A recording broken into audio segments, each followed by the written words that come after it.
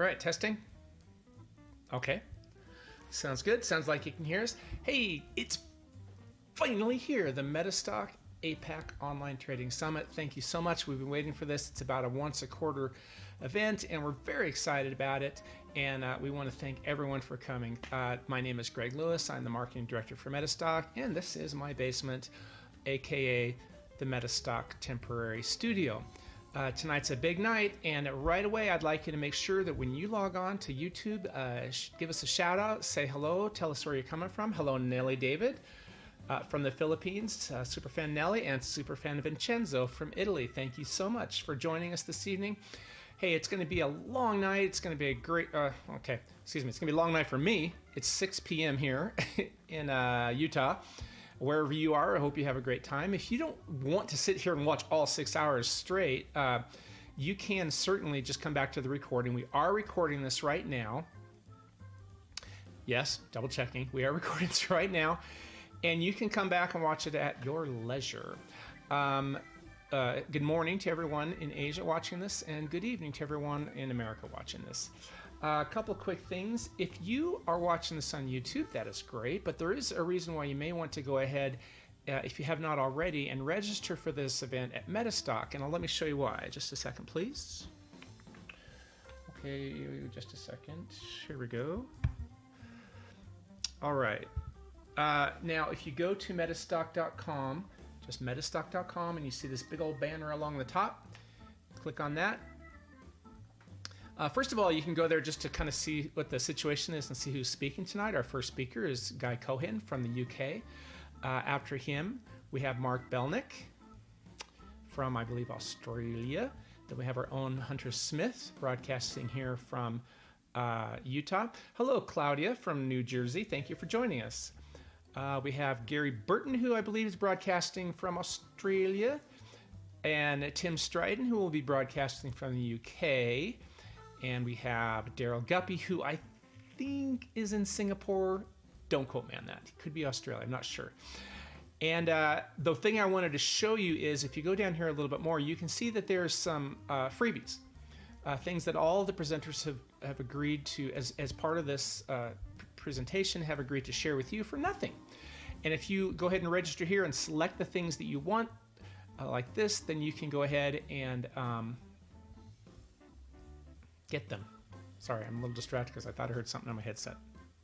Besides me. Nope, just me. All right. Is there anything else I need to tell you? I don't think there is.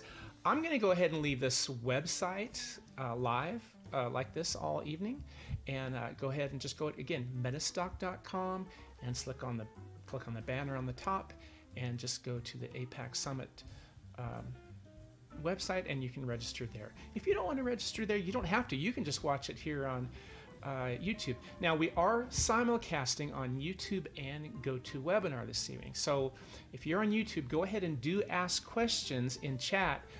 Myself and Hunter Smith, who is hosting, will be monitoring that, and we'll pass those along to the presenters who sometimes are or are not looking at YouTube or GoToWebinar chat.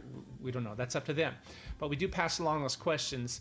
So don't be shy. Ask questions, really engage. We love people that ask a lot of questions, and don't be shy about that at all. All right. Looks like Hunter is here, and it looks like our first guest, who is Guy Cohen, is here. I'm saying Cohen. I'm sure it's Cohen, not Cohen. I'm not honestly sure. At any rate, I'll go ahead and be quiet now and put myself on mute, and we'll see you back in about 2 minutes.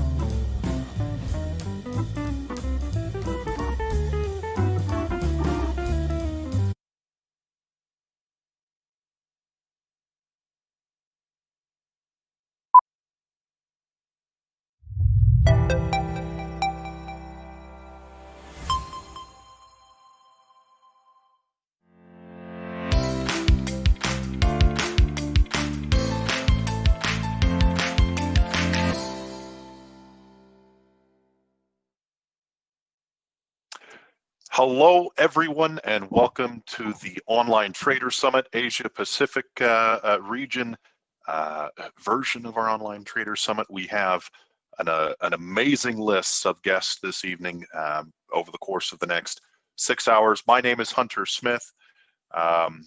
Before we get started and get to our first presenter, I want to cover the disclaimer, the legal stuff, get that out of the way. This demonstration is designed to instruct you on using Metastock and accompanying software plugins. It's not a recommendation to buy or sell, but rather guidelines to interpreting and using the specific indicators and features within the software. The information, software, and techniques presented today should only be used by investors who are aware of the risk inherent in trading. Metastock shall have no liability for any investment decisions based on the use of our software, any trading strategies or information provided in connection with the company. Once again, I'd like to welcome all of you that are joining us through YouTube as well as GoToWebinar.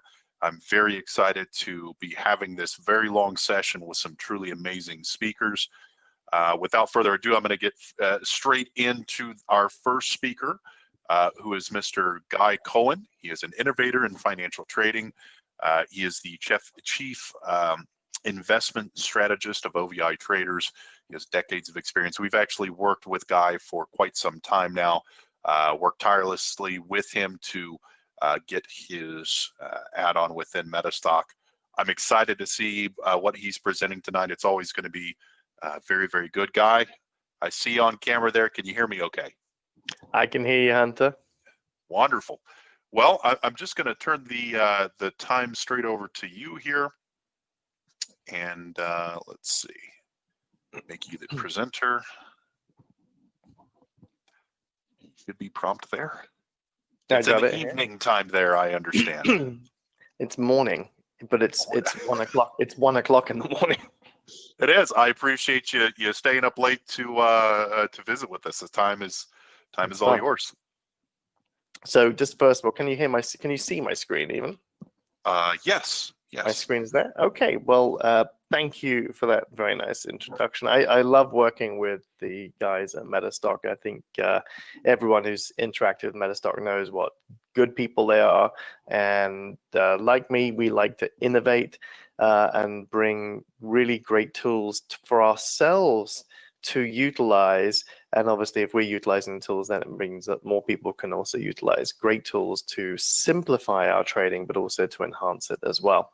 And that's what really tonight is all about, a special presentation for you Metastock followers and for the Metastock family, of which we're very proud to be part.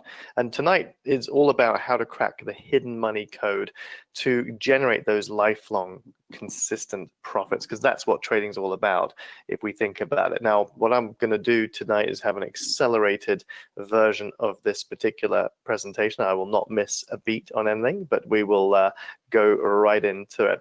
So when I talk about the hidden money code in the stock market, what are we actually talking about? Well, it involves 3 big money keys, and these big money keys are going to be able to set you up to be able to bank consistent profits over the years in the markets, to remove the guesswork, because once you remove the guesswork and you have a format and a plan with which to trade, it makes trading much easier, much simpler, gives you more confidence and certainty about what you're doing. Also makes it a lot of fun, saves an enormous amount of time.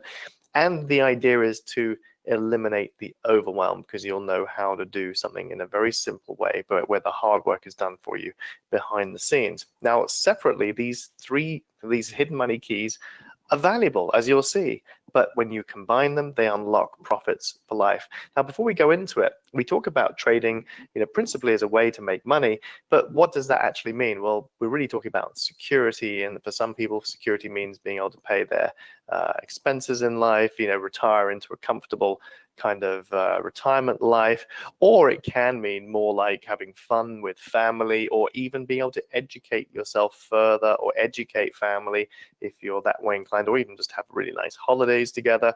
Or for some people, it's more like, watching the world go by outside cafes and bars, and doing the gardening, or going out to the cinema with your partners and friends. And for a lot of people that I trade I trade with.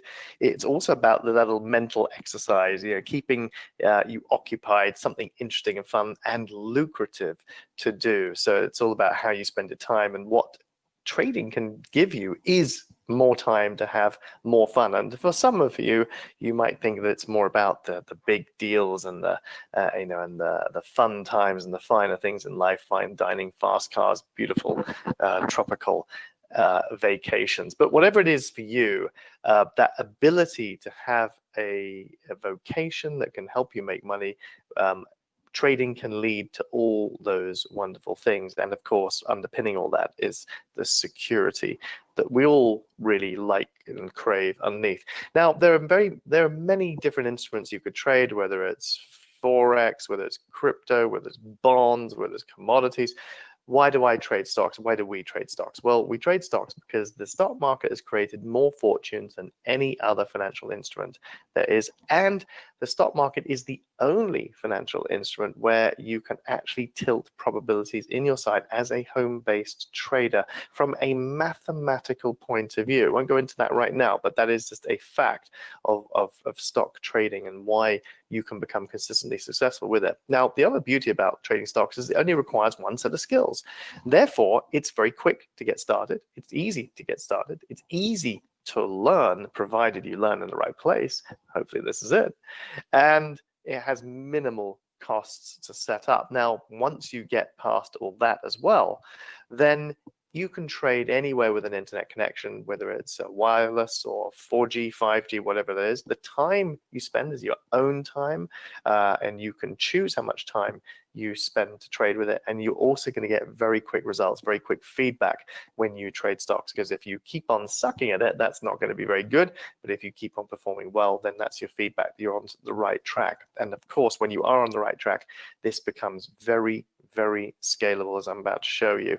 And what I'll also show you tonight is that it's entirely logical. It's a very simple process, and it's different. Now, if it's so good and so easy, then why aren't all traders millionaires? Well, because for a start, you might have felt overwhelmed. For a start, where do you start? There's so many things that you could trade, instruments and techniques and all kind of things. So that's overwhelmed for you. We spend time getting confused as to what's going to suit you best. And that in itself involves a big time commitment of trying to figure out what to do and what suits you. Some trading methods involve staring at the screen. That's not for me, as you'll discover tonight. And then there's who to trust. Who is the kind of coach that you want to be spending time with and can guide you in the right direction, so you can have that consistency over your lifetime. There's so much choice, there's so much information. One of the things that I did was I always wanted to learn from people who professionals were also turning to as well. That's something that you might also want to consider. But when you do overcome all these challenges, then trading does become an amazing vehicle to provide that reliable income. So what we're going to be doing by the end, you will understand what this hidden money code is for those consistent lifelong profits. I'm going to tell you the truth about charts and the two most costly mistakes that people make. I will show you what exactly moves a price, because this is important. Why would we want to know what moves a price? Well, if we know what moves a price, then we'll know what to look out for in order for the price then to make a move in the direction we want it to make. That's how we get predictability of income. And then I will also go through the big money keys that literally will change your life once you see what they are, once you understand what they are, once you know how to find them, and once you put them all together to create that reliable and safe, again, that income, predictable income for life. Now, first of all, what is a price chart? Well, a price chart is meant to show the value of any single share at any point in time. So these bars are daily bars. Now you have the same better charts in Metastock. And what each bar consists of is 1 day of action in this particular one. But you can have different time frames in minutes and hours and days and weeks and months, etc., even quarters if you want to go back that far. But each bar shows you what the open, high, and low was of a particular stock at a particular time. And underneath that price chart is the volume. So when it's green volume bar, it means the price went up, and obviously the volume indicates the number of shares traded. Now, what are these charts supposed to be doing? Well, they're supposed to be giving you a guide to future movement, giving you an ability to understand what's going on so you can make a decision as to future movement of that share price. And indicators, many wonderful indicators as well. Now, what I like to do is trade a very simple chart, and I'll show you why in just a few minutes. But the fact is that there is one massive mistake that people make when it comes to charts, and that is that they are not looking at a chart and seeing what the real activity is behind the scenes. If you look at this picture, this is the New York Stock Exchange, real people, real traders. That's what your chart should be able to interpret. When you look at a chart, don't look at about all the lines and squiggles. Look at it to see if you can say what buyers and sellers are doing in order that you can safely and predictably show what price is going to be doing. So focus on the markers of real activity. This is the most important thing you can do to become consistently successful for life. And the big mistake that follows on from not showing or not interpreting a chart as a real activity is that people then overcomplicate with lines and squiggles and indicators, and then that just leads to confusion. Again, a simple chart, if done the right way, as I will show you tonight, can show you what is the activity and the relationship between buyers and sellers. That is going to show you where price goes. So what you want to focus on is the real markers of real activity to become consistently successful. Now, let's take an example of why prices move. This is so important because if you know why prices move and how they move and what makes them move, then you can look out for those factors. So imagine that you've been saving up over months, maybe even years, for your dream home. And here's your dream home. And you're going to offer the asking price, which is $950,000. And guess what? Your next door neighbor also offers the same kind of price, $950,000. And then Sue and Jim and everyone else comes in with offers of $950,000. What's happened to the price of this home? It hasn't moved. So the big learning point here is that big money, as in loads of offers on their own, weren't enough to move the price. The asking price was $950. Everyone's offered $950. The price is still $950. Let's move the scenario on a bit more. Scenario 2 is where a big company like Google has decided to build a headquarters around the corner, 5 miles away. What's going to happen to the neighborhood? Well, there's new information in town. What's going to happen to the neighborhood is it's going to improve. Good new people are going to move into town. They're going to require homes. They're well paid. They're going to require leisure facilities. The whole area is going to improve. What's that going to do? It's going to increase demand, and facilities are going to get better. The neighborhood's going to become more desirable. The price of the property is going to go up. So Bob looks at this and he says, actually, I think it's worth more than the asking price. It's worth $960. And then Sue says, actually, I think it's even going to be even worse. I think there's going to be a boom here. And now you get the same information and you offer $990,000. And now Jim wants it. And now you offer even more. What you've now got is a bidding war. And now what you've got, it's different. Now what you've got is not just big money being thrown at this property, but it's big and aggressive money. So write that down. It's big, aggressive money that moves prices, not just big money on its own. Big, aggressive money is what moves prices one way or t'other. But let's have a look at a third scenario. This is where there's not just information, but scarce information, because Bob decides to do some due diligence and walk around the neighborhood, and he finds a neighbor behind this property who owns all this land. And the little old lady who lives there is prepared to do a deal off the market, but doesn't want anyone to know about it. She doesn't want to put it on the market, doesn't want any fuss. So now Bob has information that is what we call scarce. He has information that no one else has. He knows that if he can get this parcel of land as well behind the property, it's going to be worth more, because he can either develop it or increase the size of his property or do other things with it. But it's going to, the two together are going to be worth a real lot more. So while he bid last at $960,000, he now has an edge. He's prepared now to go to 1.2 million because he has information that no one else has, and he knows that information is very valuable. And if you want to have an edge in anything that you trade, having scarce information is going to be invaluable to you. So here's the learning point. Information's valuable. The Google information was very, very valuable. But scarce information is priceless. It puts you completely in a different league. Now, it's a bit like being a diamond dealer. Imagine the diamond dealer knows how to value a diamond. in terms of the 4 C's: cut, clarity, color, carat, and even the source of the diamond. All these things are important to the value of the diamond.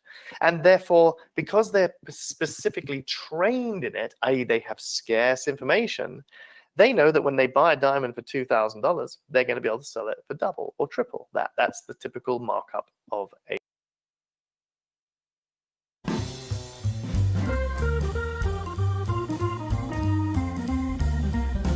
well. So remember, information is valuable, but scarce information is priceless. That's what makes it predictable for the diamond dealer when they buy the diamond. So this is a very important point. Scarce information is priceless. And what I want you to become is the diamond dealer of the stock market, where you use scarce information to beat everyone else. So let's now move on to what. So let's have a recap of what moves the price. Big aggressive money moves the price by the fastest and by the most, and information is valuable but scarce.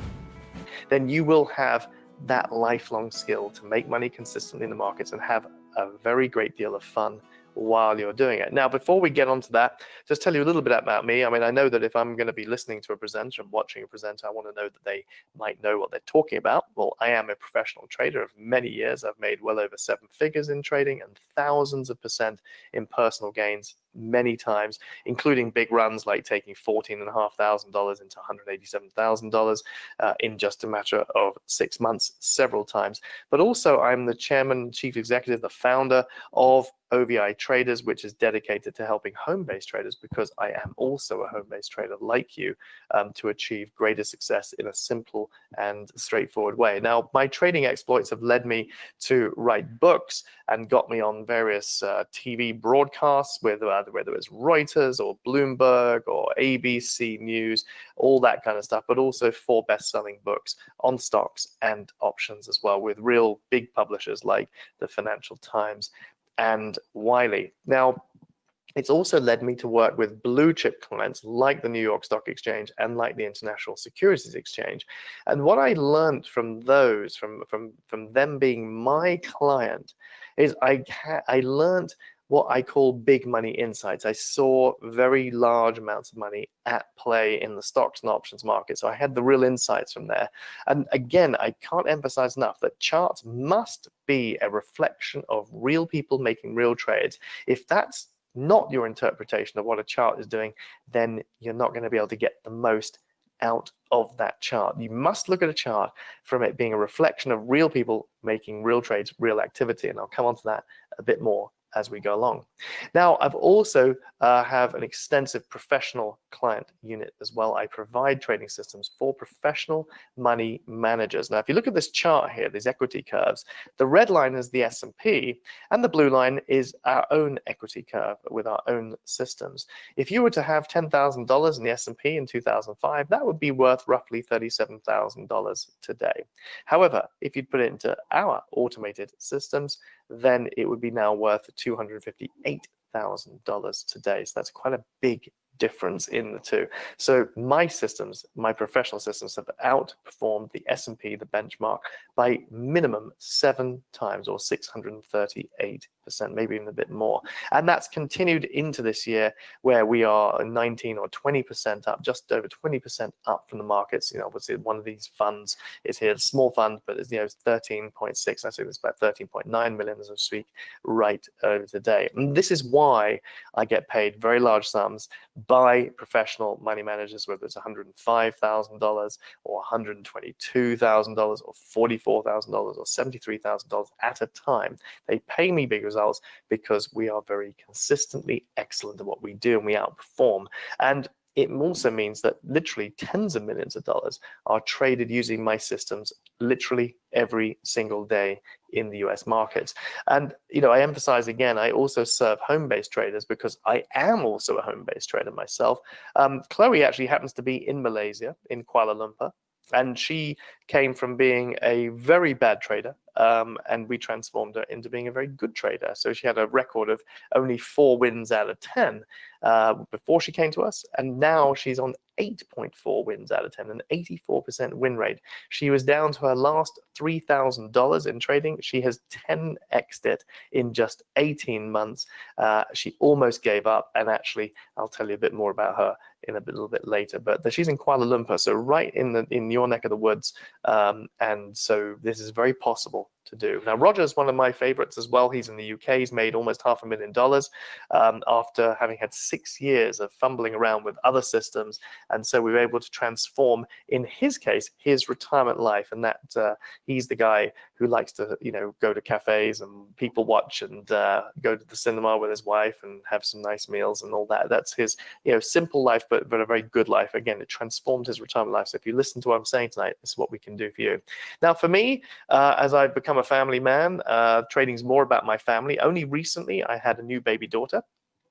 This is her wearing her koala suit there. But what's important for me is providing them with security and education. And for that reason, I also just had a little sub account opened for her, and literally in a few weeks was able to just make a quick 34%, very easy, and $9,000 is in her account now, and we're growing that because this is important for me. It's also important that in time I'll teach both my kids how to do this as well in a consistent fashion as well, so they have a gift that they can take for their life. It's not just about me making the money for them, it's about me educating them as well. And really, trading is a way of life. I have 24 years of experience in it, millions of dollars accrued in it, but it's all about keeping it logical, as you'll see, keeping it simple, and keeping it also fun. These are all my family members, including my dog and my son and my daughter, and all of us all together there. And again, I emphasize that you really want to make trading something that you find fun and interesting and engaging, and where you're really it's not taking over your life. You can have fun doing all the wonderful things like travel and good times with your family as well. But fun is not where it started for me. It actually started as a health crisis, and I had to find a way of making money potentially from home. This is back in 1994, 96. I then did a very well-known finance MBA at a well-known school in the heart of the city of London, and right in the financial district. Today, that MBA would cost you $57,000 for just 1 year. And the reason I bring this up is because this is what transformed me. But I didn't get shown how to trade, but these two guys are my professors. This is Gordon and this is Kevin. Gordon was just a nerdy professor, couldn't trade, but was very, very good at what he did. And this guy's Kevin. He was a visiting professor, worked at all the big banks, all the big finance houses. He made millions of dollars through trading stocks and options. Now, here's why I bring them up. They said at the time, and I was taking notes, and you might want to do it too, if you want to make big money, follow the big money. And then they said in separate lectures, this was the amazing thing, and this is why I paid such attention to it, especially follow the big options traders. Now, that was interesting. Who are these big options traders? Well, the big options traders are the elite. They are the best of the best. They risk more because they want to make more. Why are they prepared to do that? Because they have information. How do they have information? They have the biggest research budgets. And they spend that research, and they believe in that research, and then they're prepared to make the big bets on using that research. And guess what? They're mainly right as well. So this made complete sense to me. If I could follow these guys, this would literally be my obsession now for the next many years. If I could follow the big money, that would be great. That would made sense to me. But if I could follow those big options traders, it would be almost akin to having my own version of IBM's Deep Blue, which in the same year as my MBA beat Garry Kasparov, the world chess champion. This would be my own personal little AI or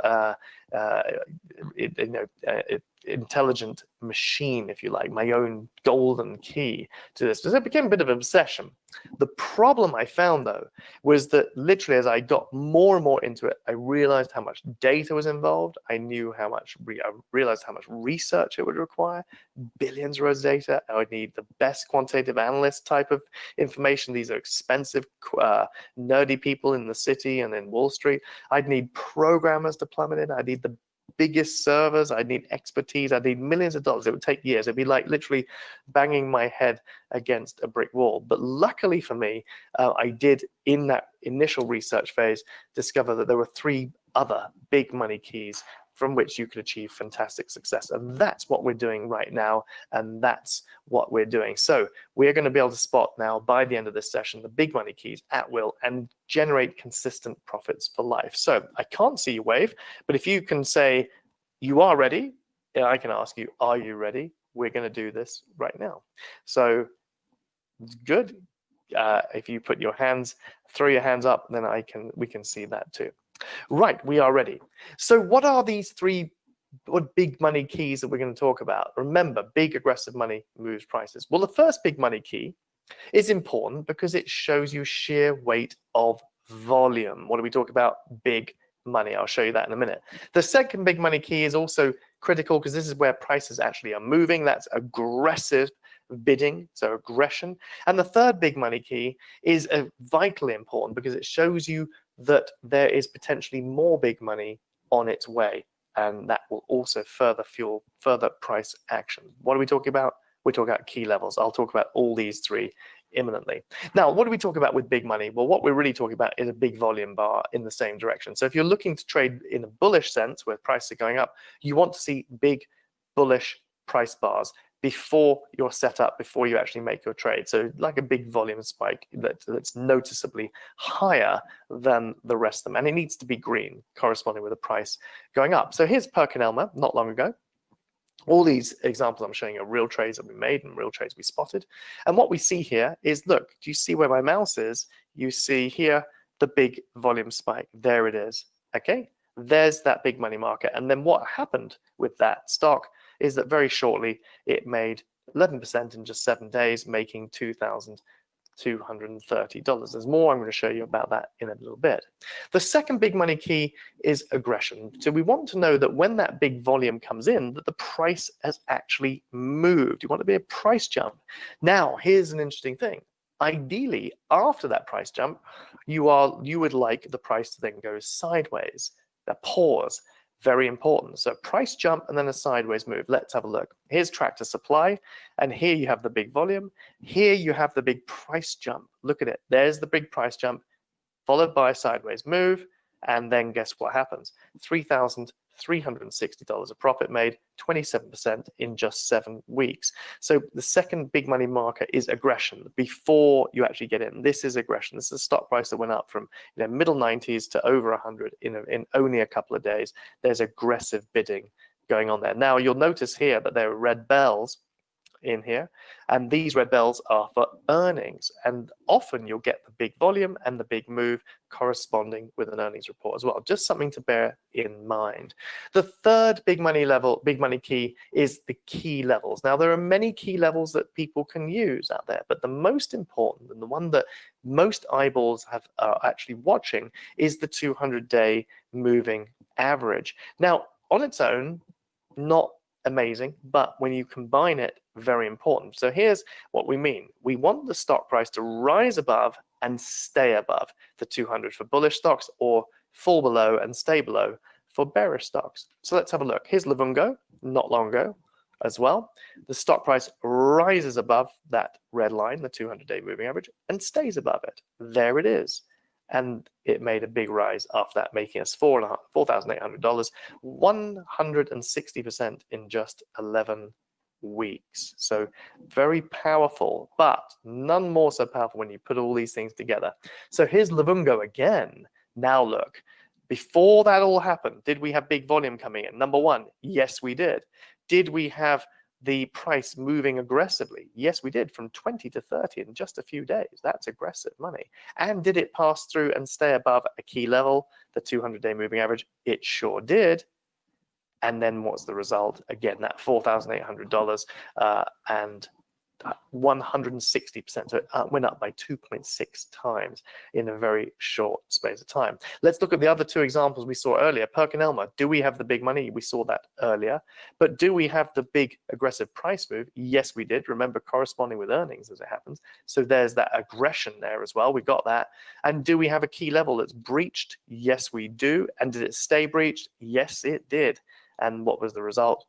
11% in just 7 days. And $2,230 made there. What about Tractor Supply? Well, we see it again.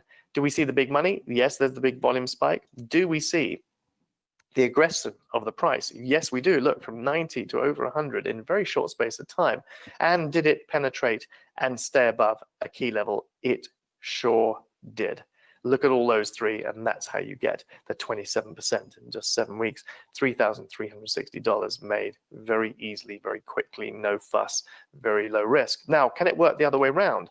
Can you have big money going down? Well, yes, that's when you have a big red volume spike. And was it aggressive with Roku here, the TV entertainment company? Yes, it did. There was massive move there. Look, from 150 all the way down to 110 in just a few days. That's aggressive selling action. And did it penetrate a key level, the 200, and stay below it? It did. It went below it and stayed below it, for giving us a setup. And the result there was a 50% gain, making $5,750 in just 15 days. So you see all those things working really, really well together. Now, does it work with high ticket stocks? Some people think that high ticket is a bit risky or whatever, but it doesn't matter. It's the percentage that matters. Look at this. Do we have big money in Amazon? Yes, we do. Big enough. Do we have aggressive bidding? Yes, we do. Look at that. It goes from just above 1,600 to almost 2,000 in just a few days. So that's aggressive bidding going on there. And is a key level breached? And all this, by the way, is available on the charts in Metastock. Key level breached, key level breached and held as well. And what was the result? 50%. In just 3 months, off a $2,000 stock, $3,624 off just 2 shares bought. So it works for big stocks, it works for stocks going down, it works for small stocks like Bank of America or small price stocks. Again, do we have the big money? Yes, we do. There's the volume, lots of green volume bars there. Do we have the big price move? We do. You can see that aggressive move from 27 up to 30 in very short space of time. That's 10% in a short space of time. Is a key level breached? It sure is. And held? It sure is. And then they get more profit, 16% in just 8 weeks, $2,390 there. So you see these big money keys all working together. So here's the recap. Filter for a volume rush or a volume spike. You can do this with Metastock. Filter for a price jump as well, and then filter for a breach of a key level, which you have here as well. You can do that all with Metastock. Now, the fourth bit is, what about scarce information? Wouldn't you love to be that diamond dealer, the person who has the information? Well, we'll talk about that in a little while. But while we're talking about scarce information, this is something I was just talking to my group on WhatsApp. We'd talk about certain winners that we'd had, and I suggested that maybe Roku would be next. Here is the chart of Roku at the time. And I had a conversation with one of my members called Jennifer on WhatsApp, and she was talking about some stocks. I suggested that Roku might be an interesting bet for her.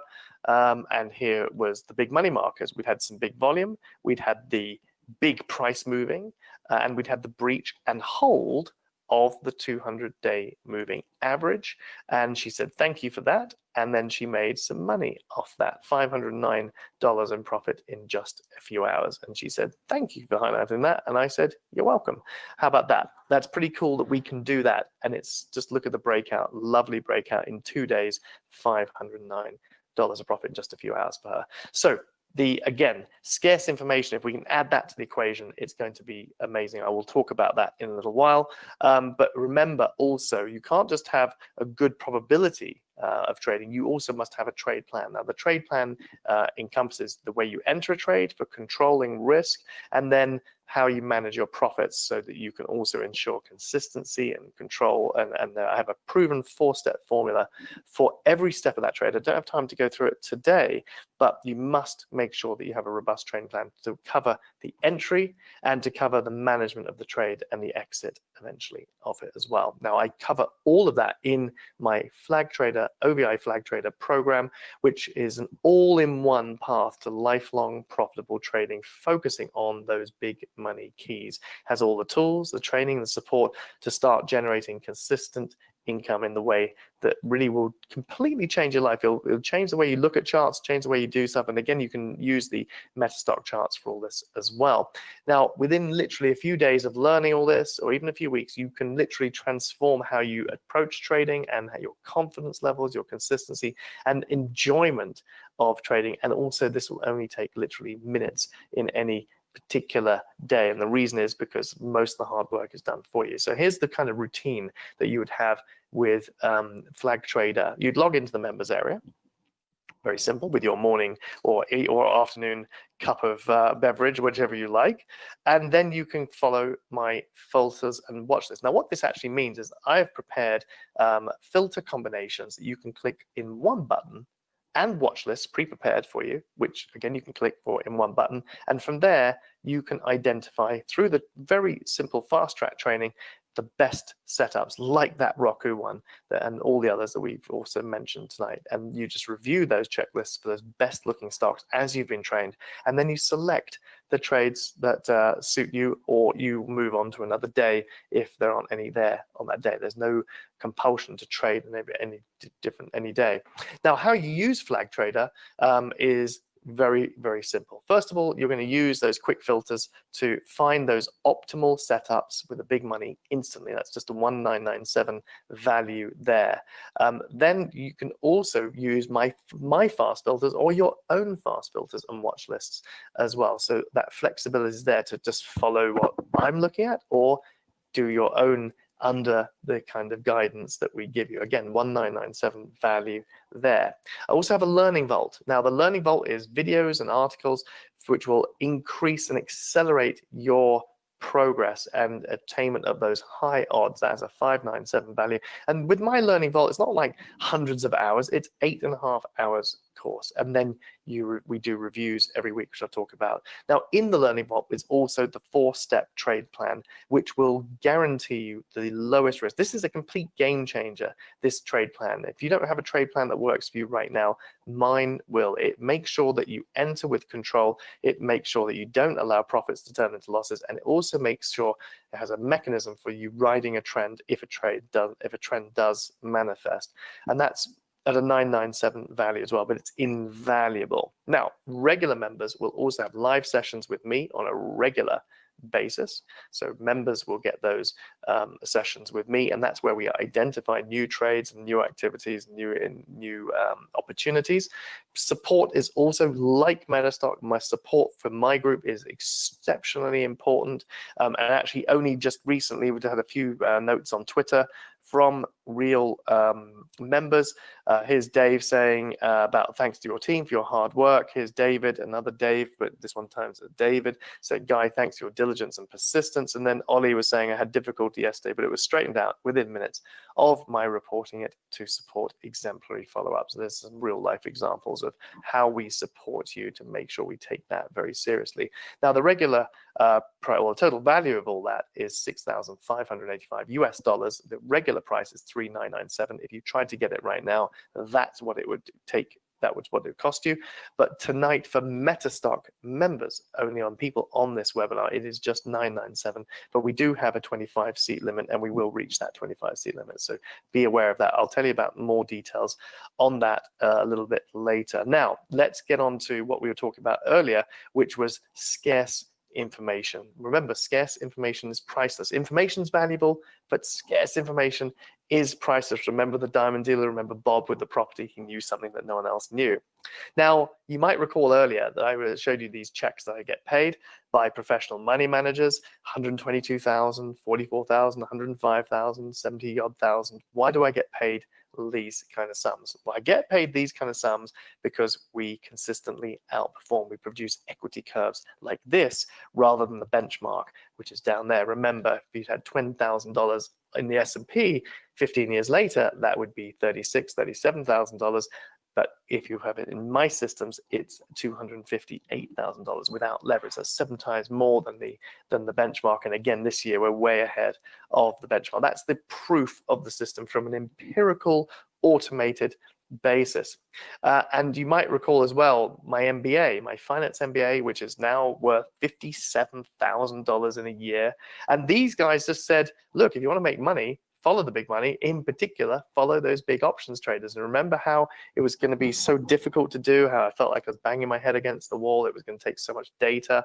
It was going to take so many billions of rows of data, the quantitative analysts, the programmers, the servers, all that expertise. It was going to cost millions of dollars to do and years of research to do. Well, here's the thing. It did actually do all that. It did require years of research. It did require billions of rows of data. It did require all those things. But I did it because I was that obsessed. And I created the indicator that does follow the big options traders. And I call that indicator the Options Volatility Indicator, or OVI. And what the OVI does is a very simple indicator that goes, it's a line that goes from -1 to +1. When it's persistently negative, we would be more focusing on a bearish stock, and when it's persistently positive, we'd be focusing on a bullish stock. So let me show you how it works. Here's Overstock, and again, what the OVI is revealing is what the options traders are doing, what the hidden money is doing, because no one else can see this. And again, Metastock have a deal with me where they can also show this. That's the beautiful thing about our relationship. But here's Overstock, and you see the stock price going down here. What do you think its OVI is more likely to be, red or blue? Well, you got it right. It's more likely to be red, and it was red. And when it's going up consistently in a trend, it's more likely to be blue, and of course it is. And when they do correspond with the trend, that's when it's at its absolutely most powerful for the kind of setups I've been talking about. And the OVI improves performance by an average of 71%. And in fact, in Chloe's case, it more than doubled her performance from 40% win rate to 84% win rate. Now, here's the thing with Chloe. Again, she lives in Kuala Lumpur. She's 10x'd her account from just a small $3,000 to over $30,000. And what she did with some of her winnings was she actually came to Europe. She actually had a dream trip to Europe for the first time in her life. She came to meet me and some of my team in the UK, and she continued to perform so well that actually I've also brought her onto my team as well. That's a pretty cool story now. And here's Kyle. He's a retiree in Florida, and he'd had 12 years of abject failure in the markets, kept on persisting, kept on losing, kept on getting frustrated, was literally like Chloe on the point of giving up. He came to us and we transformed him from being a 30% winner, 3 out of 10 wins, to being over 8 out of 10 wins. And now he makes more money from his trading with us than he does from his Social Security. So lives being transformed, there's countless examples of that. But of course, when we talk about scarce information, yes, we do have the big money, number one, the big volume spikes. You have the aggression, the big price move before our setup. And then you have the key level breached and held. That's number 3. But there are 4, because what we want is to look at the scarce information, or the hidden money that no one else can see. And if you look at Livongo now, doesn't it look obvious why we were interested in this one? We had the 3 big money markers, but we also had the advantage of seeing the 4th that no one else could see. Look at that thick blue there. That thick blue means that there are leveraged options buyers deeply involved in this stock, and they're going nuts for it. And that's why it propelled the stock up for 4,800 of profit. Again, 160% in 11 weeks. Look at PerkinElmer. The 3 big money markers are there, but look, so is the 4th, even before earnings, before that earnings bell. It's there. Look at it. And again, you can even see this on the Metastock chart, and that's what propelled that move to 2,230 of profit, 11% in just 7 days. And look at Tractor Supply as well. Is all the big money markers are there, but also is the hidden money there? It sure is. Look at it. The blue is there as the setup is forming, and boom, off it goes for another 27% or $3,360. So we've got the 1, 2, 3, 4 big money keys are there. And here's Roku on the way down. Do you remember this one? We talked about that. All the 3 big money markers there on the way down. But guess what? So is the 4th. Look at it. Sellers, options traders getting out of this thing. How cool is that? 50% profit from here. But the option traders are making hundreds of percent because they're leveraged. They were making big bets on that going down. Look at Amazon. Does it happen for big stocks? You've got the 3 big money keys there, as we went through earlier. But is the 4th there? It sure is. Look at that thick blue there as the stock breaks out. Again, 50% profit in 3 months, 3,624. Imagine if that's you, being able to make such clear and easy decisions aligned with our trading plan. And of course, with Bank of America, are the 3 big money markers there? Yes, they are. But is the 4th there? Look at it, that thick blue there as the setup happens, and then the easy profit after is 2,390. Again, clear, simple, easy decisions. You don't have to be wrestling with yourself in that sense. Now, here was Kirkland's, it's a retailer, small price stock. I happened to mention it in one of our reviews. I put it on the list because guess what? The money markers were there. Look, big volume, the big price jumps and moves were there. That was good. And we had the breach of the 200, and it held above the 200. But guess what? We also had, you see it, we also had this. No one else could see that. We could see it, and that gave us extra probability, and that was 100% in just 6 days. And actually, Paul tweeted immediate P1. That's part of our trading plan. That's first profit stage, and then the P2 is the second profit stage, and that's where he's making, about more than double on that one. So pretty cool, as you can see. It's an amazing thing, and again, no one else can see this in the world. Here's Leg Mason back in January. Again, are the money markers there? Yes, you've got the big volume. Yes, you've got the big price move from 35 to 38, and that's over 10% in just a few days.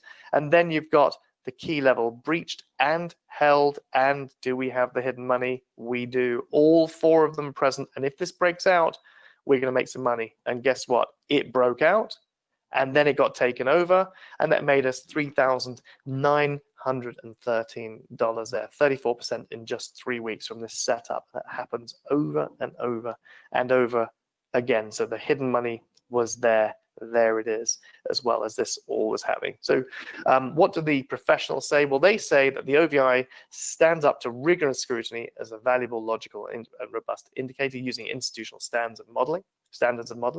The OVI is highly valuable in predicting broad market sentiment and identifying stocks that subsequently perform. And remember, that equity curve, that $10,000 now is worth over $258,000, actually worth a bit more than that now, whereas the S&P was only worth about $36,000, $37,000 at this point in time. And remember as well, what the new people say, that the home-based traders say, that's super, super important as well. In that, here's Stephen just tweeting not long ago, gains up to 35% is reasonable start for a newbie. Again, his gains are up to 35% in just a few minutes.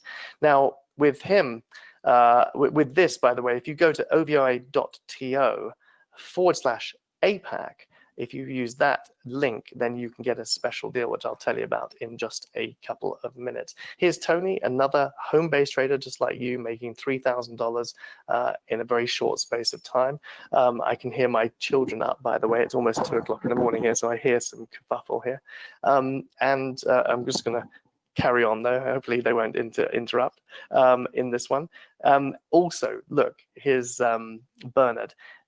First and foremost, using the OVI has increased my confidence trading the market. It almost feels unfair or like cheating. Needless to say, the downside risk feels very low as well. I've learned to take my profits up at least 70%, but I had one trade that was over 550%. So his gains were 70 to 550% there. Pretty cool, you'll find in that sense. Again, simple steps for how you actually achieve this. You log in, and again, you can also use Metastock for your charts on this one, but you can log in, you use the fast filters, literally a couple of clicks to find the same filters as I'm using, or you can use your own. You can save your own filters based on that, and then you spot the trades based on the education and the learning that you do. And the link to go to is ovi.to/APAC.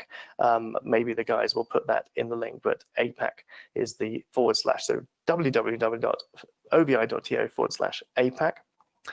And the point is, you can do this from anywhere, whether you're in the car, on your iPad or a tablet, or whether it's you or your partner doing it, or you can be in a nice place having a nice cocktail or a drink doing it as well. You can do it from anywhere. So here's the offer, special offer for all MetaStock people tonight only, and it will go down quickly. So first step is you can find optimal trades like the ones I've been showing with the hidden money, with those big money indicators there, instantly within a click of a button for just $199, with a value of $1997. One click fast filters. This is where you can literally press one button and follow my fast filters or your own, or my watch list or your own. Again, $1997 value there. The learning vault, not overwhelming, but for high odds of trading, worth $597. Just manageable, bite-sized lessons, not overwhelming you, but getting to the point of following this big money, this big hidden money. Then there's the 4-step trading plan, which is going to really reduce your risk. You're going to understand how to enter a trade, how to make sure that a profit doesn't turn into a loss, and how to be able to ride a trend, to take those profits, but also ride a trend as well for the windfall profits. That has a $997 value, a unique trading plan there.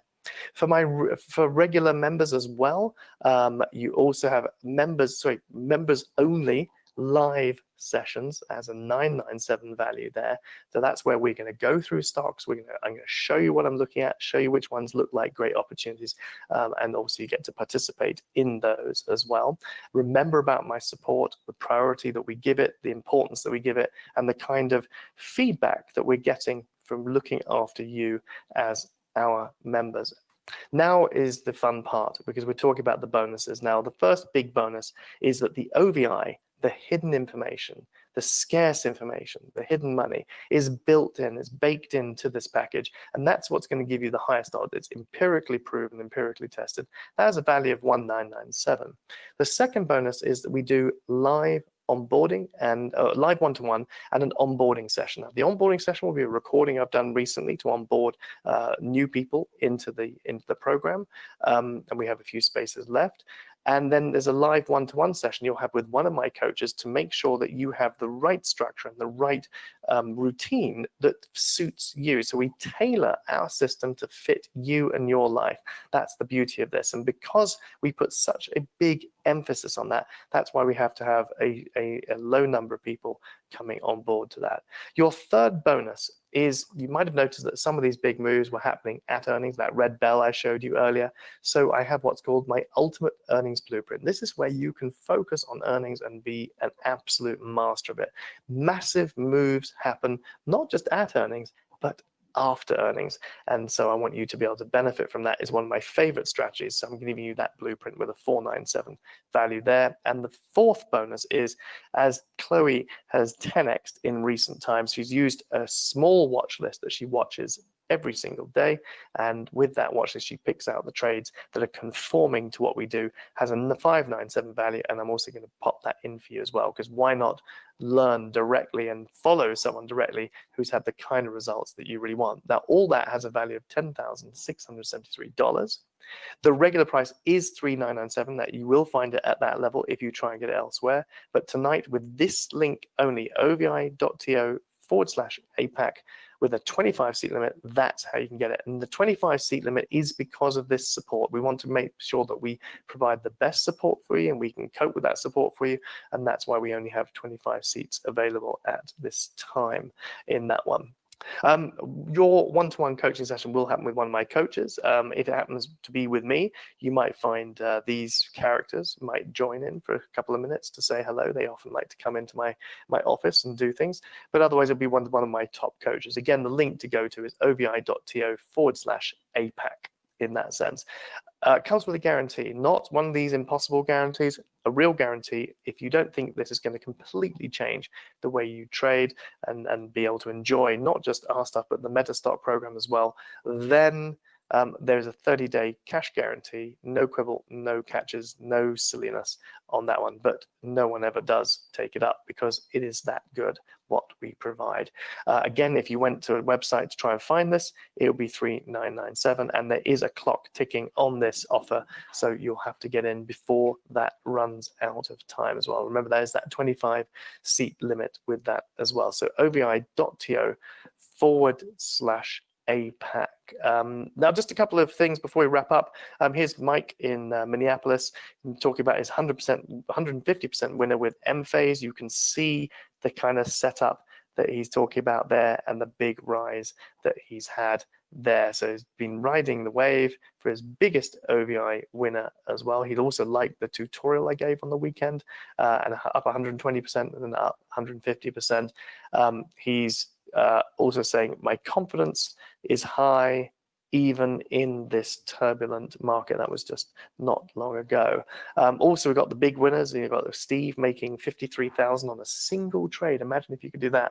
600% on LinkedIn a while back. And this is Vinny, 34,000 profit on Apple with a 7 out of 10 win ratio. Imagine if you could achieve that kind of consistency. Like Doug, 8 out of 10 win ratio, making 5 times as money, 412% in just 3 months on Boeing, $10,000 there. Kyle, you saw earlier, 8 out of 10 win ratio. The results are almost predictive, is what he says. Here's Kedzie, one of my favorites. He's a real character, talks to me very casually. We're good friends now. I've made 21,000 since January the 1st and probably another 4,000 to 5,000 in the next hour or so. Isn't that casual? Isn't that nice to be able to do that? And she's actually made over $200,000 of profit. And what was also important for her was that she was addicted to newsletters before, and now it's just down to 1 newsletter. From 15, we took it down to 1. So no more confusion, no more overwhelm for her. Straightforward, simple trading. Again, ovi.to/APAC is the place to go. Here's John, just literally a couple of days ago. He said he has a small account, but all 3 trades placed after Saturday's review were hit by, that should be P1, that's the first profit target, up £420 in just a couple of hours in 1 day. Wow, so he's really started to get things working. Remember, my support is a paramount importance. Again, exemplary follow-up is what Ollie says about our support, just written only a few days ago. And we have dozens and dozens and dozens and dozens of testimonials, real people making real money, real trades. So the place to go is ovi.to/APAC. I'll finish off this particular thing just in the nick of time, I think you'll find, with, well, not a motivational quote, because that's what everyone else does, and I don't. Here's what I have. Take this down. TWYS, very important. It's not actually a stock ticker. But what it is our mantra. And our mantra is trade, write this down, trade what you see. Now, what do we see? What does this actually mean? Well, for us, we need to see the 4 big money markers. We need to see the big money, which is emphasized in big volume.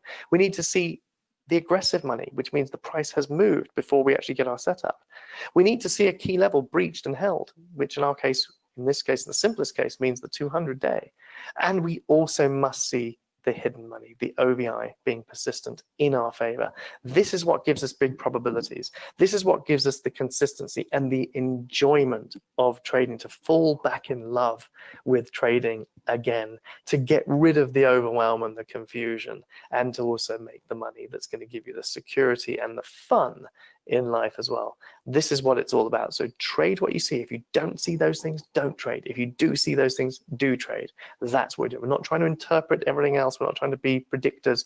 We're not trying to be forecasters. We've got to see the evidence of big money there and the likelihood that more big money is going to come in the imminent future. So the link to go to is ovi.to/APAC.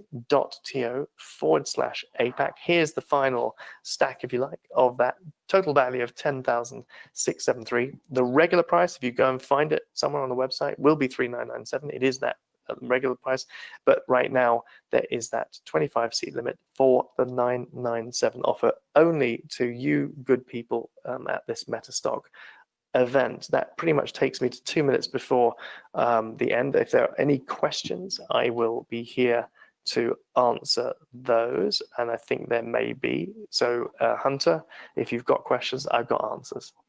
Wonderful. Primary question we've been getting so far is, what markets does the OVI work on? A great question. US equities and options, but US equities. So we're using options data to evaluate stocks. Most people use stocks to then trade options. What we do is we use options to trade stocks and options. And again, worth emphasizing that, you are Metastock people. The OVI is also on the Metastock platform as well. Yeah, the OVI add-on for Metastock, and I'll get into this here in just a second, but it's very, very powerful. I use it quite often, actually. Let's see. There are a couple of... Only quite often? What do you mean all the time? I said that wrong. I apologize. Quite often means, yes, for stocks you do, but when you're trading commodities and other things, you can't. Yeah, I get it. Let's see. Next question is the $9.97 for a 1-year membership? It is, but with a special bonus in that normally the price again is $3,997, but if you get it now, you will be grandfathered in at $997. So as long as you renew, you're in at $997, which is why so many people go in and stay. We've got this going for 13 years. It's obviously you've seen the improvements, Hunter, yourself. It's been a transformation over the last 6 months after many years of work. But we're always improving it. And no matter what improvements we make to it, you'd be grandfathered in at that low price. And those were the primary questions we had. I encourage you, those of you out in the audience, if you're on GoToWebinar or if you're on YouTube, go to the ovi.to/APAC, or guys, is there a way that they can get a hold of you or yes, there'll be another thing. If you could actually, what I'll do is I'll write in here. If you go to www. You can speak to one of my people, ovi. One of my support people /consult. I'll put that in. So you can also do this. Let me get it for you. www.ovi.to/consult.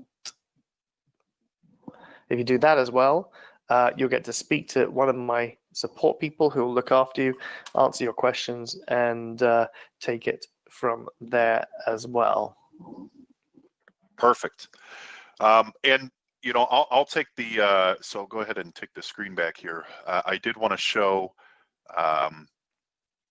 just kind of a quick, let me just change my screen over. Hopefully everybody can see that. Just kind of a brief overview of the add-on for Metastock that we've spent literally years programming, and it's honestly, it was worth it. I'll tell you something. Fresh news, and this puts you in a very interesting position at Metastock, but the OVI is literally about to be granted patent status. Now that's insane for an indicator. I don't know any other one that is, but we're about after 8 years of trying, we're about to get given that. So you are in rare territory. Rare air. I like it very much. The OVI Traders add-on for Metastock, it includes 2 indicators, it includes 2 explorations, an expert advisor, a template, and it's one of the things that I like about it is it's very, very easy to use, and it's very simple and straightforward. Now, for Metastock, normally it does cost $197 per month. It also comes with the OVI Private Club, which Guy was talking about a little bit earlier. It comes with all the features within the OVI Private Club. The blogs, the weekly live webinars, the Paper Trader app, access to OVI created watch lists. There's a ton of value in there. We have put it as part of our Summit pack. Now, as the evening goes on, you guys will see more and more of the add-ons that we feature. This is, a very, very good add-on. Now, for our APAC Summit Traders Pack, we're going to be giving people access to Metastock real time. We're going to, for 3 months, we're going to be giving you real-time data for 3 months. We're going to give you access to all of the add-ons that you're going to see this evening, unleash the power of Metastock, and our white glove installation service. Normally, that's going to cost you, close to $2,400. The Summit Pack is $994, and that does include the OVI Traders add-on at a discounted price, something that he doesn't, offer elsewhere. So, and I'll put in here in the comments. It looks like it's going in YouTube and in GoTo right now, how to get a hold of us for that. But more importantly, Guy, I appreciate you taking some time late this evening, early this morning to. It's like I'm like Elvis. I have to have uppers and downers now. I got to take the downer now. Well, I hope the kids aren't still up. I hope you can go straight to bed. Thank you so much. I just heard them. Well, thank you so much for your time this evening. Thank you. I appreciate it as always. And we'll have you on again soon. Thanks. Cheers. So, for everyone out there in the audience, once again, this trader pack is very, very unique. If you don't have Metastock, you're going to get Metastock real time for 3 months. You're going to get the data that comes with it, as well as our Zenith platform, which is a whole different story. It's an amazing product. You're going to get Tim Straighten's Elasticity, which is a brand new add-on that we're premiering this evening, a little bit later on this evening. That comes with 5 hours of live training from Tim. We're going to include 3 months of Mark Belnick's bullish buy and bearish sell, which he is actually speaking next.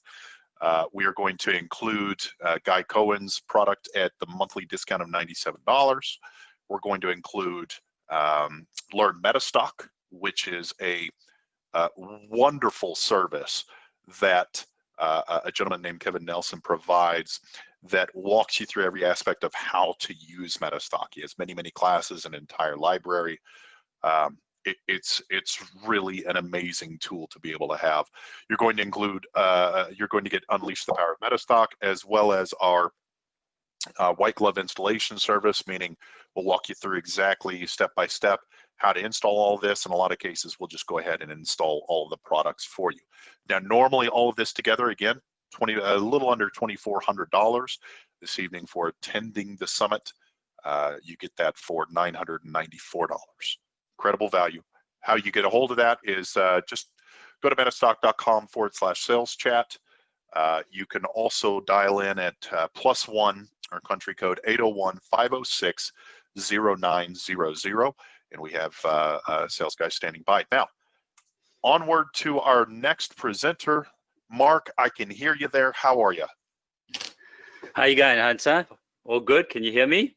I can hear you just fine. Mark Belnick, we've been working with Mark for quite some time. He has been involved in global equities and derivative markets all over the world, spanning 3 decades. He uses fundamental money management and techniques and technical trading systems.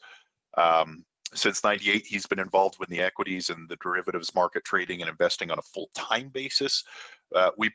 Personally, I've been working with Mark for several years now, and we were able to program his add-on into Metastock, and we've been very, very pleased with the results. So Mark, I'm going to go ahead and turn the time over to you without further ado. Okay, all good. You can see the screen. Sound good? Let's see. I'm just making you presenter right now. Let's see. You should have the prompt on your screen right now. Hang on a sec. Yeah. Show screen. Okay. All good? Yep. Looks great. Okay. Right. Oh, well, hearty welcome to everyone. Good morning and good evening, wherever you are.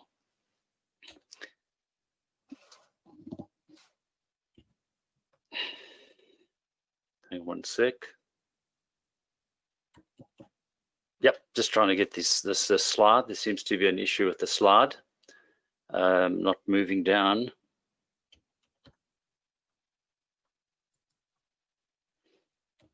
Okay, whoops, there we go. Don't know what that was about. Sorry about that.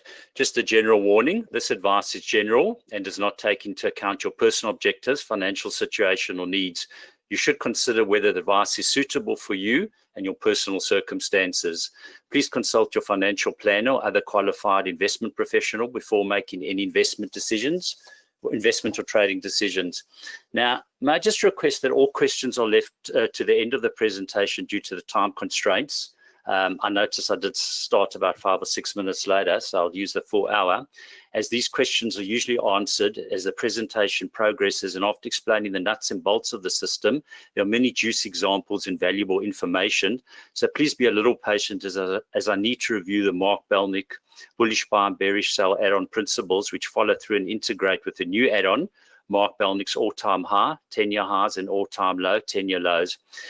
Just one thing, when I do mention all-time highs, always includes 10-year highs as well, so I can use the terms interchangeably. The presentation will be like a jigsaw puzzle, and you will see the complete picture at the end. For simplicity, tax payable has not been taken into account in the examples because every country has a different tax system, and it does not affect the principles illustrated. So everyone would want to make the most amount of money in the quickest possible time with the least amount of risk and create as many risk-free investments for long-term wealth accumulation. Mark Belnick's 10-year highs and 10 years lows achieves the objectives above. So what is and how does Mark Belnick's bullish buy and bearish sell work? Is a pure technical trading system based on trend analysis and volatility integrated with effective money management rules and investment strategies yielding favorable risk-adjusted returns. The system presents long and short sell signals applicable. Do I buy or short sell? This is determined by the expert, the ribbon here, the trend ribbon. If it's green, you buy. If it's red, you short sell. Now, assume you have $100,000 portfolio, and you're going to divide that into 10 securities, which is $10,000 per security allocation. For a short-term signal, it's going to be 17% of the security allocation, or $1,700. For medium-term allocation, it's 33%, or $3,300. And for 50%, it's going to be a long-term allocation, which is $5,000. Now, when do I buy or short sell? All the details are given to you in the expert advisor. Let's assume we got the add-on over here, and we wanted to buy 50 Facebook at $99. It's a long-term buy for $5,000. And then when can I invest in additional positions? Okay, when there is a signal above the previous profit target of the same term. When I refer to term, the same term, it's either short-term, medium-term, or long-term. So I took a long-term signal here. The initial profit target is $118.81, and we can initiate another long-term buy above $118.81. Now that principle applies to the short-term and medium-term trades as well. What is my initial and ongoing stop loss for all my open positions? This is the long-term trailing stop here, and it's the gray solid line. And you will also find those details in the expert advisor, which I'll show you shortly. Now, all the above information is given in the expert advisory commentary for each trading period. And Mark Belnick's bullish buy and bearish sell has all the answers for every security on every exchange for all of the above questions. Robust money management rules and technical know-how are incorporated into the above, increasing your risk return favorably. That was Mark Belnick's bullish buy and bearish sell. Once again, when I refer to Mark Belnick's bullish buy and bearish sell, pre-July 20, it was just one system. Now it's two systems, because what we've done is two systems, one add-on. You get both, and I might refer to one all-time high and all-time low, or bullish buy and bearish sell from July 20. It's one add-on with two systems.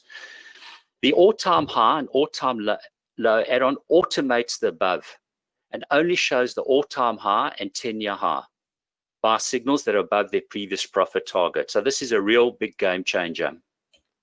So here, let's go back and just look at our security allocations and trailing stop losses. There are three trailing stop losses for bullish positions. A solid blue line is your short-term allocation of 17%, refers to your short-term allocation. Your medium-term position is the brown line. Brown solid line, 33% of your security allocation, and the gray solid line is 50% of your security allocation. Now, the converse is exactly the same for short sells, except there you can see that all the lines are dashed.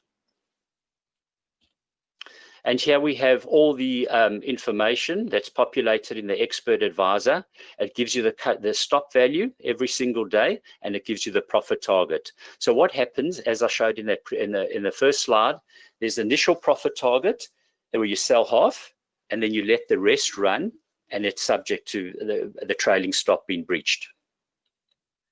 So this is a page from my manual from the original bullish buy and bearish sell before we had all-time highs and all-time lows. And I've automated it. So what I said then, point one, I said, look for securities that have made lifetime highs, 10-year highs, etc. And the game changer is bringing in the all-time high and all-time low add-on, because that automates it for you. So here, if we're looking at the expert advisor of the bullish buy and bearish sell, you'll tell the difference between the expert advisor straight away by solid ribbon, colors in the ribbon here, which are always for the expert advisor, solid colors, and the dashed ribbon will always be all-time high and all-time low. Looking at Microsoft here between 2007 and 2014, you don't automatically know if it's making 10-year highs or all-time highs or 10-year lows and all-time lows. You'd have to physically go check that out. However, with the new add-on, you can see that straight away. So as I alluded to, this is the game changer. This was the original version where all buy signals were shown with green arrows. I'll show you some examples, like as in the previous slide. And short sell signals were given with red arrows. And there was a bullish buy exploration which picked up all signals, all buy signals for short, medium, and long term, and all bearish sell signals. Also for the short, medium, and long term. Now here comes the game changer. From July 20, the all-time high, the 10-year high, and the all-time low is included. So when you run an all-time exploration, you only get the 10-year highs or the all-time highs. Same with the all-time low exploration, 10-year lows or all-time lows. The bear market exploration I'll come to a little later, and you get all the templates that you would normally get with the original version. Now, all of these signals that aren't 10-year highs above their previous profit target are shown as green diamonds, because the two systems work as a team, as a set, and they complement each other. I'll show you examples now. So here's once again just the expert advisor differences. You can see bullish buy and bearish sell, solid trend ribbon here, and here you've got the dash trend ribbon. Here in the bullish buy and bearish sell expert advisor, you'll only find dark green arrows, no diamonds. Over here, you can see that you've got straight away, you know that that is a 10-year high or an all-time high, short-term buy signal, 10-year high or all-time long-term buy signal, because you can see it's in bright green. Now, all the signals that are not above that are making 10-year highs or all-time highs above the previous profit target, like here, for example, there's a short-term high. These aren't above the short-term highest high.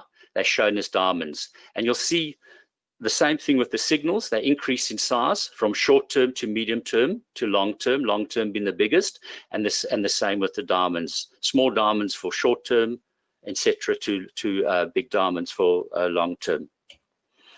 Here we're having a look at basically a short sale example. Here we have the bullish buy and bearish sell with the red arrows, and there we can see we have the bright pink arrows. And once you see bright pink arrows, you know straight away that that's an all-time low or a 10-year low. Now, why should you take all short-term signals in consecutive order? Let's look at an analogy. Assume these 5 cards are shuffled and turned over. Your objective is to draw any king as soon as possible. The probabilities of first drawn any king is 60%, a 3 in 5 chance. However, if any 10 is drawn first, you're then left with 4 cards, and the probabilities of next drawing a king is a 75% chance. Your chances have increased. The same analogy can be used for short-term signals that do not work out. If the first short-term signal does not work out profitably, then take the following short-term signals. The following signal has a greater probability of working out profitably. You will also find in the majority of cases that overall, your short-term gains will exceed your overall short-term losses. Now, that same logic is true for the medium-term and long-term signals. Here we're looking at square in a beautiful upward trend, and we can see all the bullish trailing stops. And here you can see the expert marker is on the 20th of September 2018, and you can see there's a new all-time high, 10-year high short-term buy signal.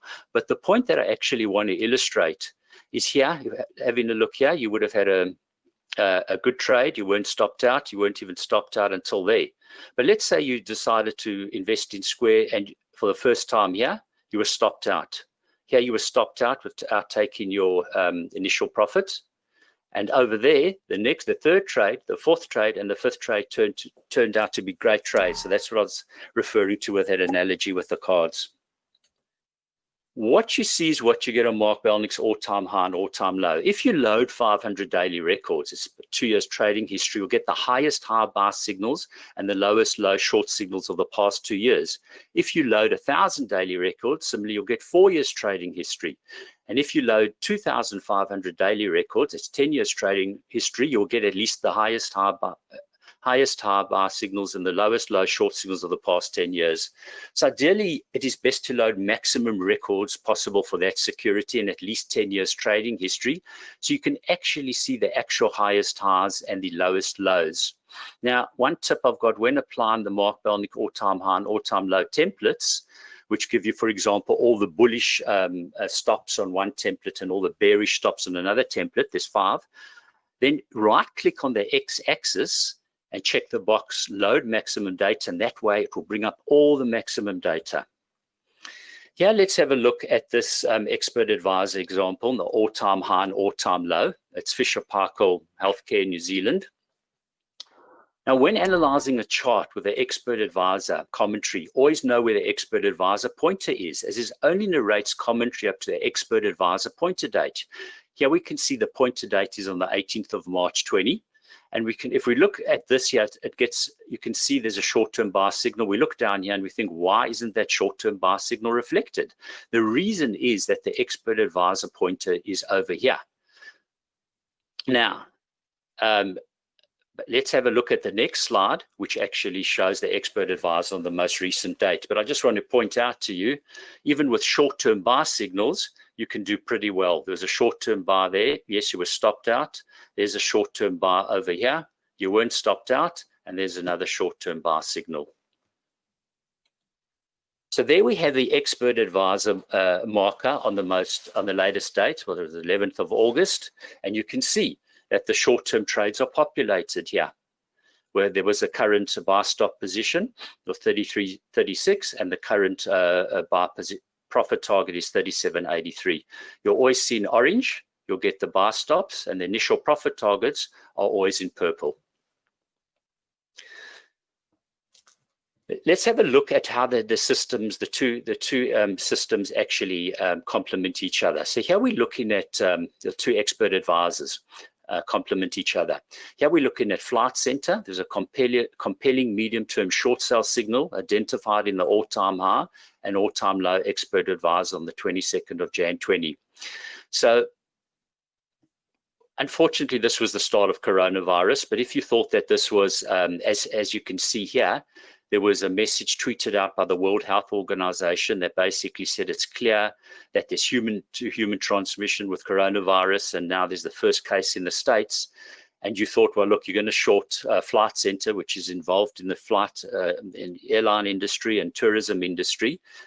And you had a look here on the 22nd of January, your pointer one, it's a pointer expert marker pointer is, it says here, there is a new medium-term short sell signal, which is not an all-time low or 10-year low below its previous medium-term profit target. Do not trade unless there are compelling reasons to do so. Please see Mark Belnick's bullish buy and bearish sell expert advisor for trading details. So in other words, it wasn't the lowest signal, but you still want to trade it because you have a compelling reason to do so. So you switch over to Mark Belnick's bullish buy and bearish sell, where it gives all the signals. And there you can see on the 22nd of January, where our expert advisor marker is, it says there is a new medium-term short sell signal. It gives you the stop value and it gives you the profit target. There's no second guessing. All the details are given to you. And here you can see we've got the brown dashed line, which is the medium-term short sell stop. And okay, so what we did, we initiated, we sold $3,300. That's our medium-term security allocation of 33%, or $3,300 at $36.92. We took initial medium-term profit target at $33.75. It's an 8.6% realized profit, and we've still got an unrealized profit of 71% remaining on half of the medium-term short sell position, because you see that brown dashed line hasn't been pierced. Now, I just want to give you some reasons why you may choose your own investment strategy using the add-on. Not every investor has the same risk-return profile and investment objectives. You also need to be comfortable with your investment style. The cost of brokerage rates and other transaction costs need to be considered when choosing a strategy. Your investment portfolio size may dictate your strategy. With smaller portfolios, it's better to trade long-term signals first, and then as the portfolio size grows, you can include medium and short-term positions. Tax implications need to be considered. For example, in Australia, you get a 50% discount on your tax payable if you buy and hold a security for longer than a year, and you must consider your time available to manage your positions. Example, you need to adjust your short-term stops more often than long-term stops. You may wish to integrate your fundamental research and investment strategies with long-term signals given, and you may wish to hedge your existing positions. So the important thing is to review your financial objectives and investment strategy every few years or as required, but the key to success is to have a well-planned strategy and to be consistent, methodical, and disciplined in executing your investment strategies. In another webinar, you can look at it another time. I've given you the link there with different investment strategies. So let's look at some short sells or hedging a short sell position. This is Macy's. And here you can see there's a number of opportunities with here we've got all three short sale trailing stops. And here we can see there was a long-term short sale. Let's just concentrate on this one. A long-term short sale initiated at $17.78 on the 11th of January 20 over here. There's your long-term short sale trailing stop, the gray dashed line. And we took initial profit target at $14.89, which we did. And then we've still got an unrealized profit of 63% on the remaining half of the position. Okay, now if you look here, that's a medium-term short sell, which refers to the brown dashed line. We took initial profit somewhere over there, and we were stopped out of that medium-term position. But overall, we did very well. There was another medium-term short sell, which we would have done well from. So a number of very profitable trades over there. Similarly, let's look at American Airlines, and here we can see that just coming to the expert advisor marker first, we can see it's on the 10th of June. It says there is a new all-time low or 10-year low long-term short sell signal. Gives the stops and the profit target, which just wasn't reached yet, or if it is reached. And here we've got, for example, a long-term short sell initiated at $28.75 on the 14th of November. There was initial profit target at $24.25, which is taken, 15.67% realized profit. And we're still in this position. We've got an unrealized profit of 58.6% on the remaining half of the position. Here we're looking at long-term trades. And we're looking at a stock, Canopy Growth, sells marijuana and CBD oil. And this listed here, it listed back in 2014, but let's actually have a look at just concentrate on the three long-term buy signals, 1, 2, 3, just for simplicity. And there we can see, using the same system, we buy with our security allocation of $5,000. We sold our initial profit of $2.39. All this details given the expert advisor. On our first leg we made $564. Then basically we were stopped out over here. And then we made $4,220 for 98% profit on that signal. Similarly, we did the same over here, took initial profits, stopped out. And over here, we took a bar. We didn't make any money. We lost 4.91%, but at least it's controlled. You can see the stock being breached. And overall, you would have made $6,794 on those three-term long-term positions by taking half your profits at the initial profit target and then being subject to being stopped out with a trailing stop. So we're going to come to the concept of free investments. So let's assume, let me define what a free investment is when you buy a security, for example, at $1 and you sell at 100% increase at $2. That's a free investment. You sell half and you keep half. You've doubled your money and you keep the other half. you don't sell at the initial profit target. Now you've got it based on the fundamentals and the strength of the share, the sector, the market. You can decide when you want to create free investments. But let's assume for example, over here, we could have created a free investment by buying here. We could have sold at 100%. So we would have bought at 195 here and sold at 390 and created 100%. Or there's another strategy. You can sell at 100.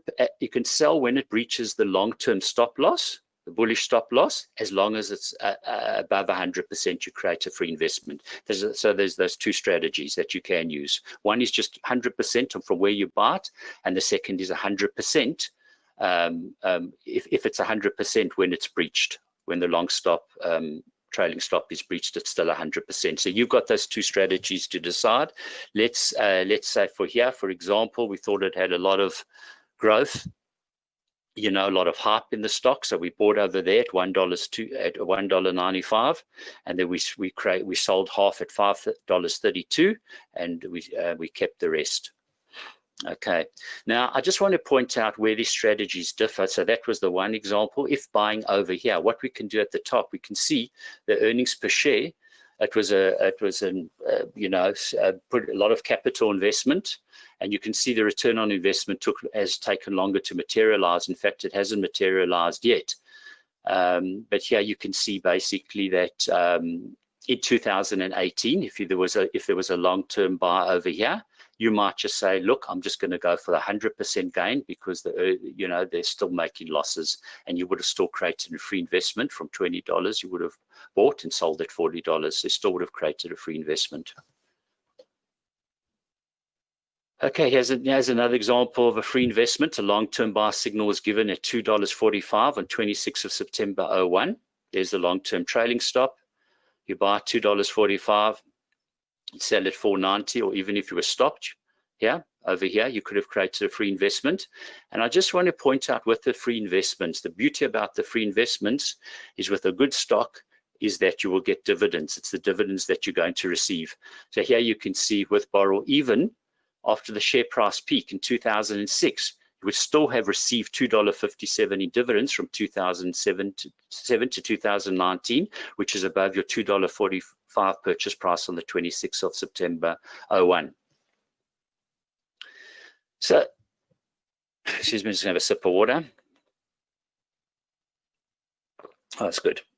Okay, so it brings home the importance of selecting free investment securities with a long-term trajectory in earnings per share for good long-term wealth accumulation.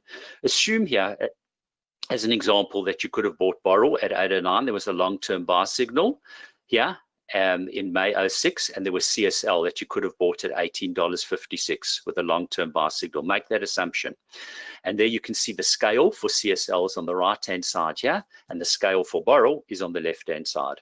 So what would have happened here from May 06 is that CSL went from $18 to $270. And if you had created created a free investment, you would have been much better off in CSL than you would have been in actually Borrow, which basically went down from just above $8 to $3.70. So how do you determine what makes good, a good selection or not for a long-term security which is going to do well? Let's look at what another expert says. And his name is Keith Shillett, and I've actually read his book, Rising Stars and Phosphades. And what Keith said, he said, our purpose. How do we differentiate successful from unsuccessful fast growth companies? After extensive analysis of well over 100 fast growth companies, however, I found that successful companies could, in most cases, be distinguished from the unsuccessful ones based on one of the following 8 factors: nichemanship, that's creating specific focused differentiated markets; sustainable competitive advantage, selling product features, proprietary technology, quality, value, and so on; superior product, service quality, communicating quality to the customer or client; innovativeness, winning through new product development or through new ways to reach the market; strong cultural foundation, it's very important, creating the value system that pervades the organization; valued customers, valued employees, being close to customers and employees, quality management, such as having visionary chief executive, venture capital support, funding, as well as managerial assistance by experienced investors. And I also like to look what skin in the game that the directors have and how many securities they have as well. Anyway, most successful fast growth companies do not display all of these factors, but they tend to be strong on several of them. Similarly, unsuccessful companies tend to display very few of these desirable traits. Now, taking that information on that previous slide, what you want to get is when there's organic growth in a company. Here you can see the startup phase of the company and then the growth phase. And a typical example was Microsoft, growth in share price from 1990 to 2000. It went from 63 cents to $58 during a strong growth phase of the company. Using all here, the long-term buy signals to create free investments, you would have done very well. And if also with this organic growth, if you get strong sector growth and strong market growth, you've got a real winner. Here you can see Microsoft, to invest or not to invest. Let's look at the different stages. Here you can see the funds were most productive from 1990 to 2000. And there you can see there were no all-time highs being made. No 10-year highs being made. So you're not wasting time by being in Microsoft here. Now, if you created a free investment, it's a completely different story to having your shares here and getting the dividends, then just initially buying with no strategy somewhere over here, probably losing 30-40%, selling out in disgust or out of frustration, and then you see that it moves back up. And there you can see the 10-year highs and the all-time highs started appearing, and that's when you wanted to start to invest in Microsoft again. So what is Mark Belnick's all-time high and all-time lows based on Newton's first scientific law of motion? It says the behavior of all objects can be described by saying that objects tend to keep on doing what they're doing, all-time highs are the objects, unless acted upon by an unbalanced force. If at rest, they will continue in the same state of rest. So let's have a look at that. Chicago Mercantile Exchange, CME, security. There we can see it listed in 2002, the all-time highs. All-time highs, yeah, keep on doing what they're doing unless acted upon by an unbalanced force, the bear market. And there you can see if at rest, they will continue in the same state of rest, the sideways market. And there you can see was another 10-year high. Keep on doing what they're doing and making all-time highs as well. Here you can similarly, I like to apply to different disciplines. Here you can see a high jumper. Let's say that her best jump was 0.5 meters. That was her personal best. Then it was 0.9 meters, then 1.6 meters. You can look at that with an analogy as a share making a long-term buy signal and increasing in value substantially above that long-term buy signal. The same thing, yeah, so for example, for the security was at $4, past its initial profit target. It was then on $7, another long-term buy signal. And then a few months later at $13, another long-term buy signal. Same analogy, it's like making a personal best. Think of the high jumper making a personal best, the security is making a personal best. And I love doing this. Yeah, let's look at the Grand Slam wins of Rafa Nadal. And a Grand Slam win is either Australian, French, Wimbledon, US Open. So what I actually did, I divided the x-axis into 4 quarters because they're almost, one per quarter. And I said every time he wins, it will be an integer. And if he's a runner-up in a grand final, one of the Grand Slam finals, there'll be a decimal point. And here you can see Rafa he won his first Grand Slam, then he won his second Grand Slam, third Grand Slam, but coming back here, he was a runner-up. It's almost like not being above your long-term buy initial profit target. You can use that analogy. There he won his third Grand Slam, not good enough.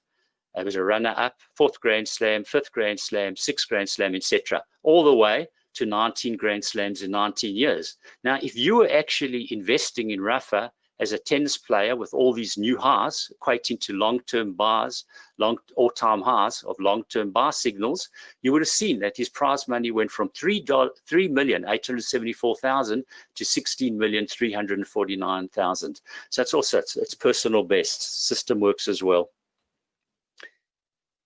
Why does Mark Belnick's all-time high and all-time low return superior risk-adjusted returns? It includes 10-year highs and 10-year lows. Well, the earnings and dividends are actually increasing or forecast to increase, creating new highs.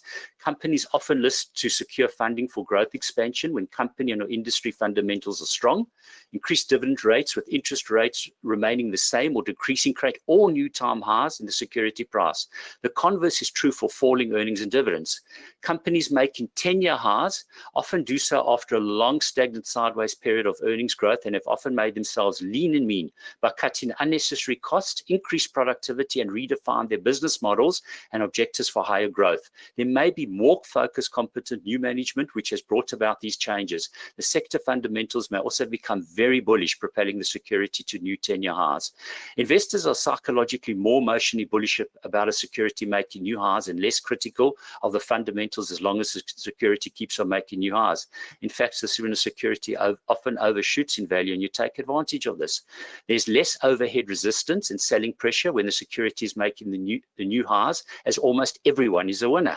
The buy signals have to be significantly higher than the previous signal. This push to a new high signal is usually accompanied by positive earnings results, positive company news, earnings upgrades, analyst upgrades, investor demand for the security, a bullish mood, etc.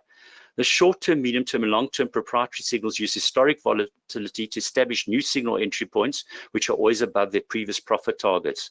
The short-term, medium-term, and long-term signals have different volatility levels. The signals are well positioned using Mark Belling's proprietary technique indicators to purchase at the most opportune time, that sweet spot, with a high probability of success, and then selling half of the position to realize a profit, thus reducing risk, while still allowing the other half of the position to increase in profit with a well-placed proprietary trailing stop. In addition, robust money management is incorporated into the above with short-term position allocations for 17%, 33% for medium-term, and 50% for long-term. In addition to this, you can also create those free investments, which is another strategy for creating long-term wealth accumulation. Mark Belling's all-time high and all-time lows based on structure and Newton's first scientific law of motion. So when do the all-time high and all-time low signals usually not work well? What actually happens at times, and there was, for example, here's a good trend, and here you can see you've got a medium-term signal which is misplaced. That medium-term 10-year high, all-time high, was probably not above its previous medium-term signal that was given over here. And that's one illustration where it becomes misplaced. I'll show you a few more examples later, but after a while you easily spot it. Here's an example of double bottoms, major double bottoms. I'll show you this graph of Worley on a monthly chart, and you'll see the double bottom much more clearly. But when there's been a major double bottom, you must be very careful of the signals. Now, one thing with all the signals at any time, it all depends on the prospects of the security and the fundamentals as well, generally. So the better the fundamentals, the better the prospects, usually you'll find. And obviously, you've got to take the sector and market strength into account, the better the signals will turn out to be. Here, once again, you can see with Borrell that we looked at previously is a misplaced signal. There you can see over here is a major double top. So those two signals didn't work out well. And there you've got a major double bottom. Now let's look at, I'm just going to look at a number of examples, and I could actually show you hundreds. They work on all different exchanges, best on a daily time frame. If you want to use any other time frame, check it out before, but this system is built for daily usage, daily time frame usage. And here you can see Visa credit cards at the bull market from 2012. The security increased from $30 to $210 over a 7-year period.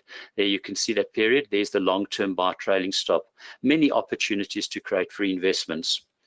There we have Domino's Pizza, where the stock went from $5 to $80 over a 7-year period. Look at all those opportunities to create free investments. Here we have corporate travel. Now, what I want to mention with corporate travel in particular is sometimes if there's a stock market crash or severe correction, you get securities that list after that correction. And when these stocks, when the fundamentals are right, they start making new highs, they're good investment candidates. And that's what happened to corporate travel. Listed around 2010, okay, GFC ended about the ultimate bottom March 2009. And here you can see it started making all-time highs and 10-year highs. They had no overhang resistance here. And you can see it went from $2.03 to $23 in 86 $22 to $23.86 in 5 years. Also, many opportunities to create free investments. What is here? A misplaced long-term short sell signal. So there, I mean, $2 to $23 is 10 times your money. It's pretty good. If you create some free investment, you can halve it 5 times. There, Rightmove, that is listed on the London Stock Exchange. So it works on all different stock exchanges. That is meant to be a pound. That is meant to be a pound, not to actually be a dollar signal. Anyway, I hope you spotted that as well. Just make sure you're not sleeping. Okay, so looking at Rightmove again, let's just go back one. Here we can see it got a bit choppy. These long-term buy signals got a bit choppy. And let's have a look at why. Once again, we look at the fundamentals. Here we can see the earnings per share. They're increasing pretty nicely, and then they started to slow down. So as you can see, when you get long-term buy signals, okay, we did have coronavirus coming in here. You can see that the long-term buy signals work in tandem with your prospects and the fundamentals as well. I mean, if you're just a pure technical guy, then that's fine. Just look at the stronger shares in the stronger sectors in a bull market. It will work very well as well. So we've catered for bearish market, bearish securities, bullish market, and bullish securities. What about if you want to buy low after stock market crash?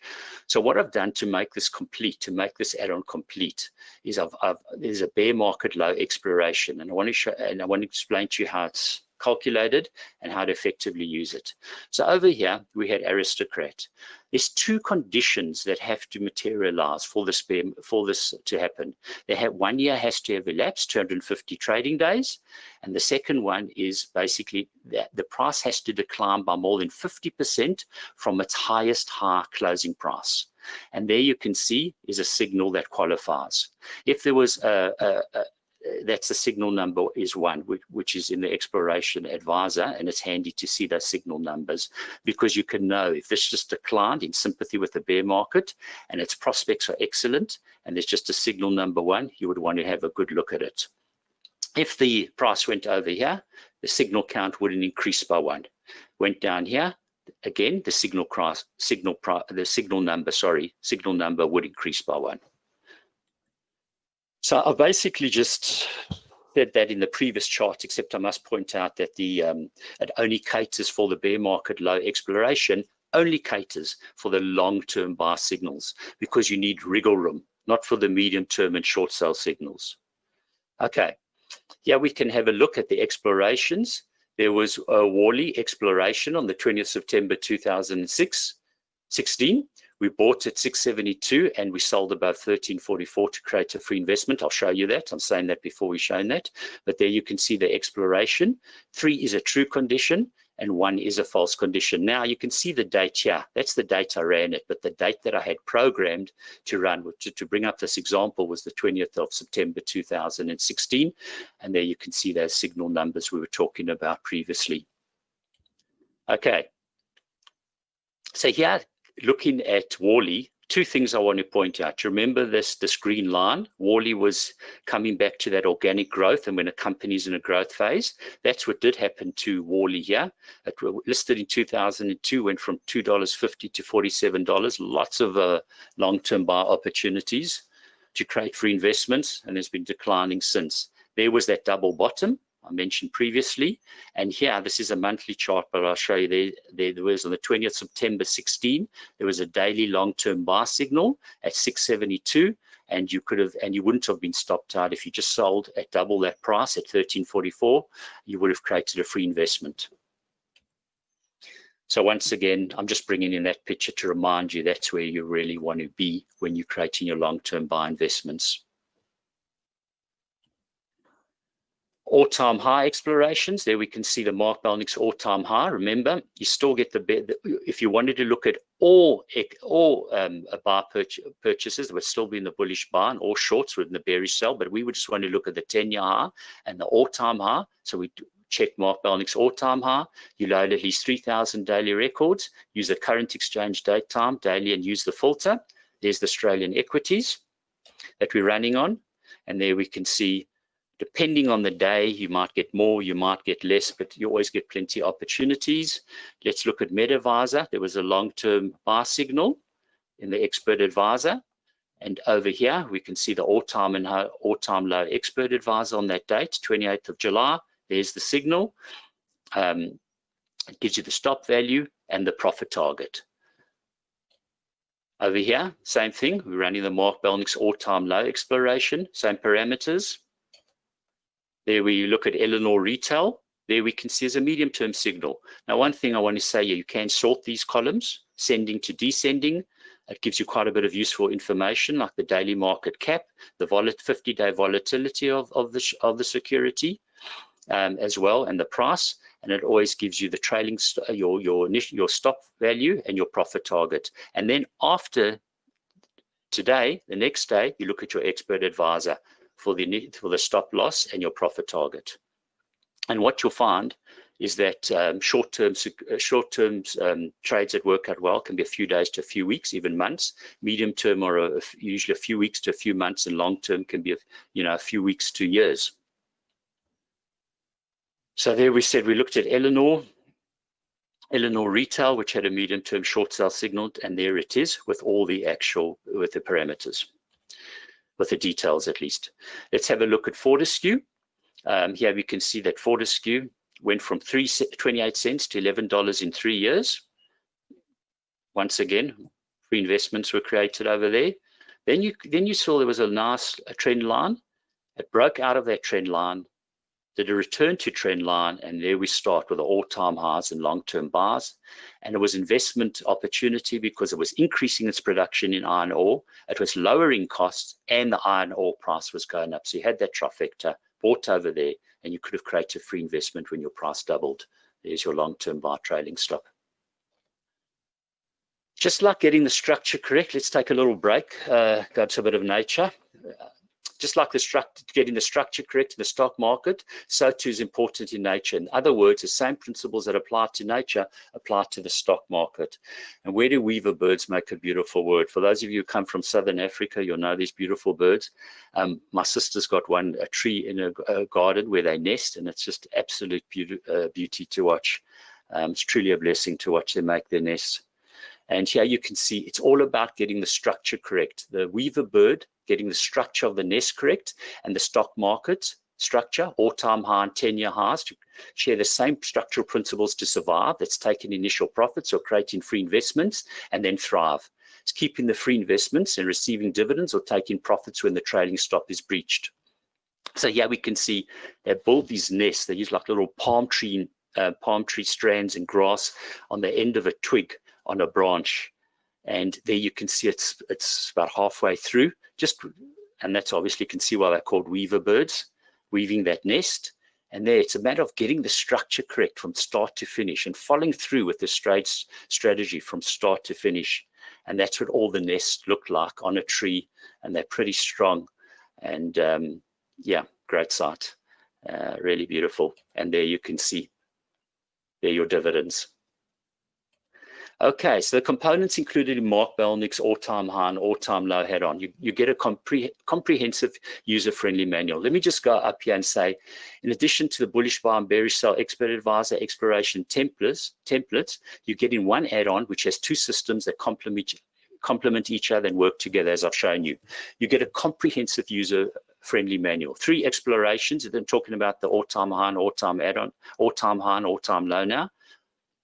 And the bear market low, all-time low and all-time high expert advisors, and you get the 5 templates. For example, you can have all the bullish or bearish trailing stops in one template, and you get 6 custom stop loss indicators. Those custom stop loss indicators can be applied individually and deleted individually.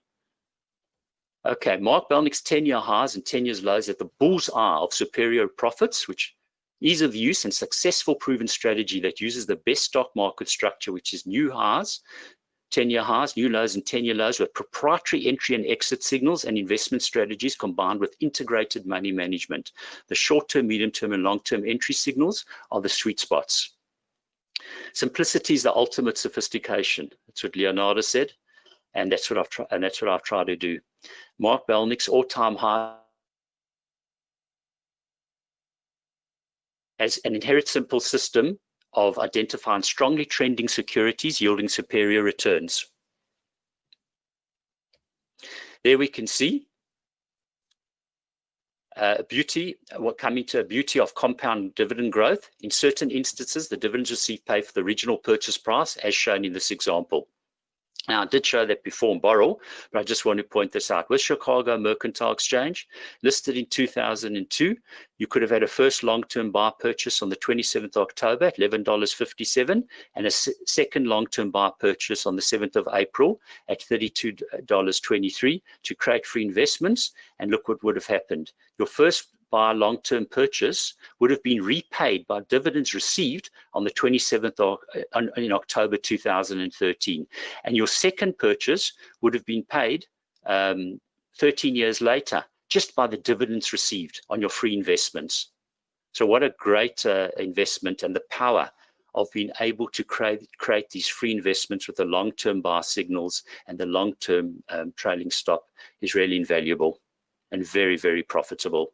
So let's have a look. Can you afford not to invest in Mark Belnick's all-time high and all-time lows?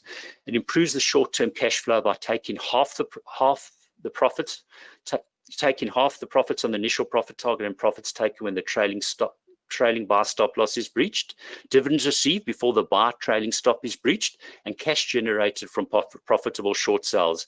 It caters for long-term cash buy, dividends received from the free investments and capital gains if the free investments are sold. It enables you to hedge, protect your portfolio holdings with profitable short sell signals, increasing your cash flow. If you invested $5,000 in CMT long-term buy signal at $11.57 on the 27th of October 03, you would have purchased 432 shares. That's $5,000 worth. If you sold half of your shares when they doubled to create a free investment, you would have received your capital back. In addition, you would have received $43.74 per CM share in dividends to end 2019 on your 216 shares sold. So your 216 CME shares, with all the dividends accumulated, would have come over to over $9,000. The capital value of your 216 CM shares at $163 per share is $35,000. So basically, that free investment has created you $44,655. How valuable is that? And to invest just $99 per month in my all-time high and all-time low add-on, to receive $46,655 in one example is truly a worthwhile investment. Now remember, you also would have received your $5,000 capital back. So for the webinar specials, if you purchase 12-month subscription for $950, we'll give you we'll basically give it to you for $79 per month instead of the normal $99. And also, which I'm going to show you on the next slide, you receive my long-term buy re-entry method. This explains the rules to enter a highest high long-term buy signal when you are just stopped out. This is very useful. Or you can purchase 1 month of the add-on and receive 2 months free. Now remember, the add-on has a very comprehensive user-friendly manual which explains all of the features shown in this webinar. So what I was alluding to before is that unfortunately at times you basically just get stopped out on a long-term buy signal. And I've got a number of simple, easy black and white rules to get you back in. So here in this example on Fortescue, you would have been stopped out by 3 cents or 0.37%. That's if you had a preset stop loss. If you were working on a daily close, you wouldn't have. But let's say you were stopped out. I've got the rules to get you back in. And here you can see, even if you were stopped out, there would be a medium-term position which would have got you back in for 33% or $3,000 of your 10,000 security allocation. So you will get that if you commit for a year. Very handy, very useful. Okay. The ultimate leap in securities investment methodology, Mark Belnick's all-time high and all-time low. That's right. What a beautiful view. Mark Belnick's all-time high and all-time lows. It caters for all market conditions, bullish, bearish, and V-shaped markets. It encompasses over 30 years of trading experience using proprietary indicators that aim for the buy and short sell sweet spots. All entry and exit points are given to you. There's no second guessing. Everything's in black and white. No gut-wrenching decisions. It includes robust money management and investment strategies. It's simple yet sophisticated. It's user-friendly and easy to use. It's powerful and profitable. It's unique and there's nothing else like it. It's marketed at a fraction of its true value. So once again, thank you for your time. And wishing you lots of good health, happiness, and trading, investing success for the future. Stay well and safe, especially in these times. And I'd just like to mention, while I have presented about making money for the past hour, my definition of holistic success is making profits to also care for the less fortunate and caring for the planet. A big thank you to the great Metastock team who have made this amazing add-on a reality. And please, I just want you to note that I am upgrading, redoing my website. So if you go look at my website, you won't see those all-time high and all-time low examples now, but it will be updated in the near future. And this webinar will be recorded. So please have a look at it again. You know, due to time constraints, I have had to be like a bit of a bullet train. And for those people, you know, English isn't their first language. I'm sorry about that. But anyway, the thing is, you will be able to view it again. And I'd just like to thank you once again so much for your time, and have a great time. Have a great day. Thank you, Mark, so much. Wonderful presentation, and I can't tell you how happy I am that we were able to update the add-on and to come out with, you know, essentially the updated version. Thank you. You know, I've had a little bit of time to use it, and it really is an incredibly powerful tool. And you know, the reason I say that is it is a complete tool.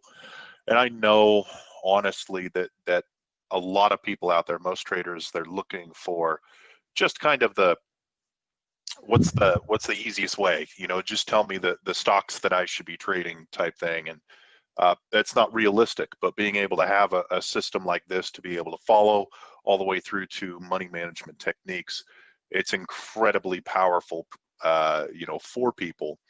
And you know, of course I highly recommend it. Now, once again, Mark, thanks so much for presenting this evening. Out there in the audience, markbelnick.com, is that the best way that people can reach you if they want to get a hold of you, Mark?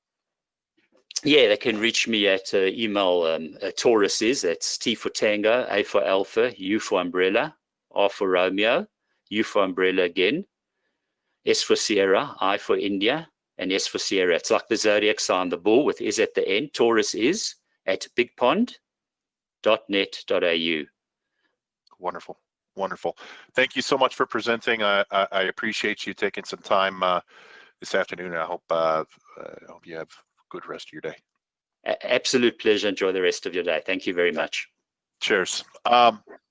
Now, those of you watching, you know, very, very good presentation so far by the speakers. We've had Guy Cohen and Mark Belnick speak so far.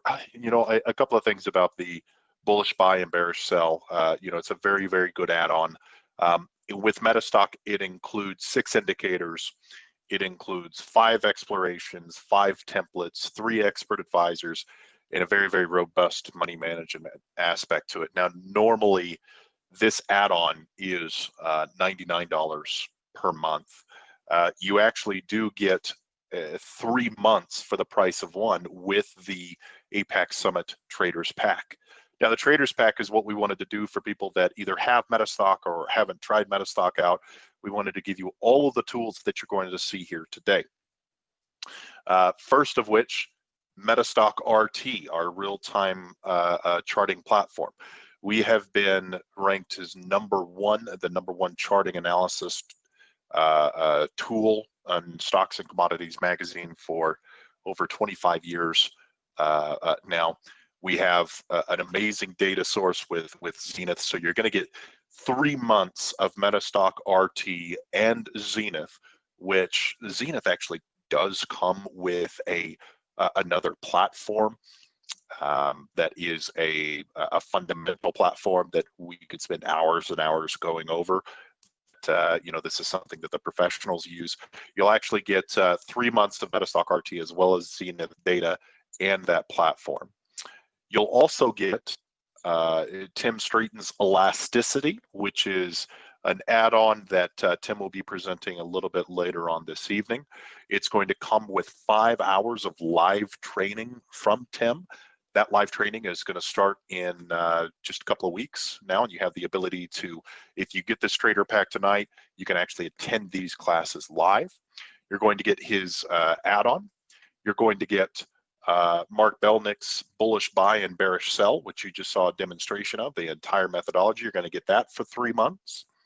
You're going to get Guy Cohen's OVI Traders at a discount. Now, normally that's $197 per month, but we're doing a discount, $100 off per month on that. So you get it for $97 per month.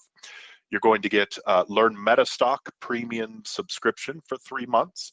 Now, if you have not used Metastock before, learnmetastock.com. It's an amazing tool. It's run by a gentleman named Kevin Nelson.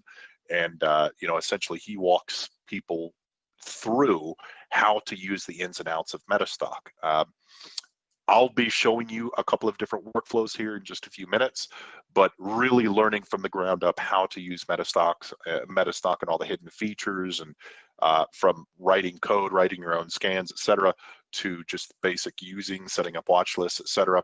You'll get 3 months of his service, which includes a library of training videos that is massive.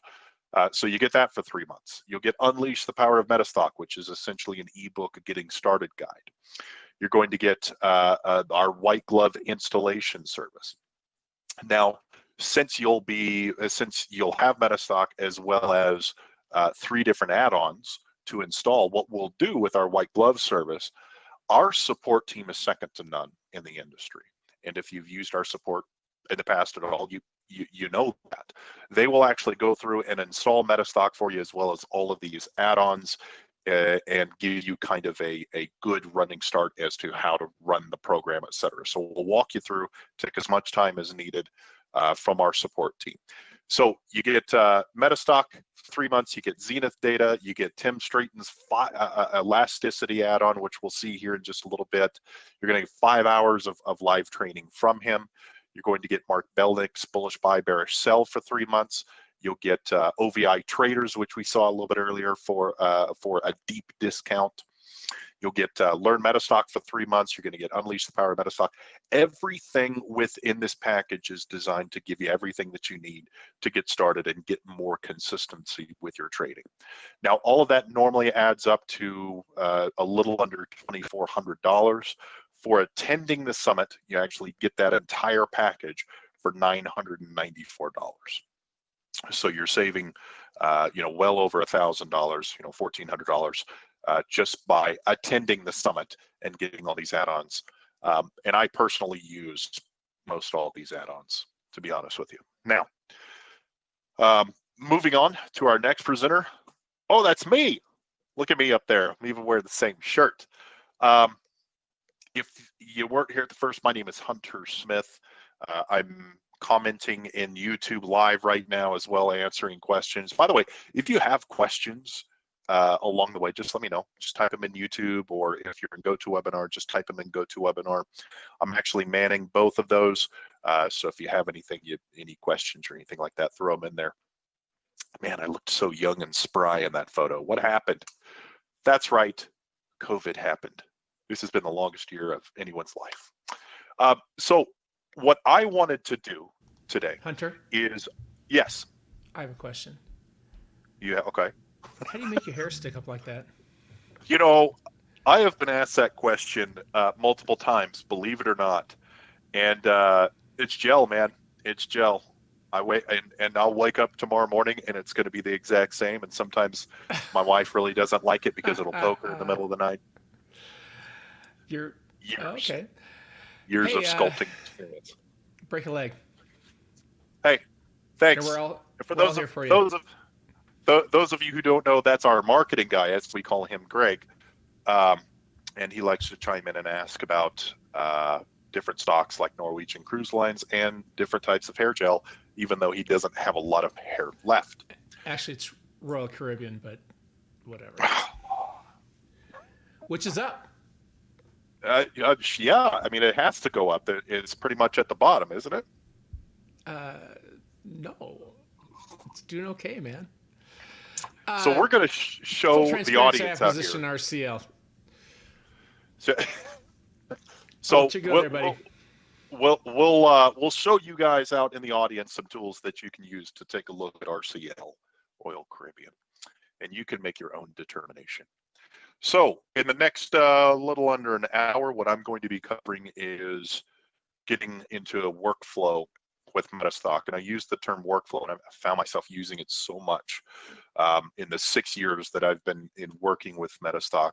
I think workflow is incredibly important, because when you talk about a workflow, you're talking about being able to do the same thing over and over again, day in and day out. And the reason that we like to do that is because it eliminates variables. We're talking about trading stocks or commodities or options or whatever you in the audience are trading. There's so many variables there. There's a million variables, okay? We want to be able to eliminate as many variables as possible. We want to be able to control our environment as much as humanly possible. And the way that we do that is by creating a system in which we can form a habit out of, basically doing the same thing every single day, but always being able to grow and learn. And so a couple of the tools that I want to cover this evening are going to not only show you how to get into a routine with Metastock, but also be able to learn and grow as a trader. Now, those of you who have not used Metastock before, we've been in business for well over 30 years. We were owned by Thomson Reuters, which is now Refinitiv, for a very long time. Now we're actually separate from Refinitiv. However, we still sell their data. The main thing with Metastock is it's a program that has been built by traders for traders. We're always taking input from our community and all of our customers on how to make this program better.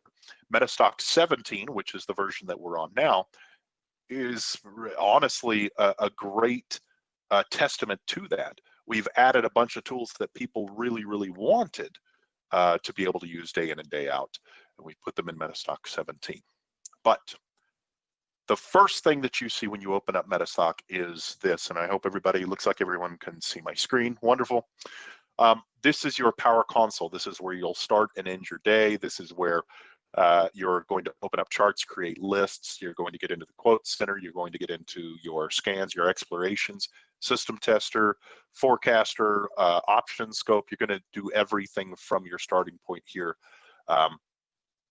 at the Power Console. So for example, if you want to come here and open up a chart, I'm on the chart tab. I'm not going to spend too much time going over basic charting functions, because we have indicators, we have drawing tools, but so do the majority of charting platforms out there. That's not what sets Metastock apart. But just to kind of show you, you come in here, you're able to open up a list or a stock from one of your watch lists. You just come in here and click on Open Chart. From here, I can draw lines. All of my drawing tools are on the left side here.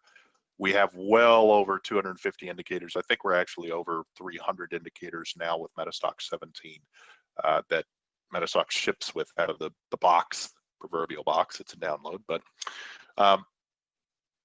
charting tools, drawing tools, indicators, that's not what makes Metastock special. I'll be honest, because you go to basic charting, any basic charting platform, they're going to have the ability to draw Fibonacci's and trend lines and support and resistance lines. They're going to have a ton of indicators that you can start from. The core of what makes Metastock special is being able to do everything you need as a trader, from creating lists to doing explorations, creating lists off of those explorations, testing your system to see if it's viable in today's climate, forecasting into the future as to what direction the stock may move, monitoring and filtering through options. All of that is what makes Metastock special. So in this session, I wanted to share a couple of the things that I use consistently with Metastock. And again, if you have questions, shoot them into either YouTube or go to whatever platform you are viewing from today. Greg says that I love asking or answering questions. That I do.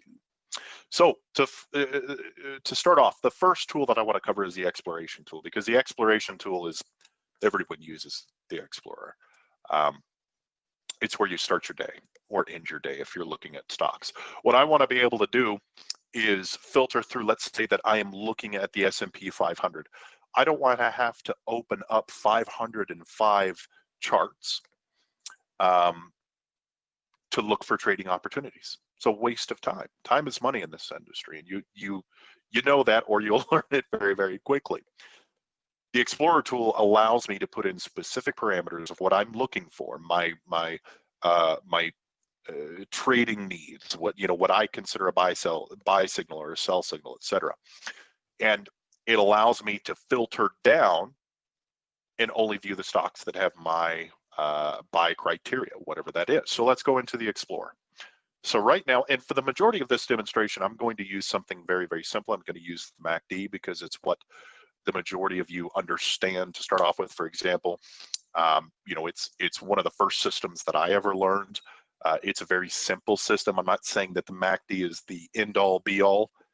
Definitely not saying that. I'm saying it's a very, very good indicator, and most people understand how to use the MACD. So let's say that I wanted to use that I wanted to look for a MACD buy signal. Now I come in here and it's actually on my favorites list, but under all explorations, you just come down to M for MACD and it's there. And if I use that exploration a lot, I can just right click on it and click on add to favorites, and it'll put it right at the top here. If I hover over it, it's going to tell me exactly what I'm looking for. Okay. Now the MACD expert system is an entire system that's built within Metastock. The MACD can be used a couple of different ways. The MACD buy signal and sell signal are the basic ways. So if the moving average crosses over its signal line, above its signal line, it's a buy signal, below its signal line, it's a sell signal. Okay, that's the very basic way. A lot of traders actually use the MACD as an indicator of overbought and oversold situations. So that is included in the MACD expert system. So I'm running a scan across the entire MACD expert system. Okay. Now I'm going to choose the market that I want to scan across. Now in this case, I will be using the S&P 500. So the way that this is set up, I am scanning across 505 instruments. I have one exploration running. So very simple. Simply put, I'll hit start exploration. Okay.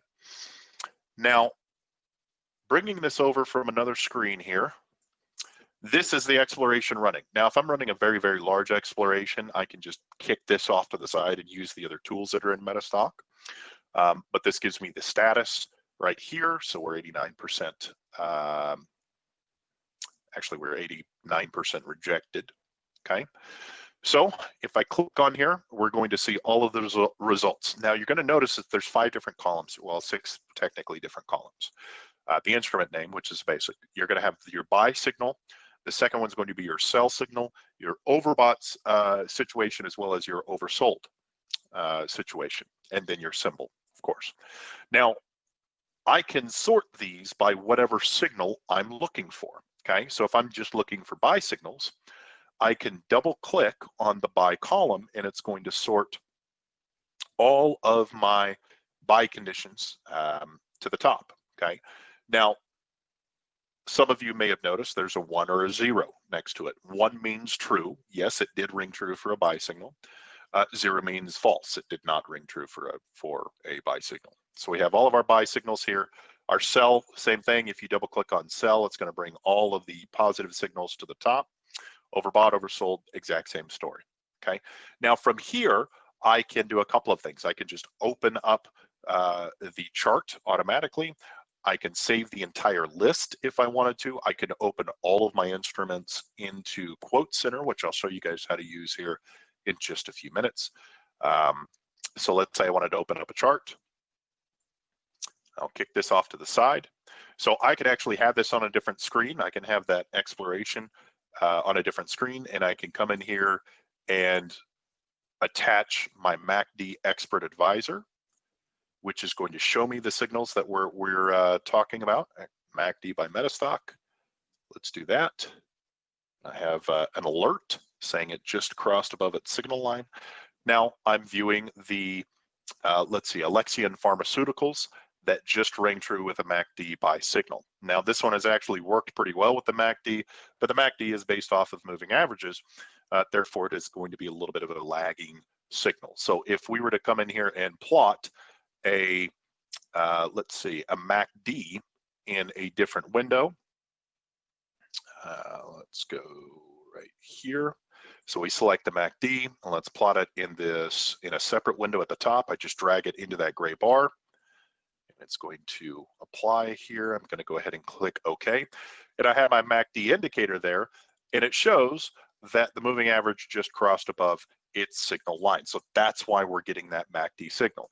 Now, if I need further education as to how to interpret this signal, I can actually just come in here, right click, and I have my MACD Expert Advisor on. Now, an Expert Advisor is an incredibly powerful tool in Metastock, because what it does is not only will it place the buy and sell signals based off of what system that you're looking at, but also you can attach something called the commentary. Now, the commentary is over here on a different window for me, so I'm going to plop this over here. And what this does is the commentary is going to walk me through, depending on what system I'm looking at, it's going to walk me through what the different signals mean, how to interpret those signals. In some systems, they're going to give you entry requirements. So if you've just hit a setup signal, and the system requires that you wait a day or two to confirm that signal, it's going to tell you that in the Expert Advisor.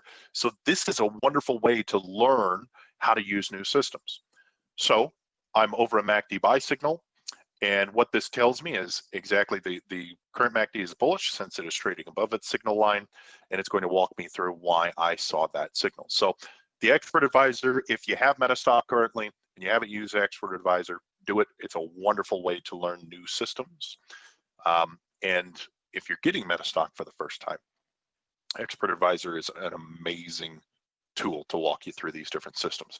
So it's that quick. So I went through an exploration, and I found a stock that I might want to trade. Now, I've opened up the stock with the MACD Expert Advisor on top of it. I've seen the buy and sell signals, so I can make my decision from here, okay? I differ a little bit with my trading strategy. I want to make sure that my trading strategy works, okay?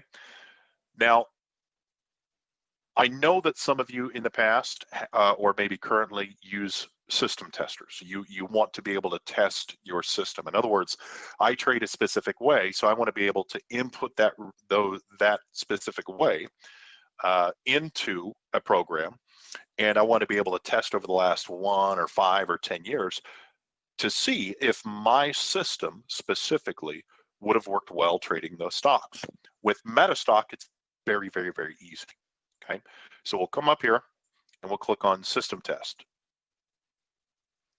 Now, the system test initially that we're going to run is, again, the MACD Expert System, because that's what we were just looking at, okay?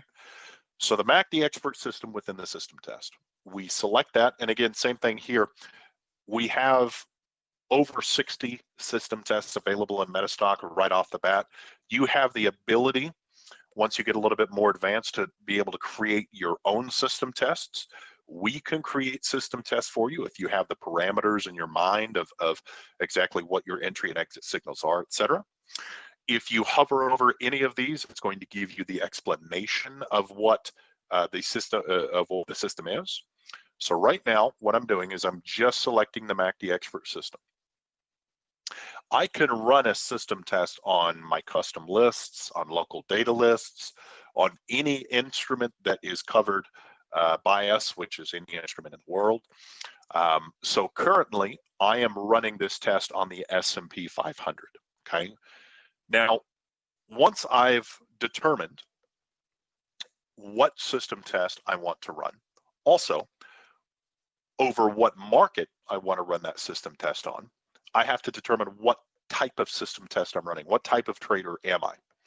Now, the way that I do this is here on the right. initially I'm going to identify whether I am going to be taking long opportunities or short opportunities or both. Okay, am I taking long or short trades, or am I taking both? Okay, so I have both selected right here. Range, this is where I'm going to input how long I'm running this test over. So I have 250 daily records selected right now, and that's the past trading year. 250 days is about one trading year. So I have 250 records in here. I can bump that up to as much as I want. I can also do an exchange date and time. So I can run it over a very, very specific period of time, or I can do it by records. Now, the next thing that I want to do is I want to come in here and I want to click on trade options. Okay. Now, trade options is where I'm going to identify what type of trader I am. So I'm going to come over here. I'm going to click on account. Now, this is where I'm going to put in my initial starting equity for the test. Now, if I put in here that I'm trading with $1 million, am I going to get realistic results? No, I'm probably not. So I always want to be pretty honest to how much I have in my trading account, because if I'm doing a simulation, if I'm doing a back test, okay, I want the I want the results from that back test to be as accurate as humanly possible, because otherwise, what's the point? So I have $10,000 worth of starting equity in my account. Default size here, this is where I'm determining my risk upon entering a trade. I could do this, I can quantify that a couple of different ways. I can do it on number of units, so how many shares do you want to buy each time? I can do that on transaction cost, so I want to trade $1,000 every single time I place a trade, whether that's long or short. Or, and this is typically the one I use, is percentage of available equity. Now, the reason that I say that I personally, and there's no wrong answer here, but the reason that I personally use percentage of available equity is due to the fact that it's adaptive. Okay, so if I start off the simulation and it goes back, a full year, and I start off with $10,000, and a month into it, I've made $3,000 off of a trade. My equity size, my position sizing is going to be a percentage of that equity, and it changes along with the test. Okay, so I can physically see how my account would be changing with that. So right now I have in 20% of $10,000. So my first trade, I am going to be trading 20% of $10,000 as my initial entry into the trade. Okay, my risk. I can change that to whatever percentage I want. The next tab over is a brokerage fee. Okay, you're going to account for your interest rates on your margin requirements, commissions. This is always something that on the right that I'm going to want to enter, because typically you have to pay to play this game. Okay, now brokerage fees are a thing that the majority of us have to pay. Now, there are some free apps out there like Robinhood, and a lot of brokerages have like free entry trading, etc. But if your brokerage is charging brokerage fees, you need to input that here. And the reason I say that is because that is the overhead for your business. You're not going to calculate your profit for a business without accounting for your overhead. So always account for your entry and exit brokerage fees. Now I'm going to go ahead and hit OK. This test is ready to go. I'm going to go ahead and click on Start System Test. And always look down here just to make sure that I only have the 500 stocks, or the amount of stocks that I'm testing running here.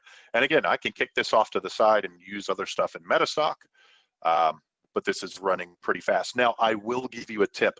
When running large explorations, when running system test, I always encourage you to download the data. You can actually take all of your live data and you can download it within Metastock. It's way easier that way. It runs way faster. Now, while this is running, I'm going to take a sip of coffee. And if you guys have ever wondered what size of coffee cup you need to be able to get through 6 hours of a webinar that ends at midnight your time, it's about this size. That's maybe a big cup of coffee. That's a big cup of coffee, and I'm probably going to take out about 2 of those. So we're about 3/4 way done here.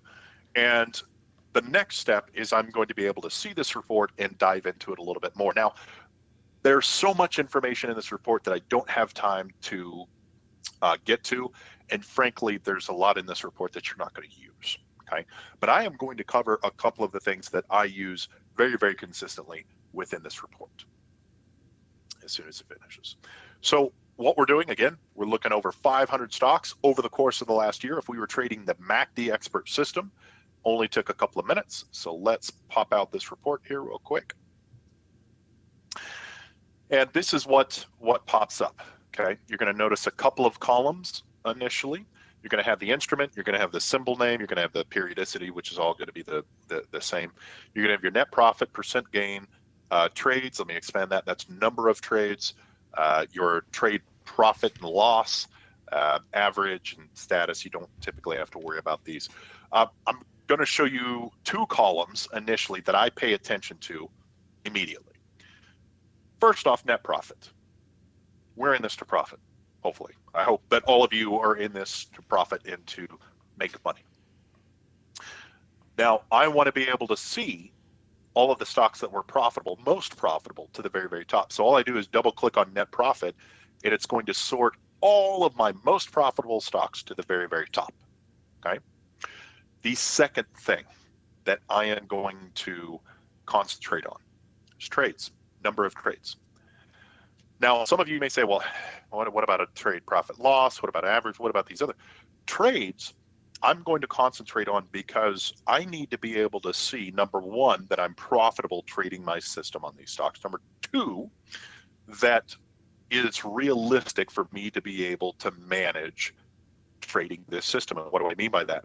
I'm a 40-hour-a-week guy. Sometimes I work late at night, sometimes I work on the weekends. I don't have the ability to trade a lot. I'm not an intraday trader. I place a few trades per month. So if I have a system here that's trading, you know, let's say 100 times a year or 200 times a year, I have to look at myself as a trader, my profile as a trader, and only you know that. How much can I manage? Can I really manage trading 200 times a year? No, I don't stand a chance. Can I trade 40 times a year? Yeah, that's very doable for me. Can I manage 40 trades? Yes, I can. So I'm looking at this and I'm saying, okay, well, the MACD system trading over a year, I profited $1,679, which was a 16% gain on my account, and I traded 40 times doing that. Is that efficient? That's not bad. Do I want to make more than that a year in trading? Yes. But again, we're just looking at the MACD right now. So what I want to know is a little bit more information on ONIOC, which is the top stock that this performed on. So I'm just going to double click here. Now, again, ton of information on this report. I'm only going to go over a few things with you, but when using Metastock, I encourage you to kind of go through these different tabs and really understand what information is pertinent to you as a trader and what's not. Okay, so the first highlight on this page, this is going to give me my performance right off the bat. So again, I generated $1,679 of profit. That's a 16% bump on a $10,000 account.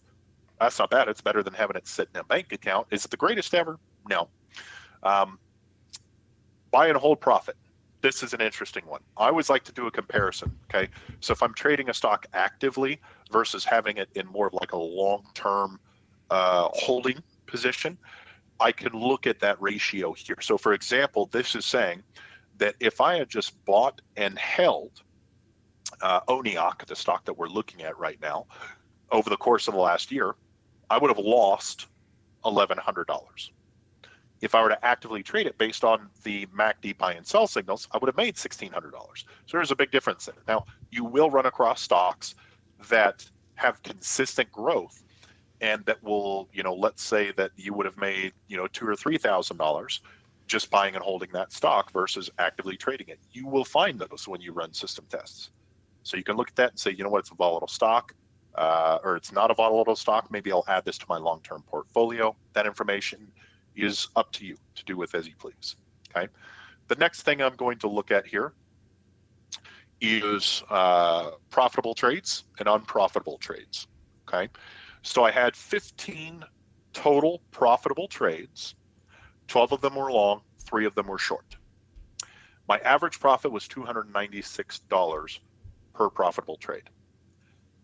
This is an interesting one because I look at the ratio between profitable and unprofitable trades, because this is the ratio that you will have to learn and get accustomed to.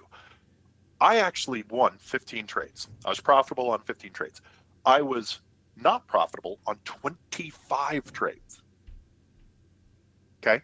Now, when I first started trading, I thought that on average, I had to win more than I lost. Okay. If I had 10 trades, I had to win 9 of those bad boys to be a profitable trader.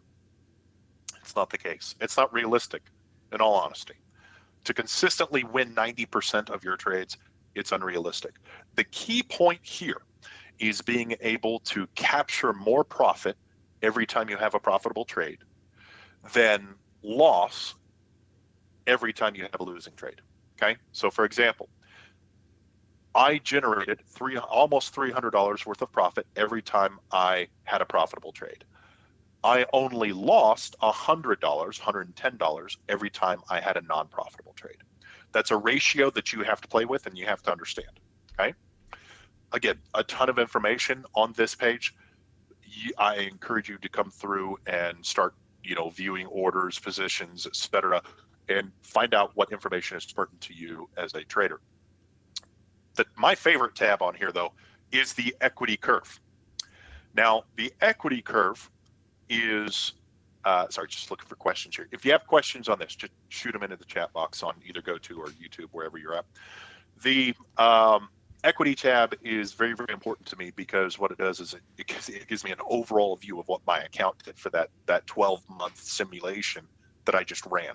So trading this stock with $10,000 using the MACD trading system, this is my account view. And this tells a completely different story.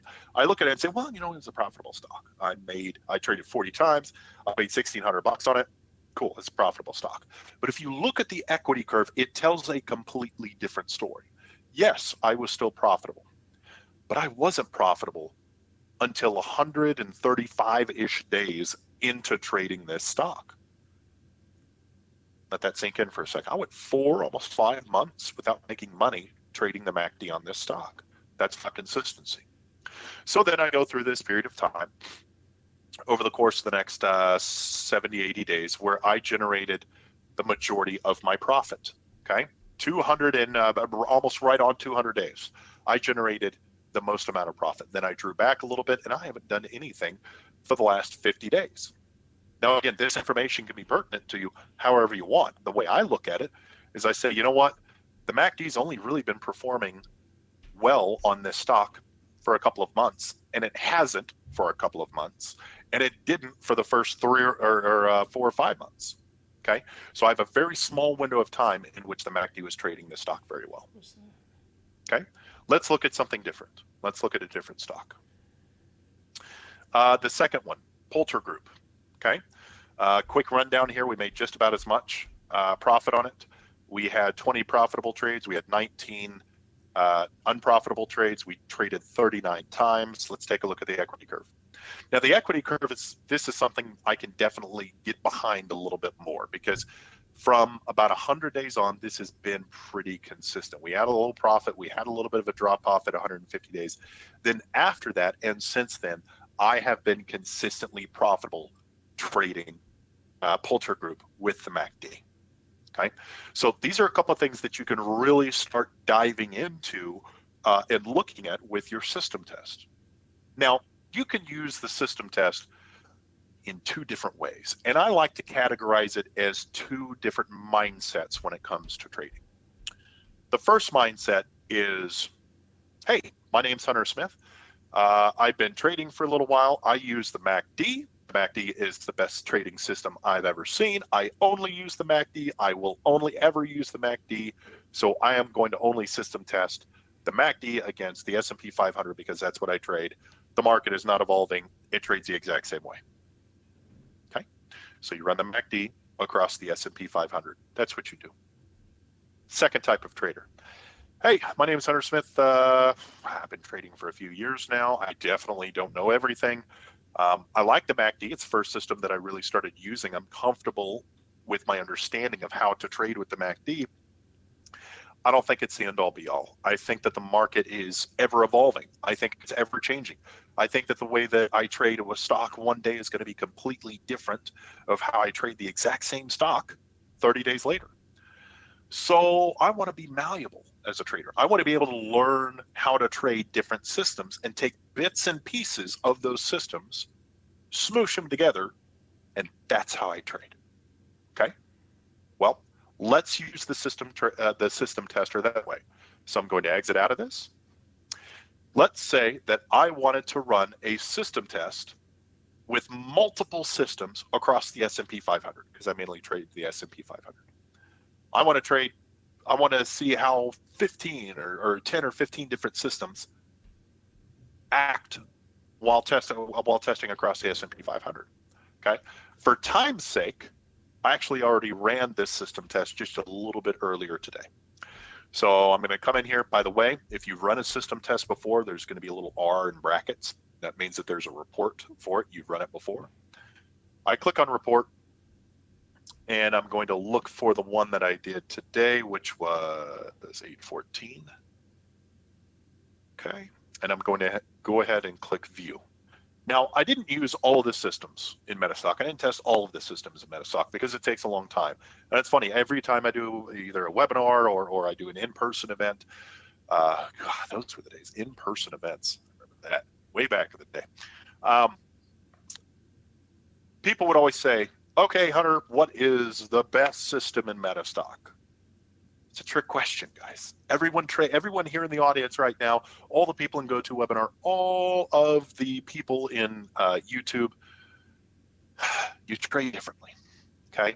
So you have to determine what type of trader you are as to what type of system you're going to use. On paper, there's some systems that work very, very well during the system tester, but that might not fit your trading portfolio. So be cognizant of that. This specific test I did, the exact same parameters. So over a year, $10,000 account, long and short trades both, S&P 500. The only thing that I changed was I tested 14 different systems instead of just the MACD. Okay. Now you'll recognize this screen, except this time it doesn't have 500 stocks on it. It has 14 different systems. So I don't want to look at my best profit. I don't want to arrange my best profit to the very top. I want to find the system that on average performs the best across the S&P. So what am I going to do? I'm going to do either average percent gain or average net profit. So I'm going to double click.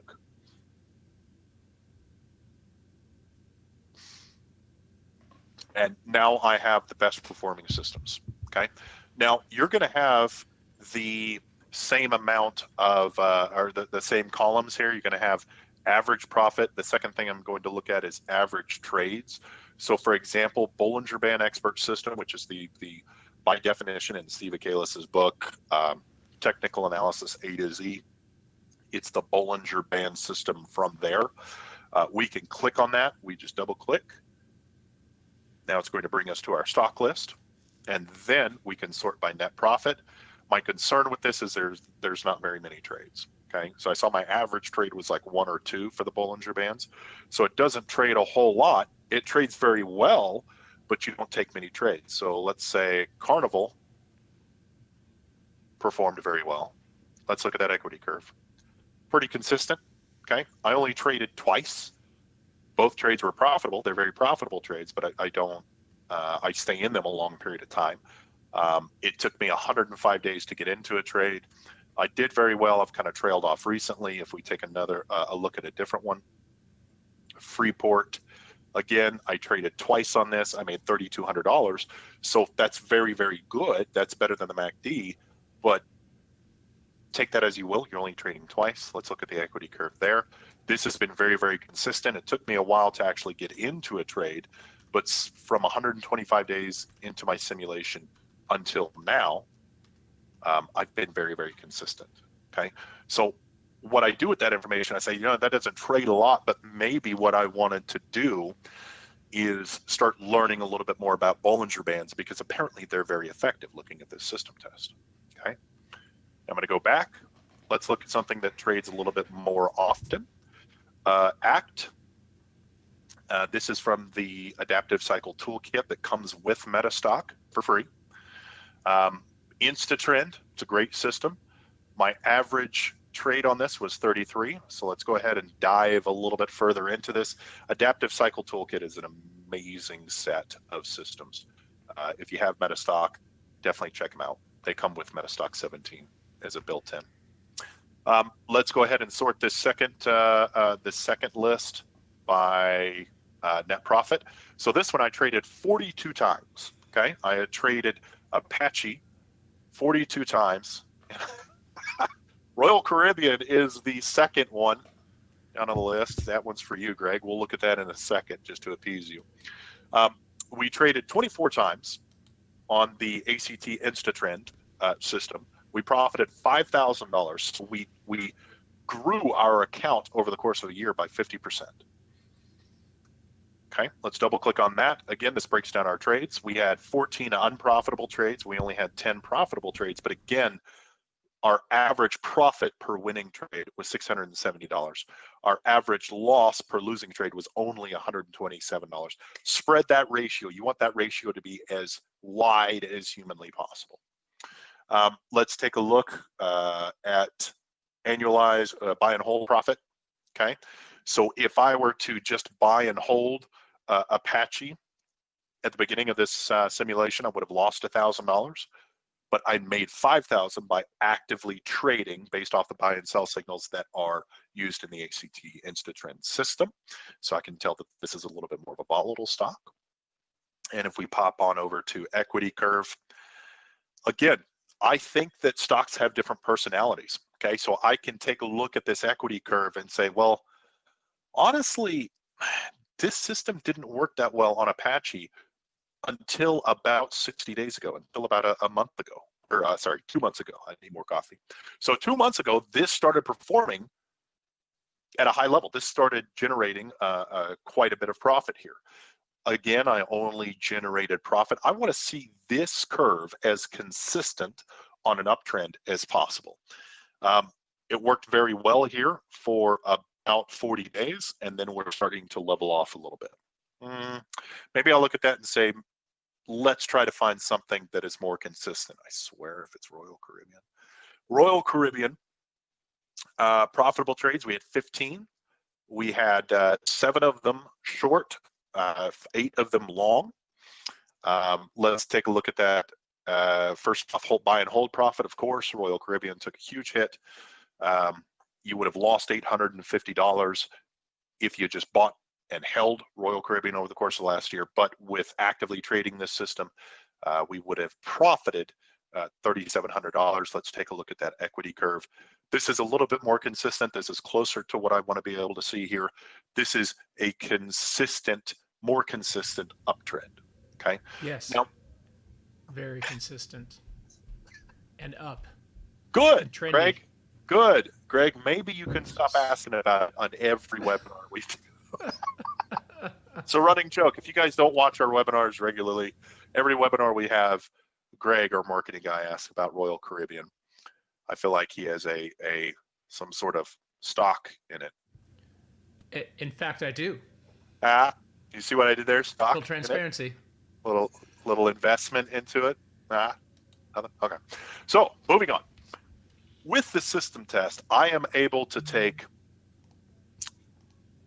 any system that I use. Okay, any system that's within Metastock, as well as anything that I can come up with.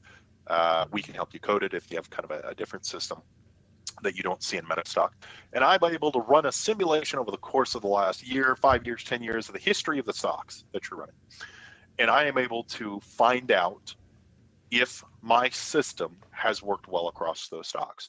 Now, I can use that information a couple of different ways. I can use it as if I only trade one system, I want to be able to find the stocks that perform best on that system, or I can use it as a kind of a learning tool, okay? So that I can come back in here and I can open up a chart.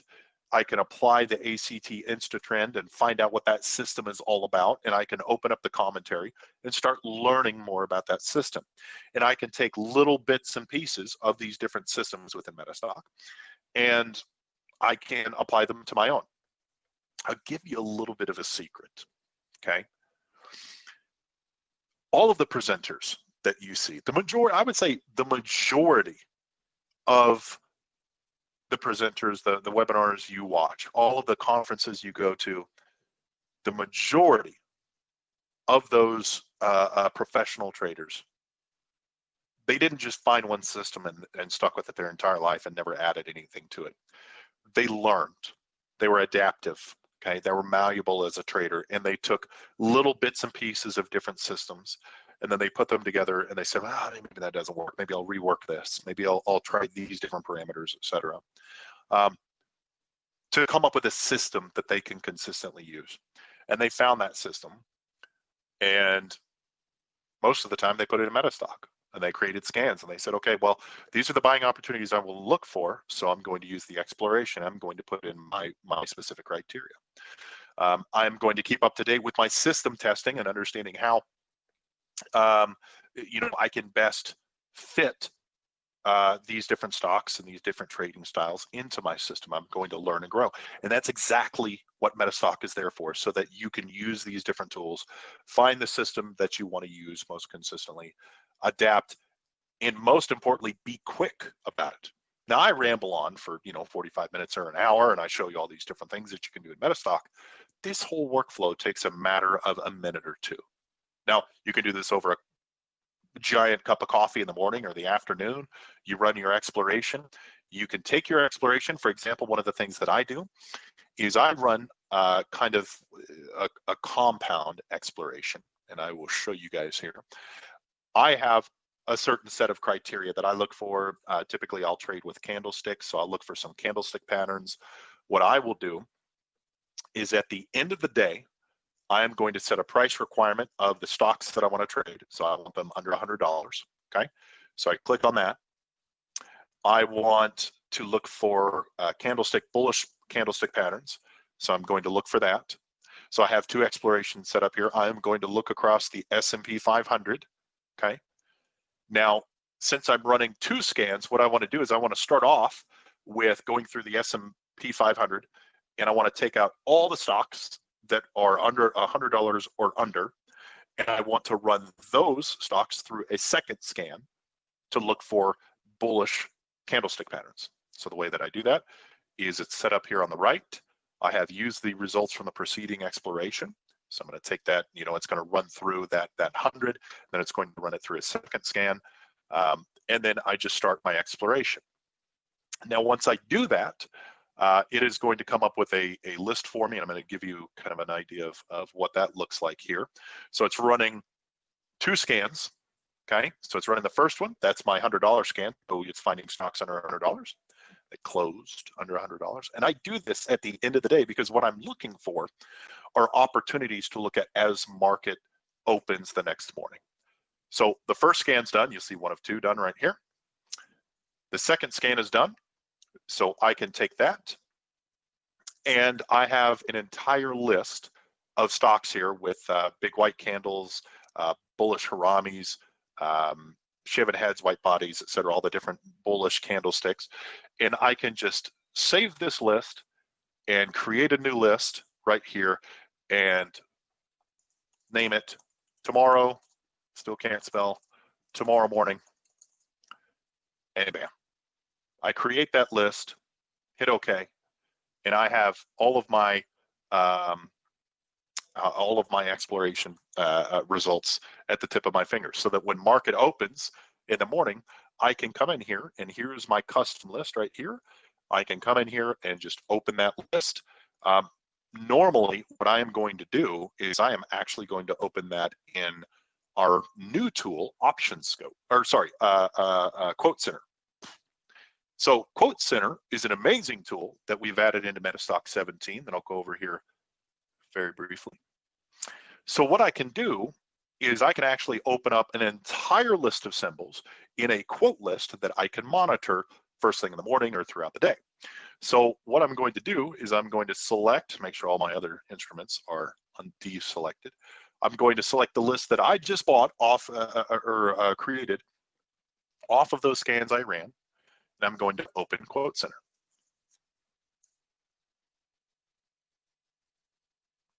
Now this is what Quote Center looks like, okay?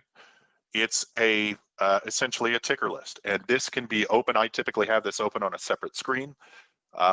When, you know, depending on what metastock you have, if you have end of day, the price will come in at the end of day. If you have metastock real time, this will update real time. So I have this off to a different screen, and I can sort these by last. I can sort these by percentage change. So maybe I saw kind of a setup today in a couple of different stocks.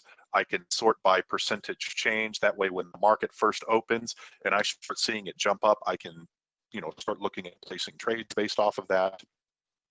I can sort by all of these different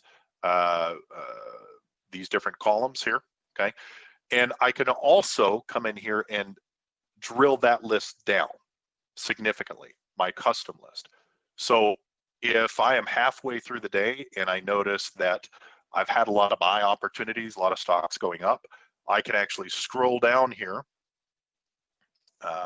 Lets me stream in a little bit, makes my computer a little bit slower. So I can scroll down here and I can select these different stocks and actually delete the selected instruments.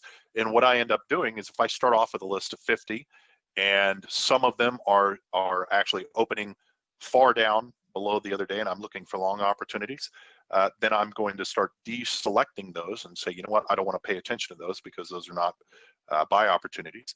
I deselect them, I delete them off of the list, and then I have a running list of buy opportunities. And then I can come in here and just double click and it will actually open up the chart.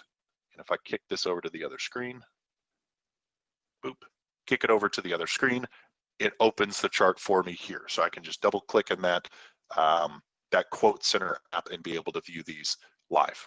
Okay, so typically, again, my workflow, depending on what type of trader you are, but my workflow is I'm going to run a scan right before market closes to get an idea of what stocks to look at the next day.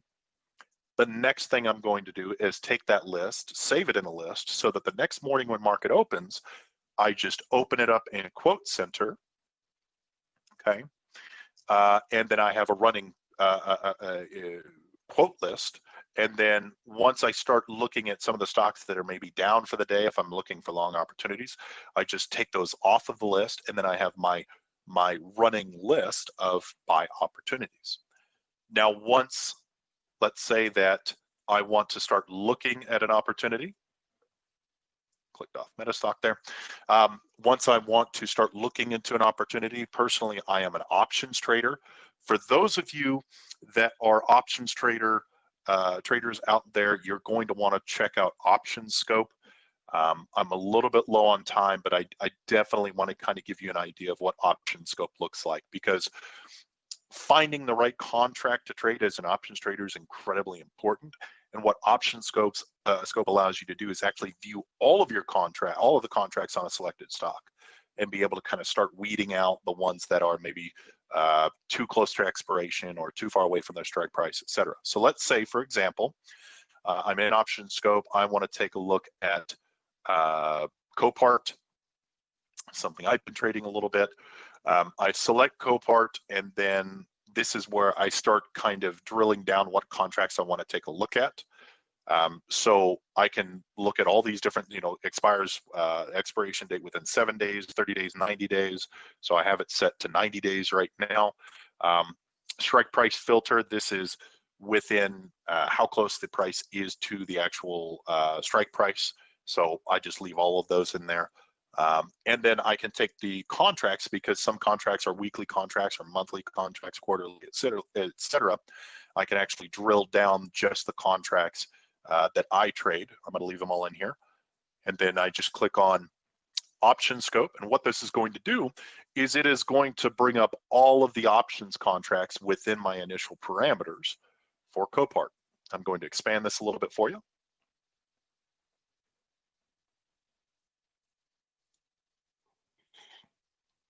So this is going to give me a list of all of the options contracts, okay? Now, what I want to do is I want to drill this down a little bit further. Now, obviously, all of the columns here, you have delta, gamma, you have all of your Greeks, you have your expiration date, you have your strike price. And then you have your in the money contracts and out of the money contracts. Okay. So let's say that I wanted to select a specific filter. I only wanted to see the September 18th contracts. So I'm going to go ahead and click on September 18th contracts. So this is going to narrow my list down a little bit. And then I can come in here and select strike price filters. Okay. Now my computers are a little bit slow because we're streaming on a couple of major, GoTo and YouTube, etc. right now. But now I have a list of all of the contracts that expire September 18th. So what this allows me to do before I even go to my brokerage is shop for the contracts and see the volume, the bid, the ask, and identify what contract I want to trade. That's if you're an options trader. So again, Metastock does a billion and one things, right? I hope that I've been able to show you a couple of workflows that might assist you in your trading. But really, when it comes down to using Metastock, it's a play style, okay? It's a trade style. How are you going to use the exploration, the back test, the options? Are you an options trader? Do you want to shop for options contracts and filter them through on Metastock? Having a quote center open all the time. There's so many different things that you can do in Metastock. The idea is what is going to work for you? What is going to make you a better trader? Now, before I bring in on our next presenter, I'm going to get back into our slide. Whew, look at that handsome fella. Remember, we are on Metastock 17 now. It's been an incredible improvement. Go ahead and type your questions into chat. I'll go through and individually answer those here in just a second. I kind of ran out of time. But I do want to cover with you, if you have not used Metastock before, this is the perfect time to try out Metastock.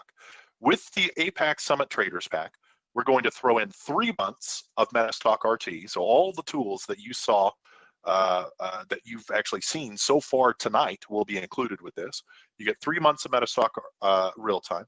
You'll have 3 months of data that goes along with it.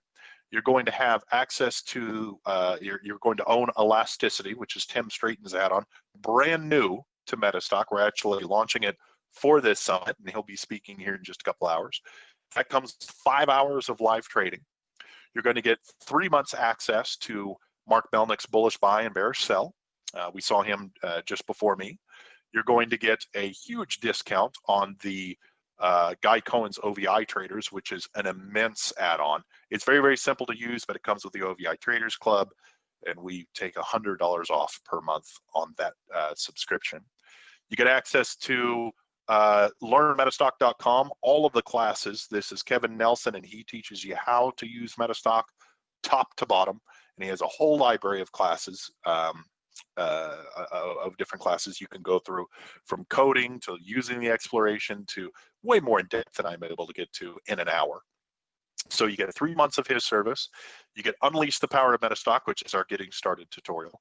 You get our white glove installation service, which basically means they're going to take everything that you see here and they're going to walk you through either how to install it or they can install it for you. They're going to get you up and going and show you some of the ins and outs of the basics of using Metastock.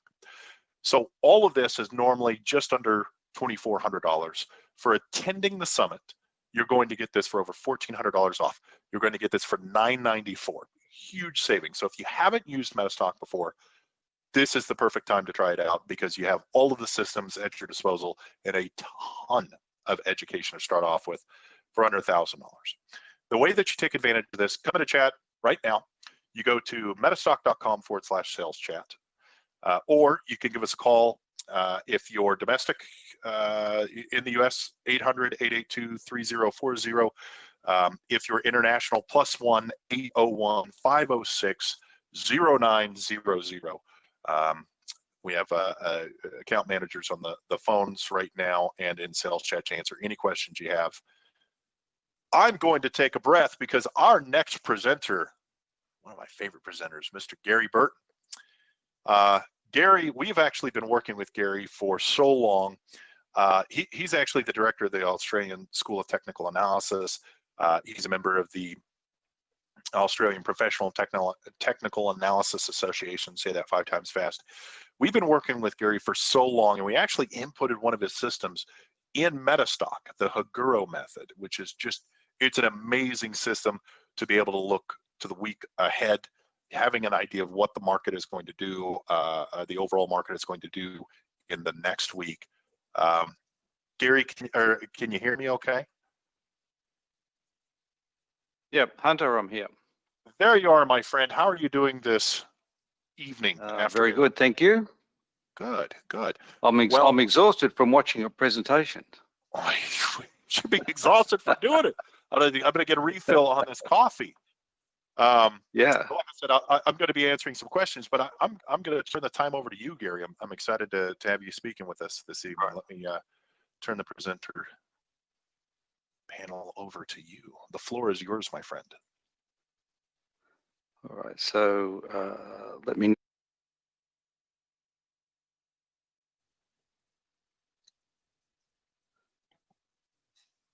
Right there. I do see it. You should be able to see my screen. Fabulous. Okay. So today, I've listened to Hunter, exceptional presentations as well, and I'm always knocked over by the amount of depth inside Metastock. I come at this from, as you know, a slightly more hands-on, I guess, old school approach to trading, and I want to talk about that today with one of the systems that we've got inside Metastock, the Haguro system. And so I'm really about the trader, if you like, the shorter term trader, not the investor per se, but the shorter term trader that trades from day to day or week to week. And we're going to take a look at a couple of methodologies around that and today. So I'm not sure how long this presentation will go. I think we'll get it in the hour or a bit less. I haven't presented this before this way, so we'll see what happens. So as Hunter mentioned, my background is as a qualified analyst. I'm a member of the Professional Analysts Association. I spent a number of years on broking desks with various organisations. Currently, I write for Trading Edge magazine, Thomson Reuters every week, and First Prudential Markets, and my website there is ASTA Trading, ASTA Trading. I don't have anything to sell today. I have some giveaways, but I don't have anything to actually sell you, so we can sit back and relax and just hopefully take in some information. These 4 books here have made a fairly significant difference in my view of the world. The first one, Japanese Chart of Charts, is I picked this up from a guy's library. I was at his house one day and he had it in his library, very old book, and inside there, it took me months, actually months and months to get it out, was the Haguro system, which I'm going to talk a little bit about today, is contained in this book. This other one, books around the Navy SEALs, very interesting stories about their exploits over in the Middle East and such, but what it was more about was the way that they approached what they were doing, and no matter how easy they thought things were going to be, they always had an escape plan. And as often traders don't have an escape plan if something goes wrong. So they create an idea or create something and really, if it's not working for them, at times have no way or no understanding about when it's not working or when to get out. So I'm quite interested in working with traders along those lines. This other one, Make Your Bed, is just simply a little motivational book about you do one thing new every day, basically, and always start off your day making your bed. So as the story goes, if you have a really crappy day, at least you come home and your bed is made. And this book here, Listen to the Market, by Ivan Krastens. This was seminal in my observation of short-term price action, and I'm going to go through a little bit of that in this presentation. So I do have a free offer today. Anyone that attends this will receive my ebook. I'll send it out to you free of charge, no obligation whatsoever, and so that's coming your way. As traders, we need to keep this as a business. Keep your desk tidy. If you've got other stuff on your desk, get it off or find somewhere to put your trading business in there. You don't need state-of-the-art hardware these days. Most retail computers we've got more than what we need for trading, because data is a fairly low bandwidth type of flow. So we just need reliable hardware and reliable software and a backup plan. A backup plan means that if your internet goes down, how do you monitor your positions, that type of thing. So at least a second data source or a second provider or a go-to somewhere. Get the address of the library. They always have free internet, and so you're able to run down there. But most importantly, you keep your workspace tidy. This is a business. If you have all of your desk cluttered up with papers and other parts of your life on there, it becomes a distraction when you should be looking at the market itself. So this presentation is not to be implied as financial advice in any form whatsoever. If you see anything wise in this presentation, you should credit the many experts who have preceded me. And if you see anything foolish, of course, you can assume it's my error. In the movie Ad Astra, I think it was Brad Pitt, one of the opening lines, which I thought is extremely good for traders, and I use most days, is this little mantra that I'm calm and stable, I slept well, I'm ready to go, I'm ready to do my job as well as I can. I focus on doing the important thing. I'll only make the right decision, not allowing myself to be distracted. I will not let my mind think of insignificant things, and I don't rely on anyone or anything. I will not be incited to make a mistake. This bottom line is really the noise that comes at us from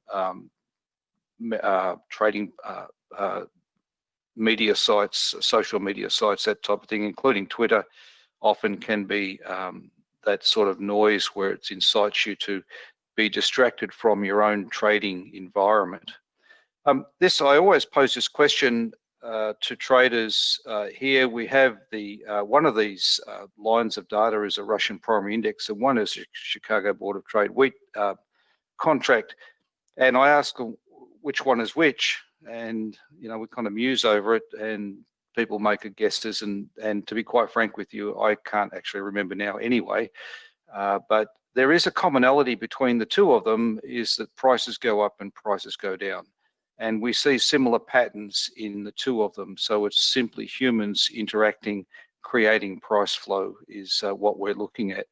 This one, Bitcoin and the S&P 500. One is Bitcoin, one is the S&P 500. So again, price goes up, price goes down, price finds support, price finds resistance, that type of thing. And people say it's harder to trade these days than it was whenever ago. One of these is the S&P in 1948. One is a snapshot of some 2019 price action. The price goes up, price goes down on there. So there's really, we get the same sort of ranges we do these days as back in the 40s and 50s and whenever. You can go and measure it out, but it's all pretty much the same as it was. This concept of Dow theory, when people step up to the markets, my big thing with traders that I encourage traders to do, and I work with traders one-on-one to get across this, is this concept of Dow theory. And Dow theory, a lot of people say that Dow theory is dead these days because of the Fed pumping money in and what have you. It is and it isn't. It mainly isn't. And I really would point out that the underlying economy is still what's driving the market. So whether the economy is coming from cheap money or expensive money, that shows up in the markets itself. So the Dow theory is based around two averages, which is the industrials and the transports. And people say, oh, the transports don't matter. Well, yes, they do. Just ask Amazon and FedEx and the airlines whether transports matter or not. So that's the transports are our activity. They're our buying and selling activity. They're the transport of our goods, our raw materials, all of that type of thing. The shipping index and the amount of wheat that's shipped and soy that's shipped, that type of thing, all come into the transports, observation of the transports. So we go and say that a primary bull market is a broad upward movement interrupted by secondary reactions. And this is the most important part, is this secondary reaction. I'm going to take a look at what that looks like. So during this time, stock prices advanced because of demand by buyers and investors and speculators. A primary bear market, of course, then is the broad downtrend movement interrupted by secondary reactions. It's caused by economic ills and does not terminate until stock prices have thoroughly discounted the worst that is apt to occur. So clearly, the market's discounting any type of worst that's apt to occur at the moment.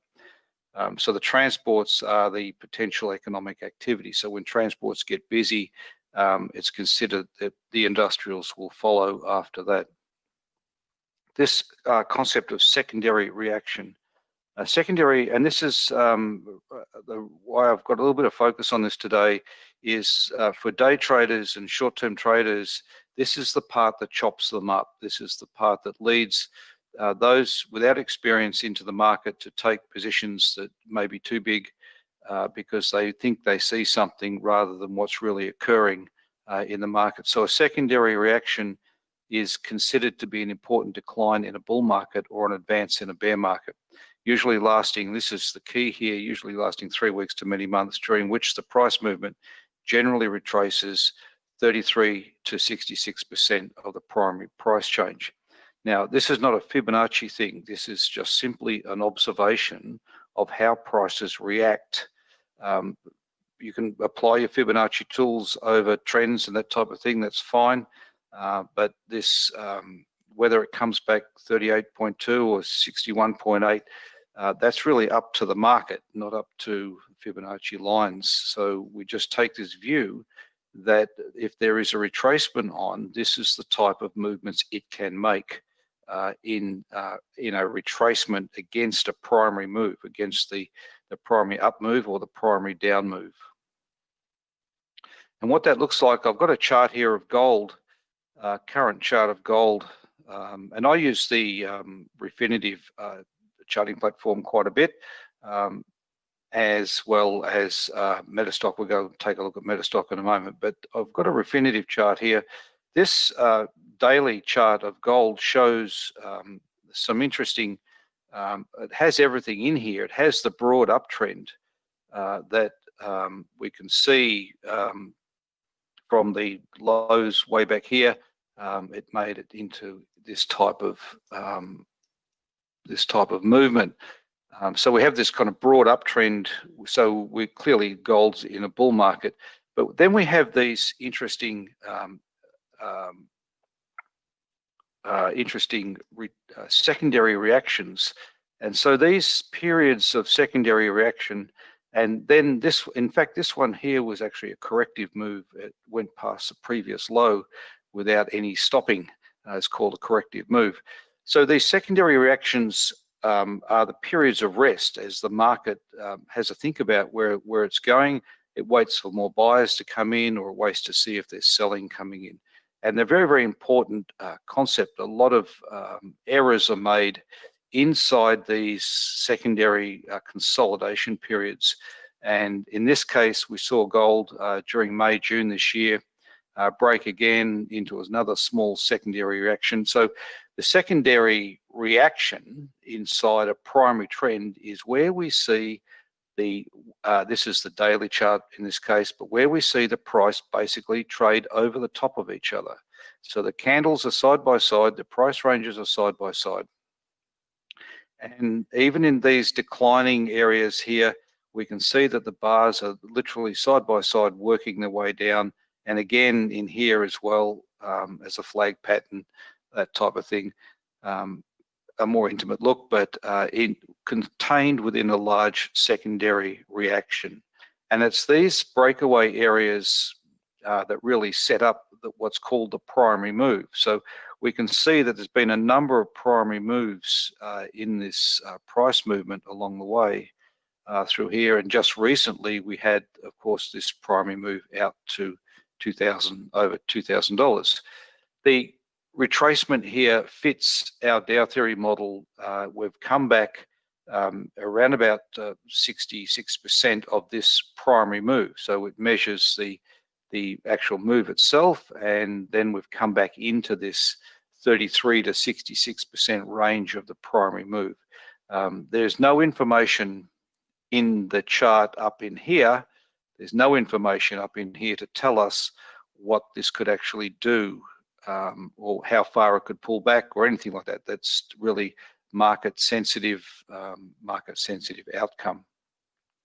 So currently, when we look at the price of gold, we can see there's a potential now, because we have these overlapping price bars now. We had a very strong move down, and now we've gone back into these overlapping days here. And the very real outcome here could be the potential for just another secondary reaction before we move higher or before we move lower. But these secondary reaction areas are the place of rest. They're the place to wait to see if we have more buyers or whether there's selling coming in. A number of where this fits into our day-to-day trading, a lot of short-term traders can't, particularly in leverage products, find this type of pullback in here quite devastating to their account, particularly if they're a late buyer into these, or they're an average in buyer into price movement. These types of movements down can, it's in a bull market, but I'm losing money. How does that work type of outcome? So we need to really drill down a little bit further and understand what's occurring in our chart, and that's very much what I'm about on a day-to-day basis. When we consider the secondary movement in price, we said that it can last from 3 weeks to many months, but it's interdispersed with these small ranges of movement, and generally use 5% as a number, as a guideline, if you like. And then once the primary move gets underway, we can have these zigzag along the way, these retracements along the way, which all become part of the primary move. So we're really trying to get interested in these areas here, and of course the take profit areas as prices slow down. So it comes down to really just understanding a little bit about our market. If we look at a line chart of, I'm not even sure what this is, but it's a line chart, and we take in the obvious highs and the obvious lows. So the obvious highs and the higher lows and the higher highs. But once the low has been set way back here and we get a rally and we get the market retrace, once it moves past that original high, that is our point of trend. There's been a lot of discussion on social media platforms the last couple of months about what constitutes a trend. This constitutes a trend. This sets a trend, and it's indisputable that when price moves above a previous high point where the sellers were found, it's indisputable that there is more buying than selling, and hopefully the market will move and continue higher. So we have this higher low, higher high up here, higher low, and a higher high and a higher low, and we just hope that it continues on until it doesn't. But any one of these retracements here can simply retrace 33 to 66% of our primary move. It is, on the face of it, it looks like a little bit of artwork, but once we drill into shorter term price action, it becomes a business.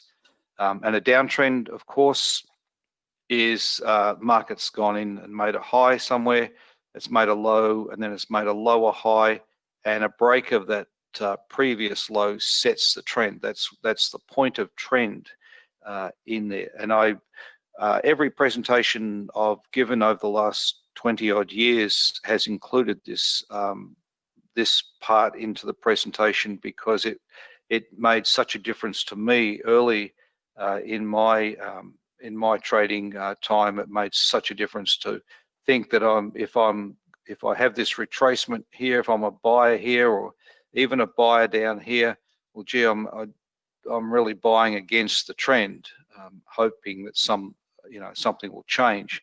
Now, randomly they do, but we really want to buy or sell with the underlying primary trend.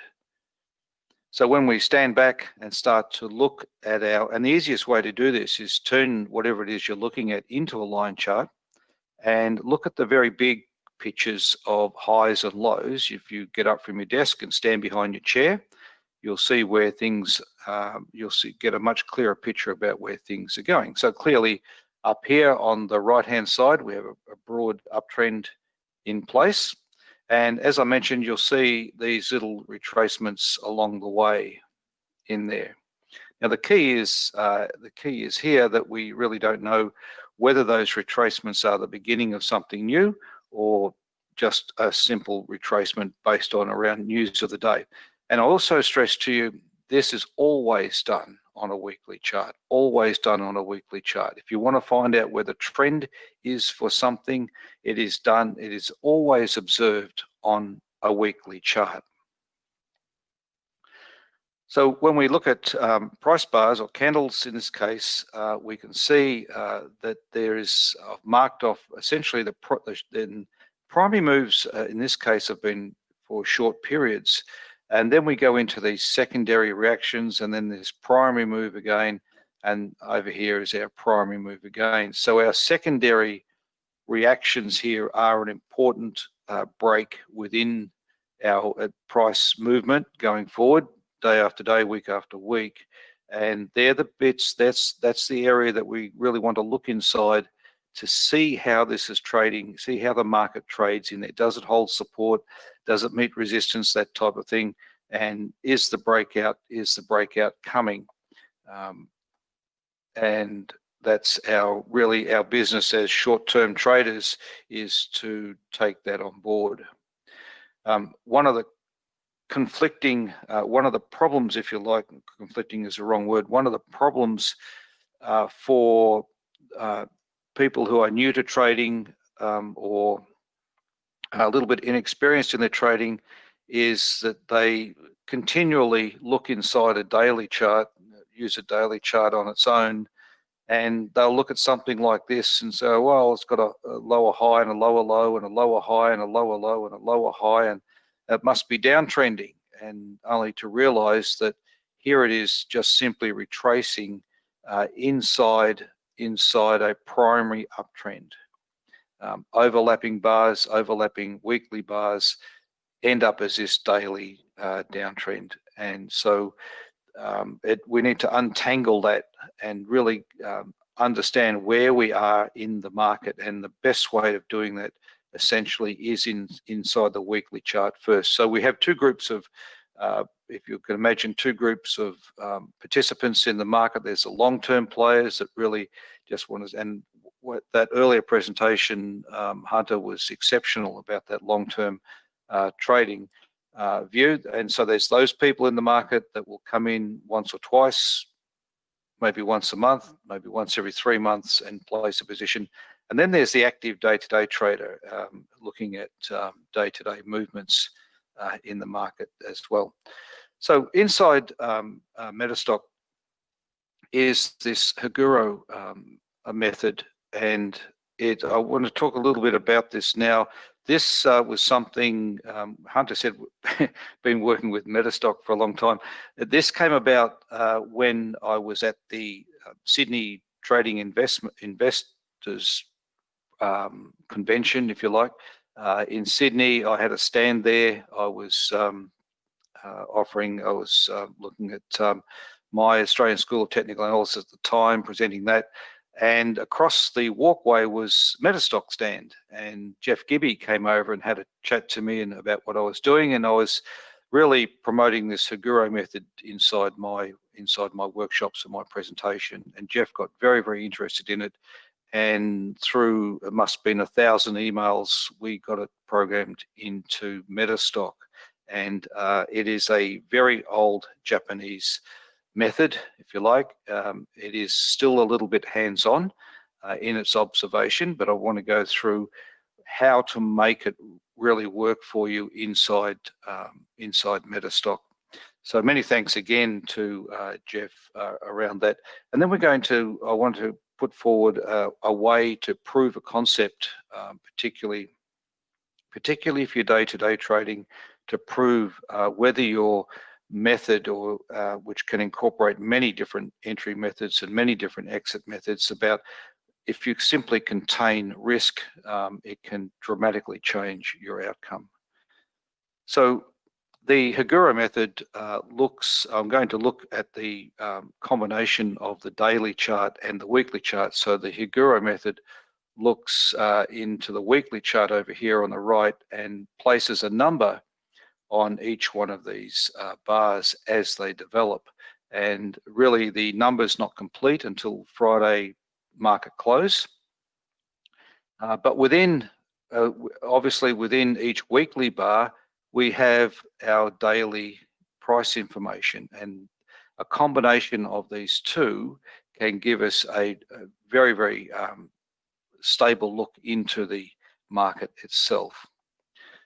Some key reversals, when we look in the daily chart, we'll step back a bit now into the daily, there's some key statistically significant reversal bars that we see from time to time. And one of them is the outside period.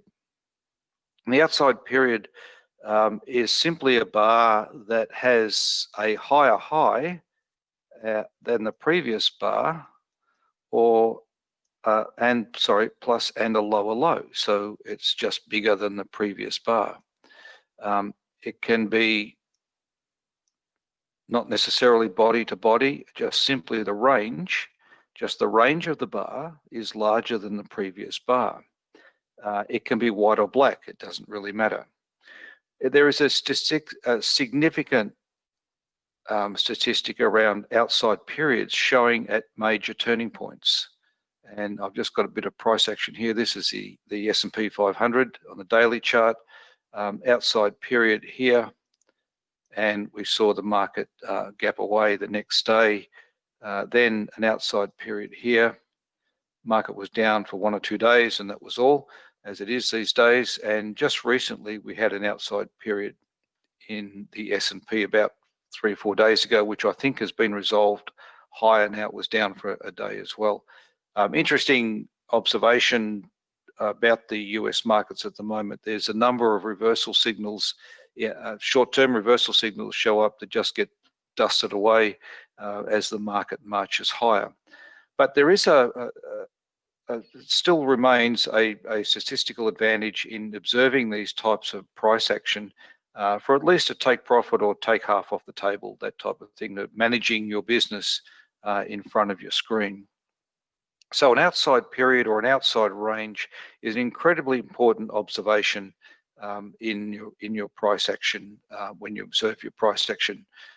So this one here, this is gold. We saw gold, the daily chart of gold a week or so ago, also placed in an outside range here right at the top. And then, of course, we saw it fall away into this $1,900 range at the moment. But the signal was there, this outside bar. The statistics around this marking turning points, not necessarily, and I'm not for a second suggesting market crashes or significant market corrections. All I'm saying is that there's a significant statistic of around 90% that the outside bar will mark a turning point within the next 3 bars. So in this case, it's done it on the first bar. So the reasoning for this is that the buyers are very excited. The buyers have got hold of this. There's no selling, and they push it higher again up into here. And suddenly, for whatever reason, selling comes in, and the aggressive shorts come into the market. So now we have the shorts that can't get a look in up through here, and now we've got the buyers in trouble, and the shorts originally were a little confused, and now the buyers are a little confused, and we see a systematic step backing of risk, of money coming off the table. And as the market comes lower and lower, it picks up more and more losing trades, of course, from the other side, and you end up with these large range movements. And currently, as we said earlier, there's a very real chance we're going to enter this secondary market. So an outside period, very important period. The other thing I'm going to talk about is a thing called a spike high and a spike low. And these occur a lot of the time in the market. And we can also work with these in the daily chart. So a spike high is a bar that has simply a lower high either side of it. Any color, doesn't matter. And a spike low, of course, is a bar that has a higher low either side. Any color doesn't matter. We refer to these areas, spike highs and spike lows, as the intimate level of resistance. In that moment in time, it becomes the intimate level of resistance. And here becomes the intimate level of support in that moment in time. And it's interesting when you start to work through your charts, and I work through them bar by bar, is that we can see here in this particular example, the following 1, 2, 3 days later, we saw the market move below that low and then come back up inside that low. So it's respected this level. The buyers are still here at this level, and then the move comes on. So these spike lows and spike highs are very, very significant in our day-to-day movements of price movements. The second or third concept around changing swing, if you like, or changing points is this pivot point. And a pivot point, and there's a pivot point method also inside Metastock as well. I tend to suggest that a pivot point requires a spike low, and we don't know it is a pivot until we get the next higher low, of course. But a pivot point is simply a bar that has a closing price above the high of the bar that makes the low. So this is the bar that made the low down here. And the high of that bar, the following bar, we had a bar that's closed over that high. So this becomes a pivot point. And we can then allow first, second, or third bar. So if we had not the first bar over that high, but the second bar, third bar, as long as it closes over that high, we then observe that as a valid pivot point. And the same on the way down. If markets made a move and we have a spike high area here because we have a lower high, if that following bar closes below the previous bar's low, we can describe this as a valid pivot point. And again, it can be the first, second, or third bar closing below there to create a pivot. Often we can see bars simply consolidate. We don't get it closed below there. I'll go here in a minute. And it just simply becomes a consolidation. Then at some point later, the market will change direction. But in the short term, when we're looking for short-term price action, this is a very, very effective observation of short-term price movements. So we can have a thing also called a fake out reversal. So once we start to string this together a little bit, we can see in the price of gold back here, 5 or 6 bars before the high was put in, there was a spike high just in here. And anything after that spike high is called the fake out, as it fakes past that high. If it comes back inside that previous spike high, the market's in a considerable amount of trouble. It means that the sellers that were over here have turned up again and there's no more buying at that point. So a break below, when we look at the price movement, just look to the left and find the previous spike high, particularly if it's in after a very strong move, then this becomes an interesting area of either support or resistance going forward. So the gold chart really put in some, excuse me, not like Hunter, I have a drink of water here.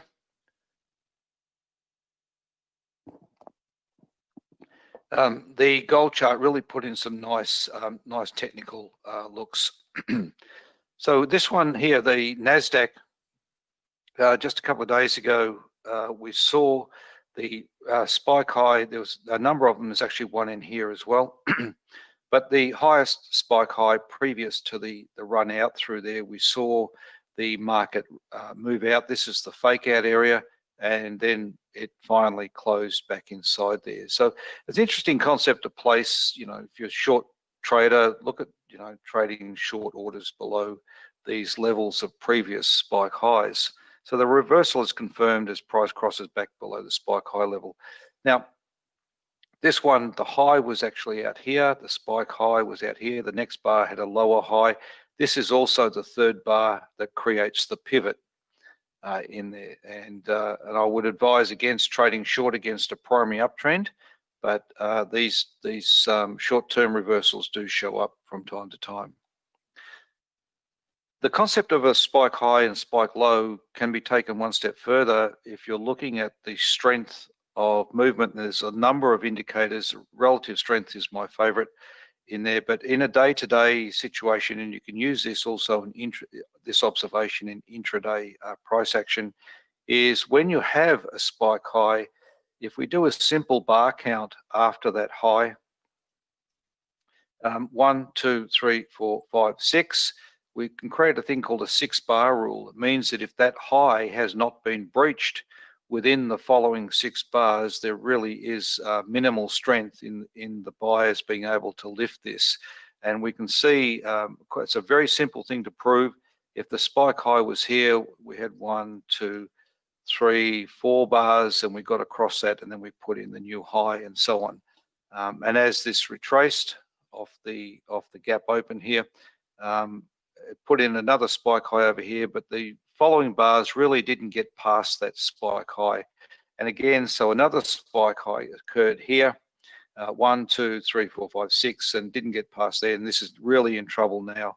And it's a very testable observation in your short-term price action. The 6-bar rule will give you a little bit of insight into also support areas that if you have the spike low here, we can count after that again, 1, 2, 3, 4, 5, 6.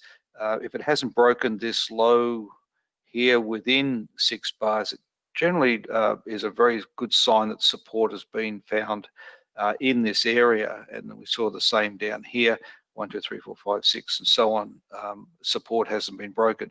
Very easy to prove. I encourage you, just if you're sitting in front of your screen, rather than screen staring, start counting the bars after spike highs and spike lows on your chart. Just mark them off and have a look at how price action reacts around those points on your chart.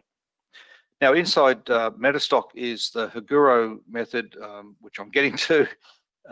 It is based on a weekly candle. As I said, let's take a look at how it works. Now, remember, Haguro is only interpreted on a weekly chart.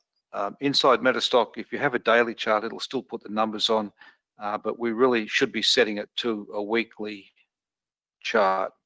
So inside the Power Console, as you select your chart to open or charts to open, you can open them, simply pull down the drop-down menu here, find the Haguro method. It's free inside Metastock. Nominate your weekly chart, weekly interval as the first chart open, and it will open up your chart like this. Now, we put a bit of work into this observation. There's a number of things going on here. First of all, again, I really stress to you, use a weekly chart. It just simply doesn't work on other time frames. Monthly is okay, but shorter time frames and weeklies, it really is, you kind of, wasting your time a little bit. It's really got to be looked at on a weekly basis.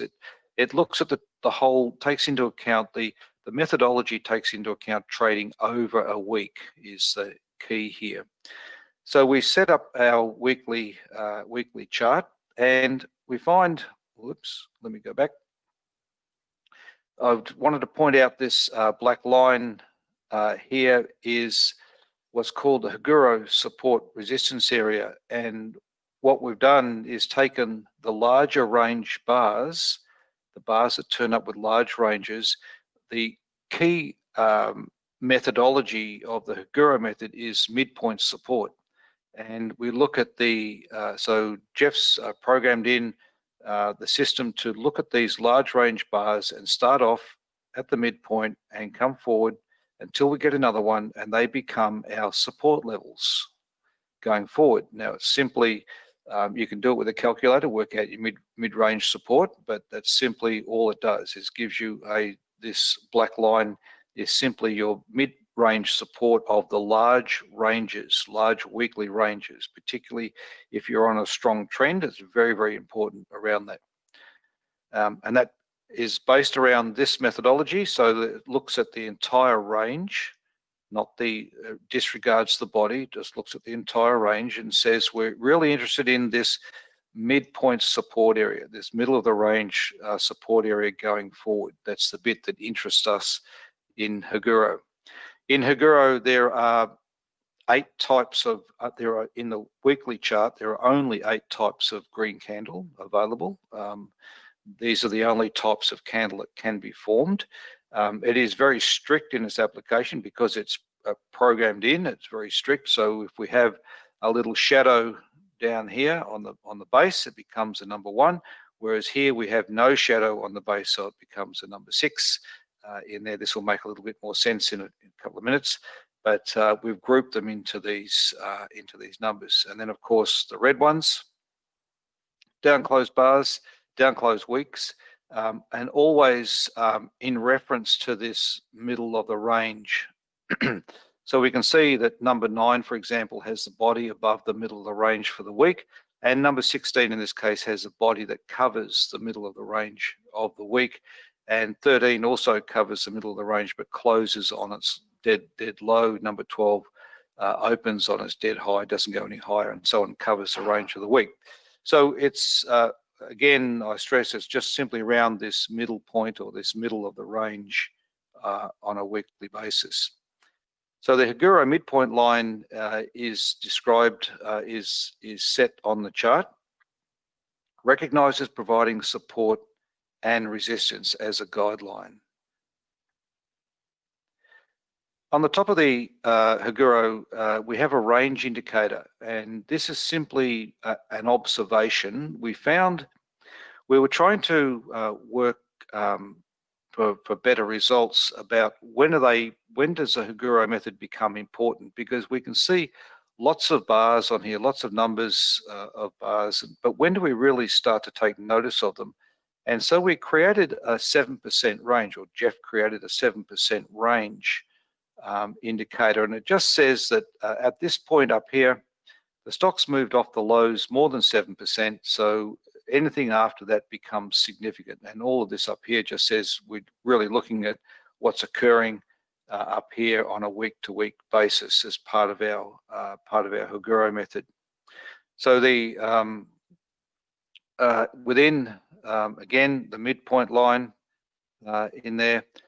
So let's take a look at a couple of these. So classification of line number 1.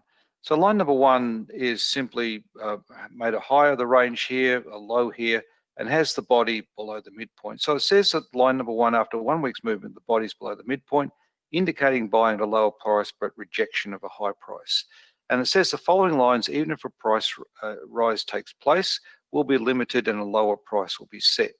Now, I stress to you that this is not picking bear markets and bull markets. It just gives us a bit of insight into potentially what can occur in the following week or weeks.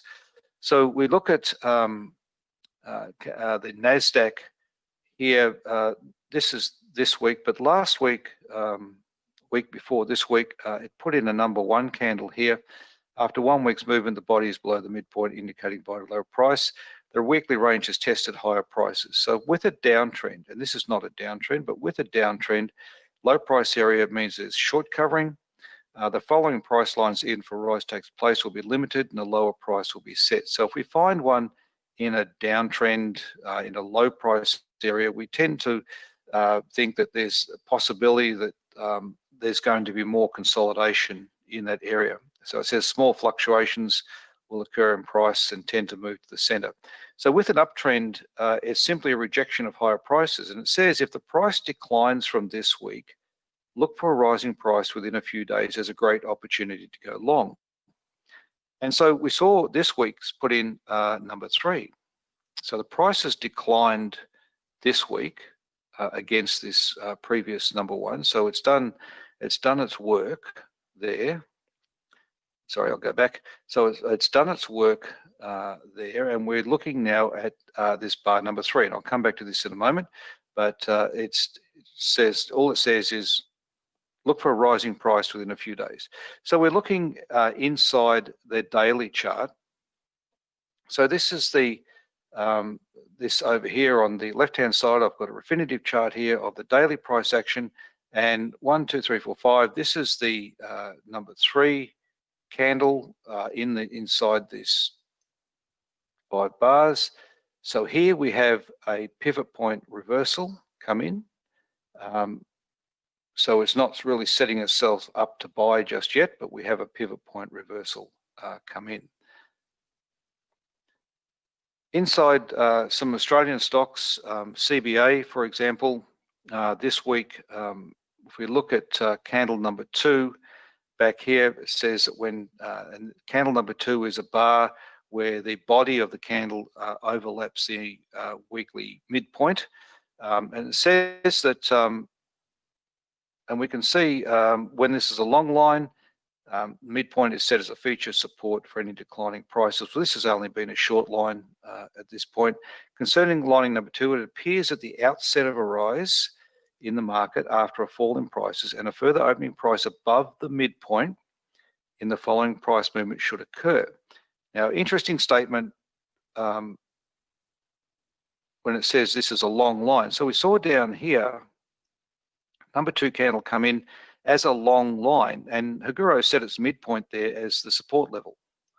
And the following week, we saw Commonwealth Bank trade higher into this rejection bar up through here. Then we saw a number of short number 2 periods here.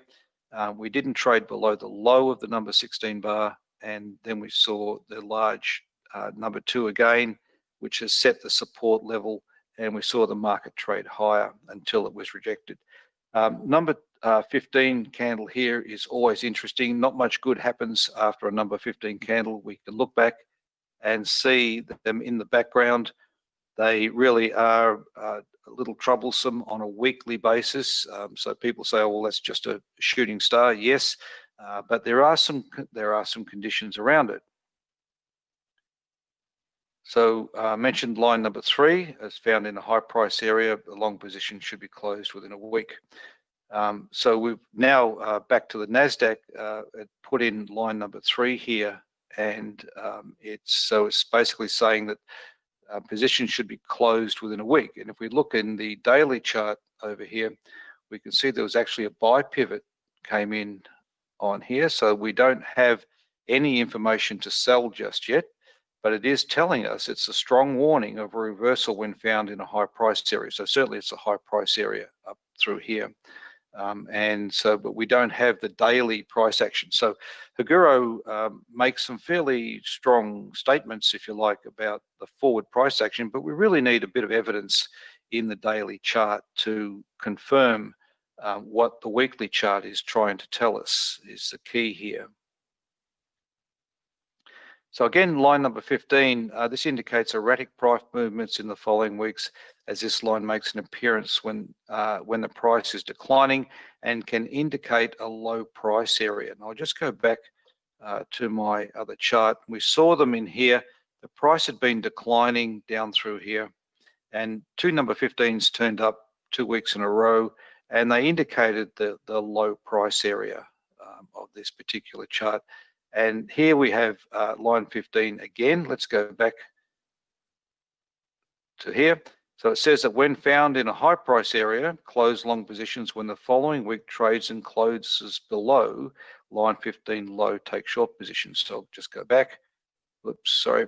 Go back here. So if we see this coming week start to trade below this level, there's a very real chance, and we'll see this already in our daily chart. We can see that this line 15 has shown up as a high up through here and has already put in a pivot point reversal, first bar to close below the low of the bar that makes the high.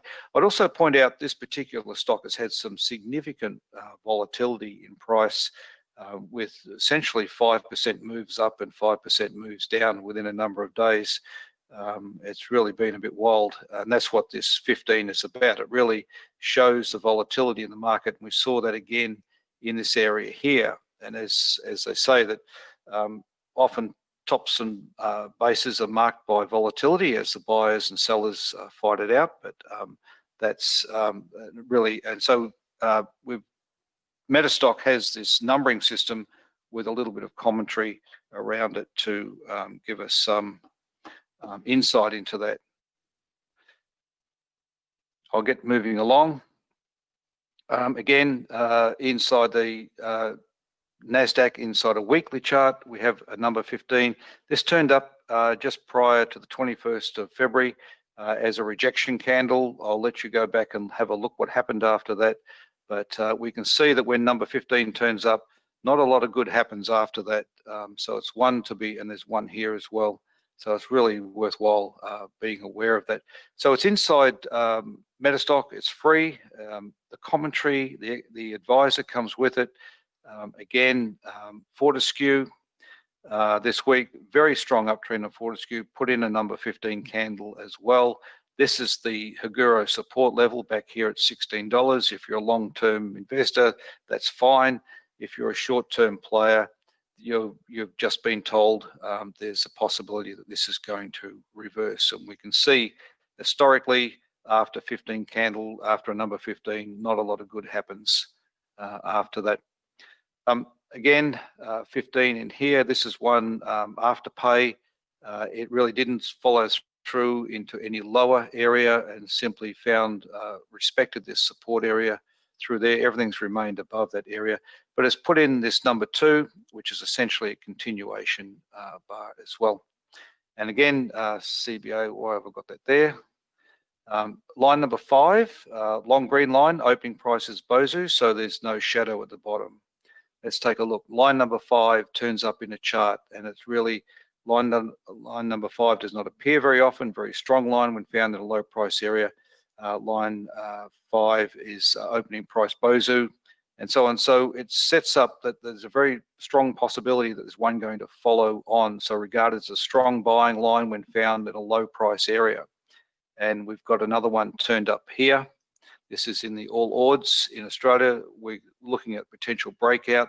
This has been the secondary market, so now we're starting to look at a potential breakout of this secondary range in here. The secondary range back here, the important secondary movements are now starting to show a number 5 candle as a breakout in that area.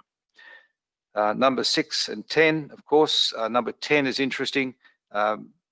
In this ANZ Bank 15, there's our 15s. Nothing good happens after a 15 candle. And then this week before last showed up as a number 10. Strong buying line. The next trading period is expected to be bullish. Higher prices may take 1 to 2 weeks and should be above the midpoint. Well, the midpoint's back here, as Guru's pointed out. It has now set the new support level off this midpoint of last week. So it's there for us inside Metastock.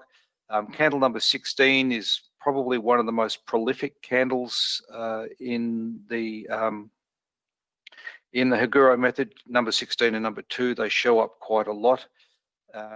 If it's a long line, the midpoint is set as a feature resistance. So we've got resistance here, and we've just seen the last couple of weeks. There's our 15 again, troublemaker, and we're going into this consolidation secondary movement in there. This is Adobe and Elders, an Australian stock again. We saw number 16 at the top. We saw the reversal here, pivot point reversal in the daily chart, and has set up that as the top marker. So it usually marks the highs or the lows, particularly after a run.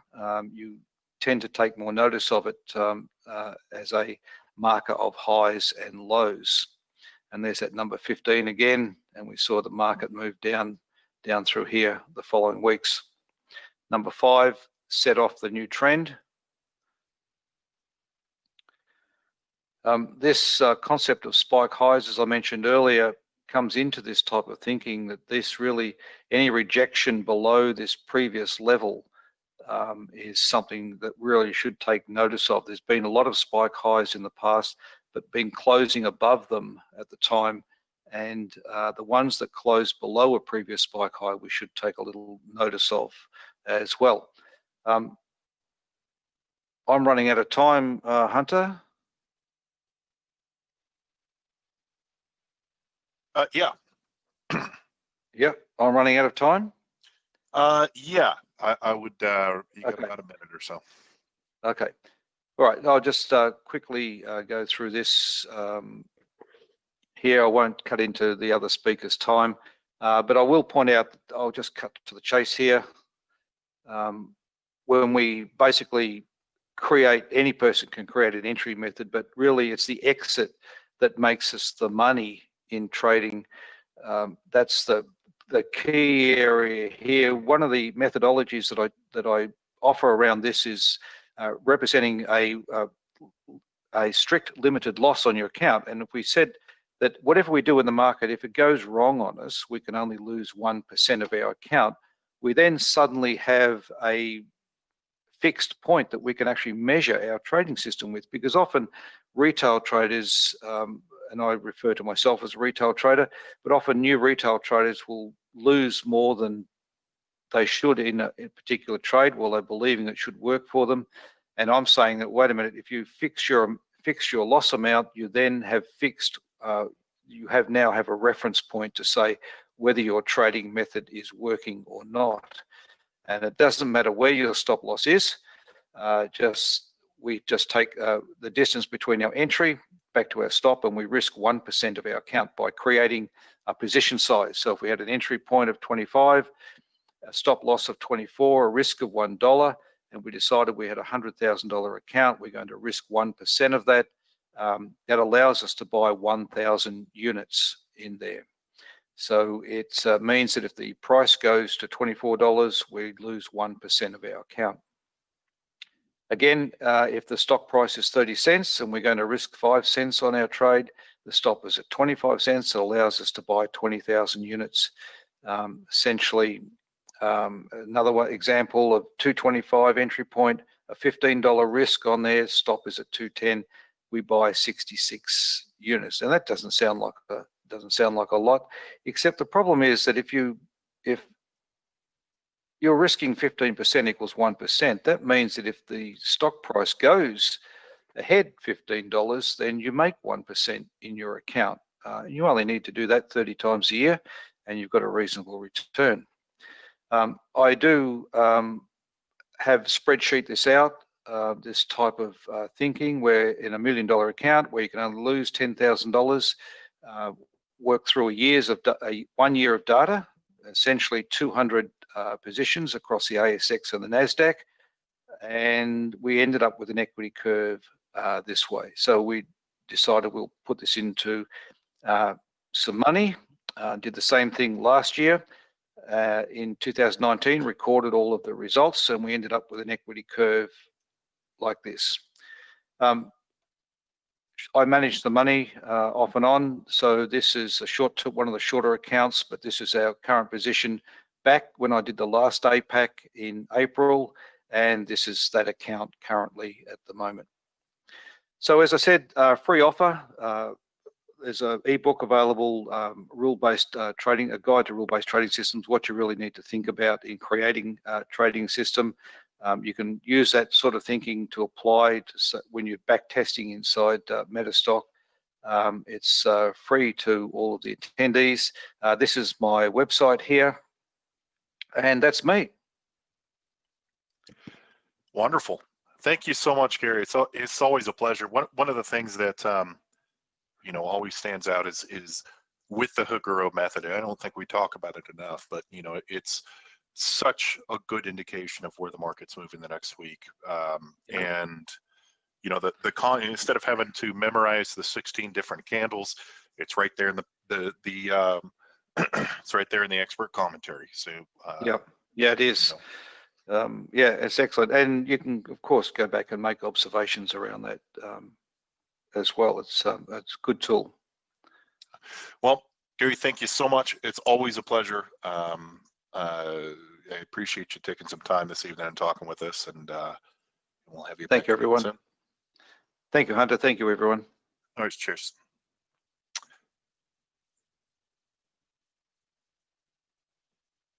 All right. So, one of the things that, again, I always like to kind of highlight, especially about the Haguro method, is the fact that you don't have to memorize all of these different things. It's something where it's laid out there for you in the commentary. Now, Haguro is part of Metastock. It's been part of Metastock for quite some time now. You can get Metastock as part of the APAC Traders, the Traders Pack. What we wanted to do was give you all the tools that you see this evening, and give you all the education that you need to really get your trading consistent, especially with some of these add-ons. So the Summit Traders Pack, just for attending tonight, you're going to end up saving over $1,400 if you were to buy everything individually. You get Metastock for 3 months. You get real-time data for 3 months.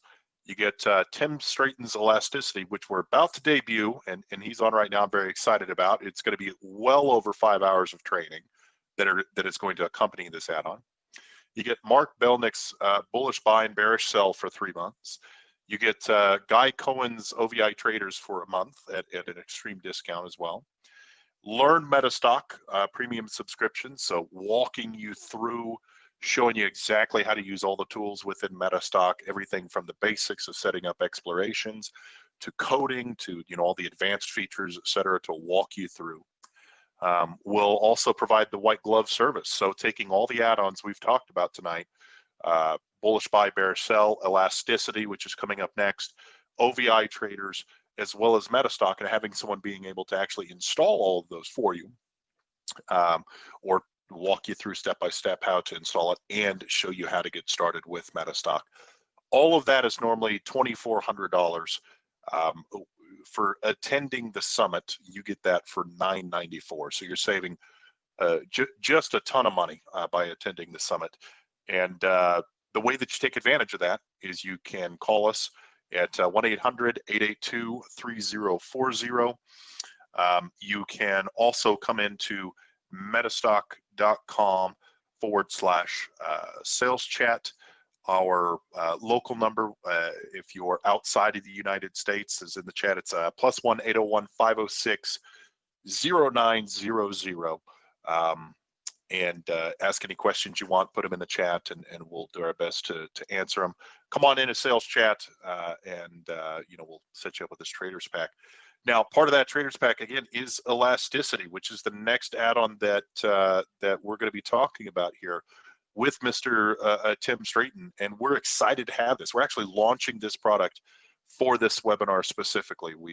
Tim's done a ton of work to get this all ready for this presentation. He's going to be presenting on trading as a business. He has been trading for quite some time. He's an outstanding talent as a market maker. He's been trading for a very long time. He actually does a significant amount of one-on-one education. We've had the pleasure of working with Tim for quite some time now. Tim, can you hear me okay?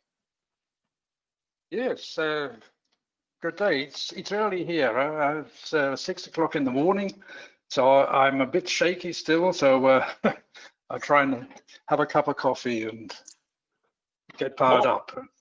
Well, it's about 10 p.m. where I'm at right now, so Okay. hopefully we'll kind of even each other out a little bit. Right. Well, hey, I'm just going to turn the time over to you. I'm excited. We've been working on this add-on for a while. You've put in a ton of work. One of the things, just before you get into it, one of the things that I'm really, really excited about this is this education that you're going to be doing. It's 5 courses. It's probably going to be well over 5 hours of training, and that's Right. That's a big deal. Now, how long have you been doing training, like on a one-on-one basis? Well, actually, I've been doing training since I started with Metastock, and that was a long time ago. It was the year 2000 when Scott came to visit me in Zurich, and we had a chat, and I decided to start working with Metastock. And since then, I've been developing trading systems for hedge funds, private investors. It's been like this. They come along with their ideas and strategies, and I find a way to program it that they can use their strategies in MetaStock. So before MetaStock, I developed trading systems from '95. I had based on Visual Basic and Excel. I had real-time rates from coming in from satellite, and I had a trading system which went on the web, gave trading signals for Forex, 16 different currencies every 20 minutes, and this was used by a lot of multinational companies. This in the early days, but actually my original work started with Excel before I came to MetaStock. Mm. So I've had a lot of experience with developing trading systems on various platforms. I'll turn the time completely over to you and go from there. Okay.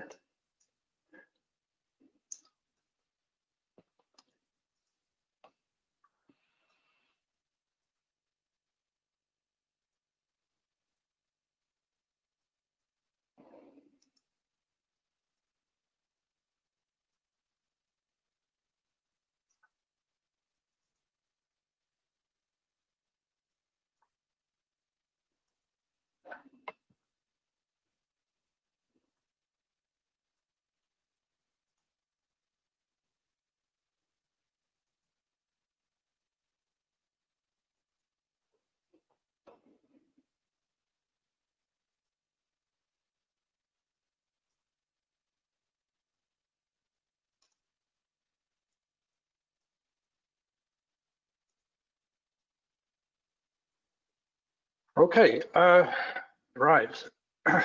I'm not going to talk about markets today. Plenty of you have done that. What I'm going to turn my attention to is trading as a business. Especially this could interest new traders, retail traders who've just started.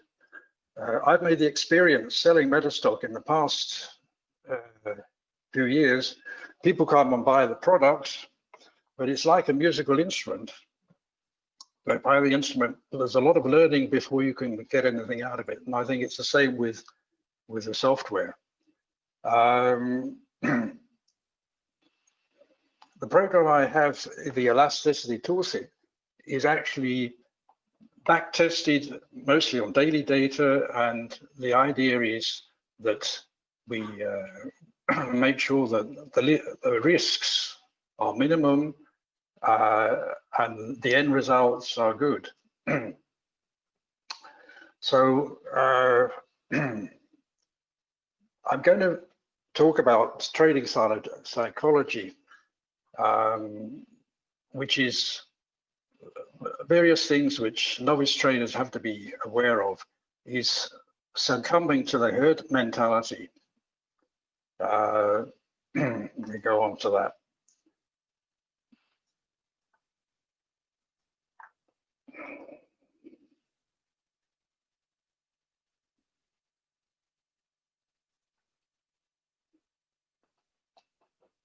Herd mentality is a behavior where people seem to adopt similar behavior with other people around them and don't really take it, look at their own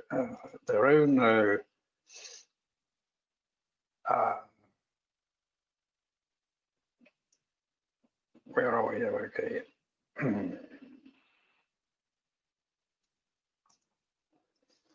So what I'm trying to say is group decisions lack the creativity and accuracy that might otherwise be found in an individual's decision making. So this is a problem which we have as traders. The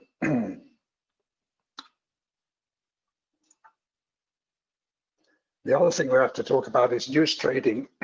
You don't trade actual news. You're trading people's expectations and how the news are perceived.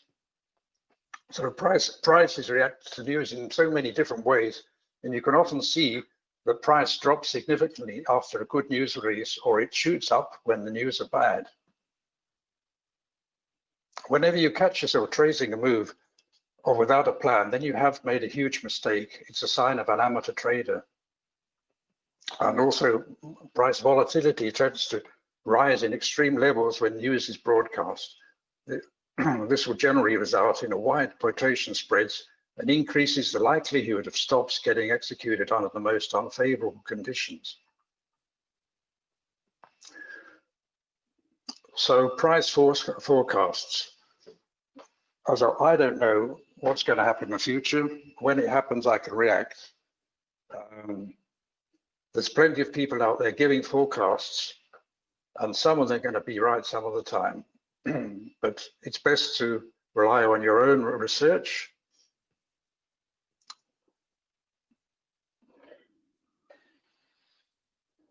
Now, these are things which probably a lot of experienced traders already know, but novices, when they've trading and put a stop loss, you often see prices going against you, and the first reaction is to widen the stop and hope that it won't get hit.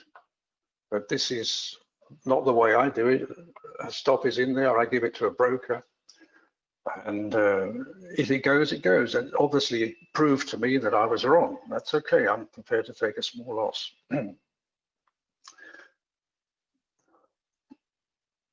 If you don't look at trading as a business, it's not difficult, but the average trader is making it impossible to earn profits from trading when he's not in sticking to his rules. One thing I've always done when trading is I run a journal that I write down what I bought and what I sold, the time and the profit or loss. So I keep track of what I've been doing. It's an important thing to do. And what I've found over the years is if you're a patient, I mean, I don't know when I take a position, I don't know what's going to happen. What I do know is how much I'm going to lose, but how much I'm going to earn, I really don't know. So what I want to try and do or impart to you today is to not get stressed up in you have to find a way that trading doesn't impair your risk, your capability, or let's say, how can I say that? Not to get stressed up, so it doesn't take too much of your time or doesn't worry you. And it is a thing like this. Warren Buffett, he said nicely, the stock market is designed to transfer money from the inpatient to the patient, and that's what I can agree with. So one of the things in trading is to be aware of emotions and how to master them. Very important. This is, I've just put up here, forms of emotion, state of mind, surprise, anger, fear, disgust, and so forth. And fear and greed, these two are the ones which are most relevant to trading activity. So here's a few sayings. Most traders plan trades that are never executed and execute trades that are never planned. It is human nature to think wisely and act foolishly. But what we want to do is try and arrive at emotional consistency.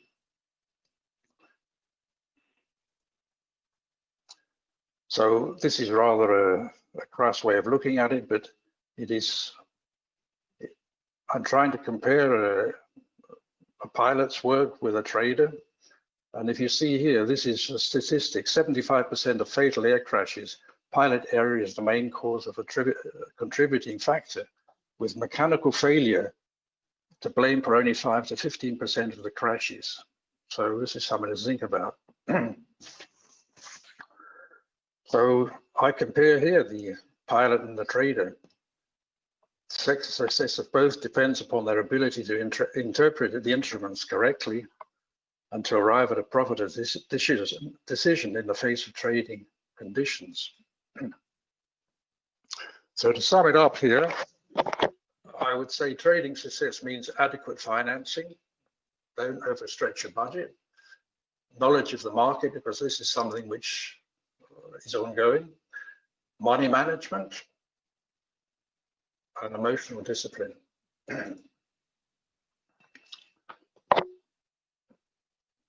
There are a few realities of trading. It's impossible to predict market turns, as we're in a situation now where the stock market is gone completely away from actually the economic fundamentals. This will eventually turn. Everyone is saying FOMO, fear of missing out, but I think there's a new kid on the block coming up soon. That's FOLO, fear of losing out. Losing trades are a natural part of trading, and there's no such thing of luck.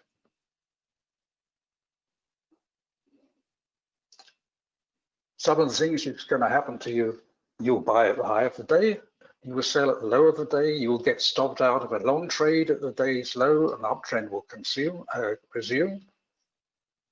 You'll get stopped out of a short trade and the day's high and the downtrend will resume, and so on and so forth. So I've listed here a few things one should take to note in combating emotional conflict. Relying on your own intelligence, form your own opinion, never ask a broker what he thinks about the market, forget past losses or lost opportunities, enter the market only on clear signals, don't chase after a mismove, and beware of market consensus reports. And here's a few other points. Take a relaxing vacation, get enough rest, get physical exercise every day, maintain a well-balanced diet, learn how to smile, don't neglect your family life, and meditate. Reduces blood pressure, increases focus and performance. So I'm going to go on now. Apart from psychology, we've ticked that off. About leverage, this is quite a dangerous thing. One has to know exactly how to run with leverage, because brokers offer, some of them 10 to 1 or even higher, but it's very dangerous. I generally accept a leverage of 4 to 1 in trading, no more.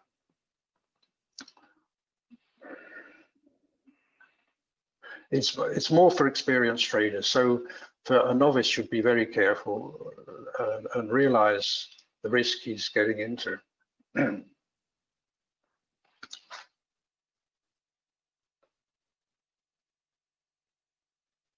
I'd like to talk about fund allocation, position sizing. This is probably important, because one has to really, before one starts, know exactly how much money one wants to allocate to a trade. And so one can really define how much risk we're taking on each trade.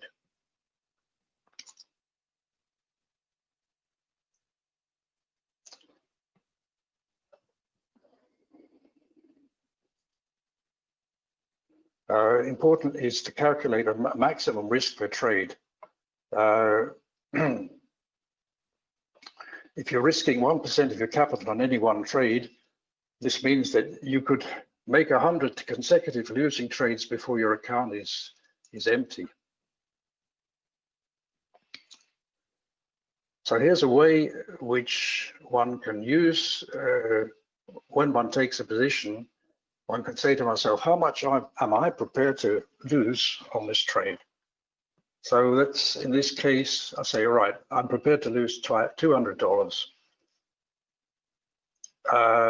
And let's say I got a stop loss of $2.50 a share, then I know exactly I can buy 80 shares. So whatever happens, I'm still in there with the chance, but I know if it goes belly up, I've just lost $200. And this method is used generally by hedge funds, hedge fund managers and professional traders.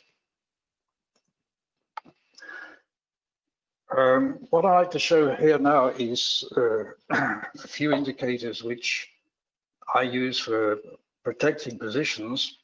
There's two stop losses I use. One is a volatility weighted stop loss, which is using average true range, or a percentage stop. A percentage stop means that I'm just prepared to risk a certain percentage of my cash on any position. So this is a short stops here. This is volatility weighted, and these are percentage weighted. Of course, the exact percentage can be altered in the indicators which I've made. As a volatility weighted long and short stop indicators are using average true range, which I said, and the higher the volatility, the further away is the distance from the stop to the current price. This minimizes the chance that the stop will get hit. However, in high volatility market situations, if the stop does get hit, the resulting loss will be considerable. For anyone who wants, this is the code for long stop volatility weighted stops and short.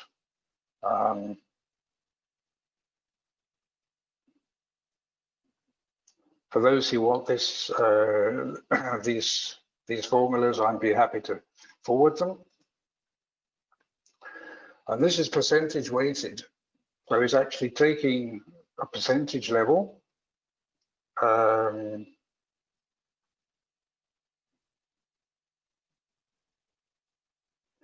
Generally, the percentage weighted stops are closer to the market, so there's a higher risk of them getting hit, but one has the exact loss under control.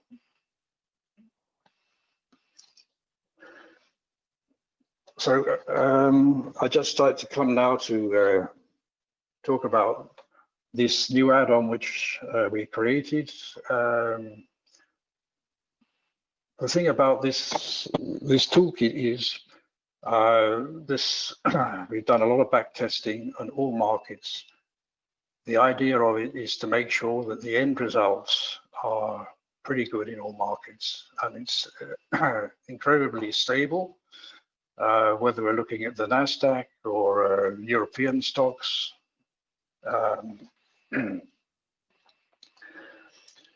So this elasticity toolkit is looking at markets sideways, trending markets, because a lot of people who are trend followers lose money when the markets go sideways.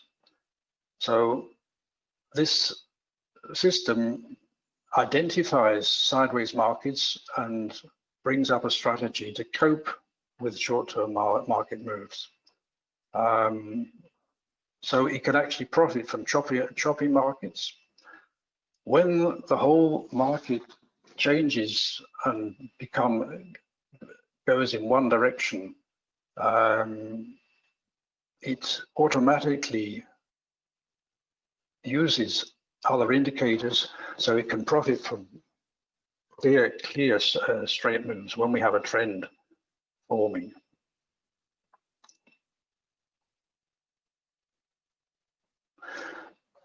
One way of looking at the elasticity concept is it's sort of like a rubber band.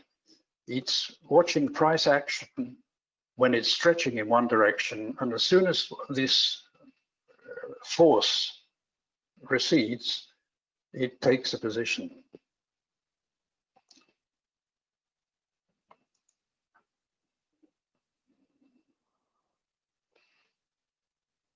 This is just on a daily chart, applied materials. What this indicator does, the elasticity indicator, it's tracking where a directional force is in. It's following that, and as soon as this directional force loses momentum, when you here, you get a buy signal. And on the other side, when this upward force moves, we get a sell signal. And it's actually, testing it out, it's been extremely profitable. It doesn't make generally fantastic gains, but it makes a lot of small gains.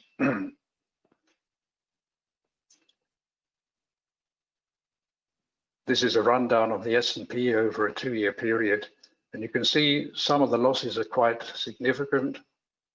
The profits are significant, losses are minimal. And this is typical for all markets, even European markets.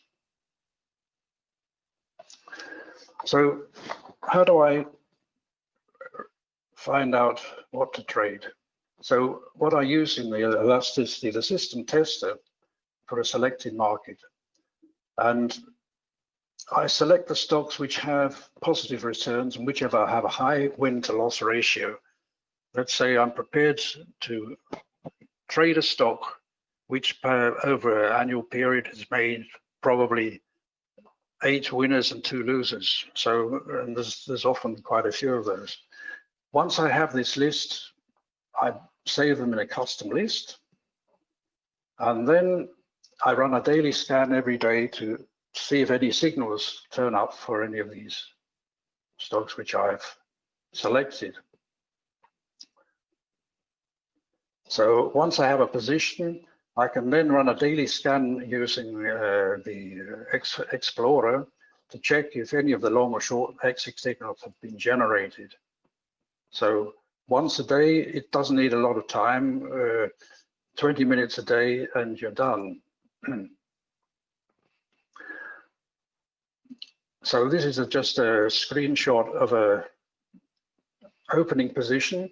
Everywhere there's a buy signal, where there's a 1, this gives a buy signal. Where to place your long stop and the closing price. Similar for shorts, you have the same thing. Here we have a stock, it's 88.87, and the stop, the short stop is all the information is what you need is all in there. And the same thing is for closing positions. For any of those stocks which I have, I run a scan to see wherever there's a 1, exit long or exit shorts. So I run this every day, and generally there's not a lot of stocks, but I have complete control of what's going on. So that's all you have. Don't even have to look at the chart.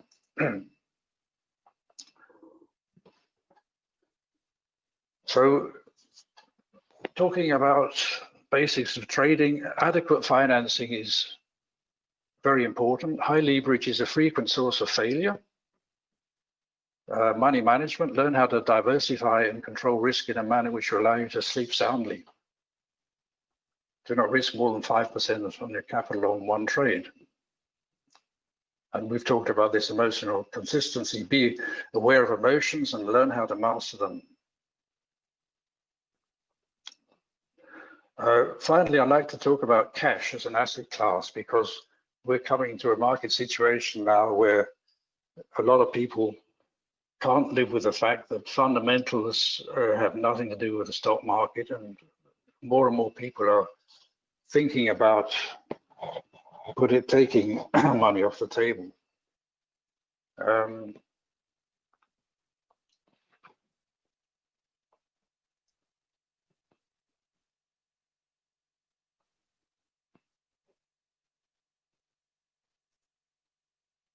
There's a few reasons to hold cash. We're all speculators, not investors. We're buying stocks at one price to hope to sell them higher. When the risk outweigh reward, cash is a good option.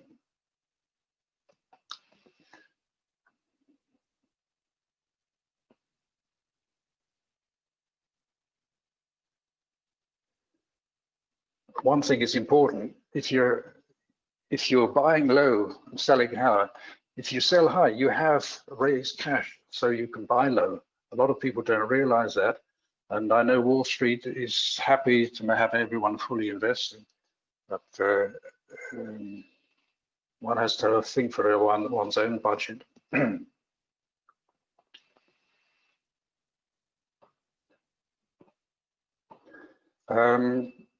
If one is not clear about the market or find the market is toppish, it's not necessarily right. If you don't like to go short, the other alternative is just to hold cash. So you're transferring the risk of being wrong from one side of the ledger to the other. Cash protects capital and eliminates risk.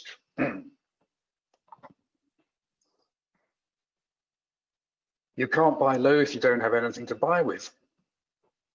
While the media chastises individuals for holding cash, it should be somewhat evident that without cash you can't take advantage of opportunities. And also, cash protects against forced liquidations. One of the biggest problems for Americans is the lack of cash to meet emergencies. Having a cash cushion allows for handling life's curveballs without being forced to liquidate retirement plans.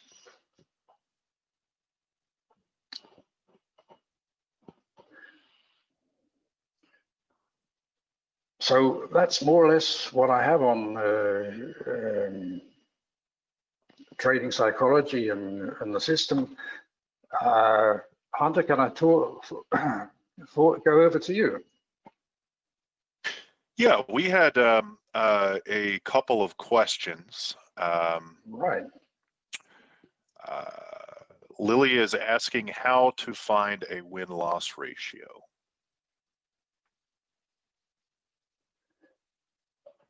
Find a win-loss ratio for a share. Okay, well, what I'm going to do is I'm going to put up Metastock and show this. Hold on. What I'm going to do is run the system tester.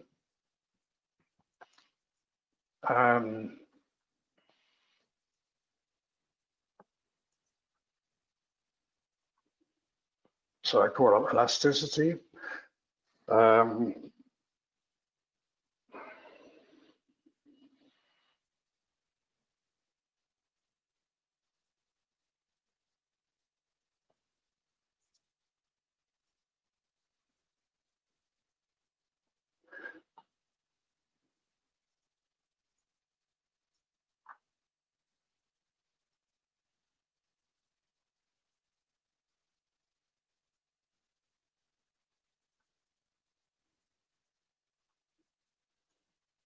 It's like this: when you run the system tester, the elasticity system tester, you see on the results, you have the win-loss ratio. Metastock automatically shows you that. I'm just trying Yeah, to I actually, so one thing, I did just run a system test on the S&P 500. I'm happy to share my screen. Okay. So what I'll do is just turn it over to me real quick as far as sharing the screen. Okay, sure. Well, so all of you should be able to see. Tim, why don't you walk me through answering Lily's question? So initially, so what I did is very, very similar to what I was talking about a little bit earlier. I ran a system test on the S&P 500, $10,000 in the trading account over the course of the last year. So if we pop one open. Okay. Hunter, could you go back to the results, the previous screen? Because if you see on here, you see the average profit loss. Or here, I can't see it quite on the screen here. Trade profit, trade loss. You have ratios here. Ah, okay. Right here. Yes. Okay, so if you look at those which have a high win to loss ratio, these I generally fork out. So if you've got one, for instance, which is having let's say 8-3, 8 winners and 3 losers. These are pretty high win-loss ratios. So I thought those out, and generally I found that those stocks, they behave similarly for over longer periods of time. So you're wanting this gap to be as large as possible. So for example, TripAdvisor is 18-5. 18-5, yeah, something like that. So there you have a pretty good win-loss ratio. These are characteristics of some stocks. I prefer to put those in a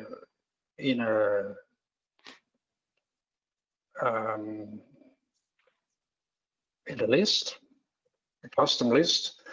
Doesn't matter which markets they are, from NASDAQ or S&P. That I know that the chances of having a winner are higher, and I focus on those stocks. Okay. Does that answer your question, Rob? Yeah, I believe she follows it up. What are the rules to calculating the win-loss ratio? So basically the number of profitable trades versus the number of non-profitable trades. That's right. Over the period, let's say if you're taking a 1 or 2 year period, over this year, the system tester is actually calculating how many wins there were against losses, and also the final result over that period. All that information you have on the system tester.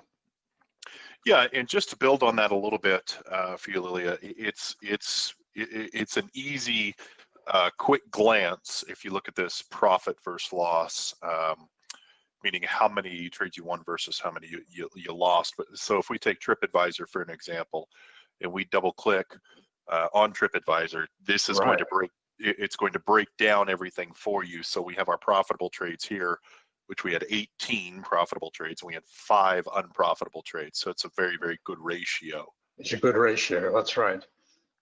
So stocks with a similar characteristics, I like to put them in a custom list. So they're, for me, preferred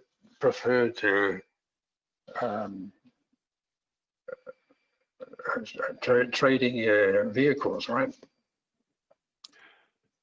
Yeah, and looking at that, you know, one of the things we actually tested, Tim and I tested this system. We ran a ton of system tests on it for quite some time, and you know, historically, you know, like you were saying earlier, I mean, this is a system that tests very, very well as far as number of wins to losses. Like it's better than most systems. I mean, you can run. You know, again, with Metastock, you can run multiple system tests, but it's always up there within the top 3 or so performing systems on, you know, the 60 or 70 or so that we have on Metastocks. Are the trades by many different people and the results? I apologize, I don't understand what you're asking there. Let's see here. The trades by many different people and the results.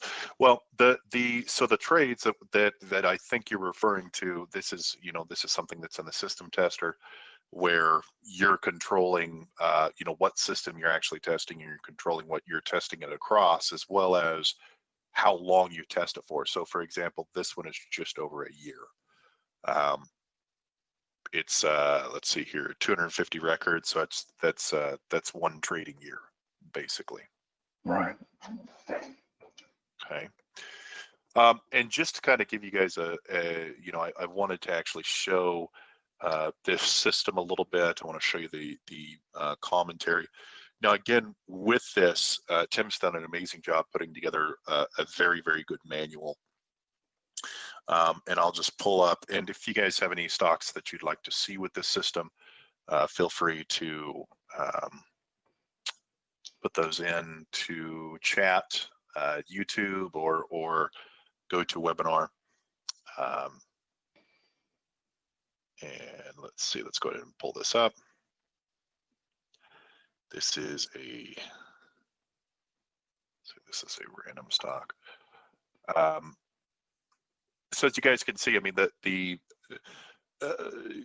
Tim, actually, you're a little bit better off to do this. Can you kind of walk me through this chart? Can you see it okay? Yeah, sure. Right. So I just want to show you these lines, these white lines. These are the stop levels. So let's say, for instance, here we have a long entry. You've got your stop. This is a percentage stop. Short, here you have a short entry, a stop, so profit taking. Generally, the stops, as you can see, they don't get oftenly hit. The market takes the profit before the stop gets hit, generally. So this is why the end performance is pretty good. The stop is just there, more or less. So if something does go drastically wrong, that you have a stop in there. But as you can see, they're very rarely hit. Yeah, the stops are, you know, they seem to be rarely hit.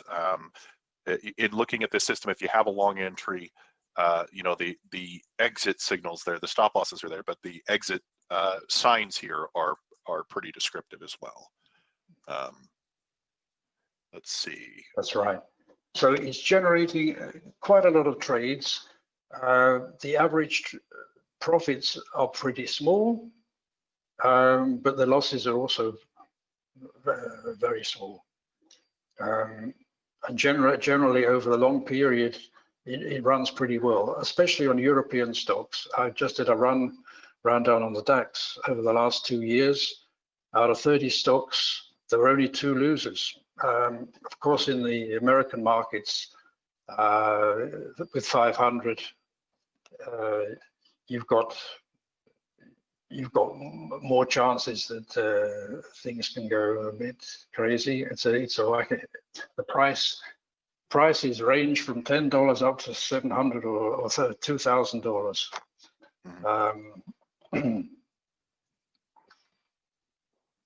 Yeah, this is something that, you know, historically looking across all markets, it tests very, very well.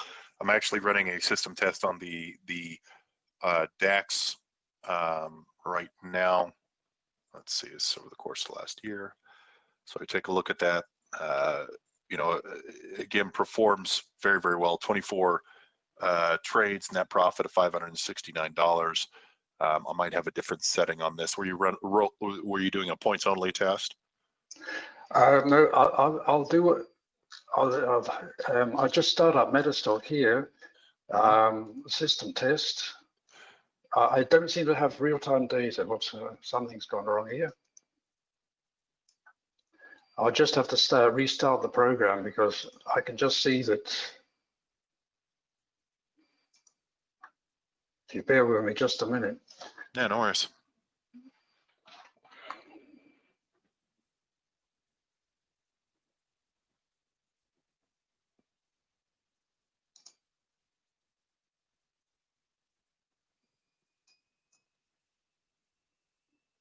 And while you do that, I just kind of wanted to walk people a little bit through the you know, again, the commentary. You know, with Metastock, we have the ability to, you know, essentially walk you right through new systems, so that, you know, when we do you know, webinars, etc., oftentimes it's not enough to be able to educate a person fully on an add-on. But, you know, with the commentary, if you're going through, you know, this is a very, very simple system to use. So it explains to you kind of a breakdown of where your buys are, where your sells, etc., in different market conditions. You know, so even if we back up a little bit, my computer's being, again, a little bit slow just due to the fact that I'm streaming on a couple of platforms. But, you know, the expert advisor is always going to walk you through that. My workflow here typically with elasticity is always going to be to come into the exploration. I'm going to run an exploration utilizing elasticity on the stocks that I'm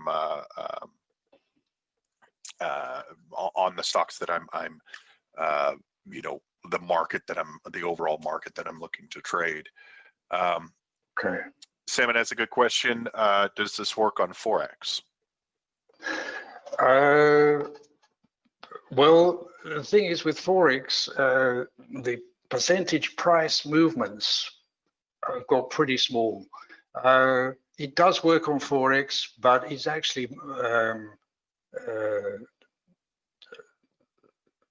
preferable for stocks. S&P, NASDAQ, or European, the DAX, or similar markets.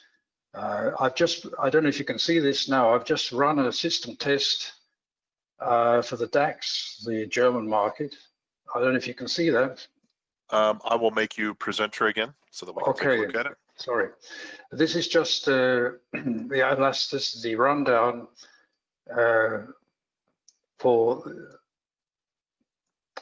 this is from a 2-year period. So out of those 30 stocks, we had 5 losers, but majority were pretty stable. So you can see here the trade profit loss. This is the ratio we were talking about before. This is 21 winners to 20 losers, but you see the overall profit was pretty high. That's a 9.5% gain.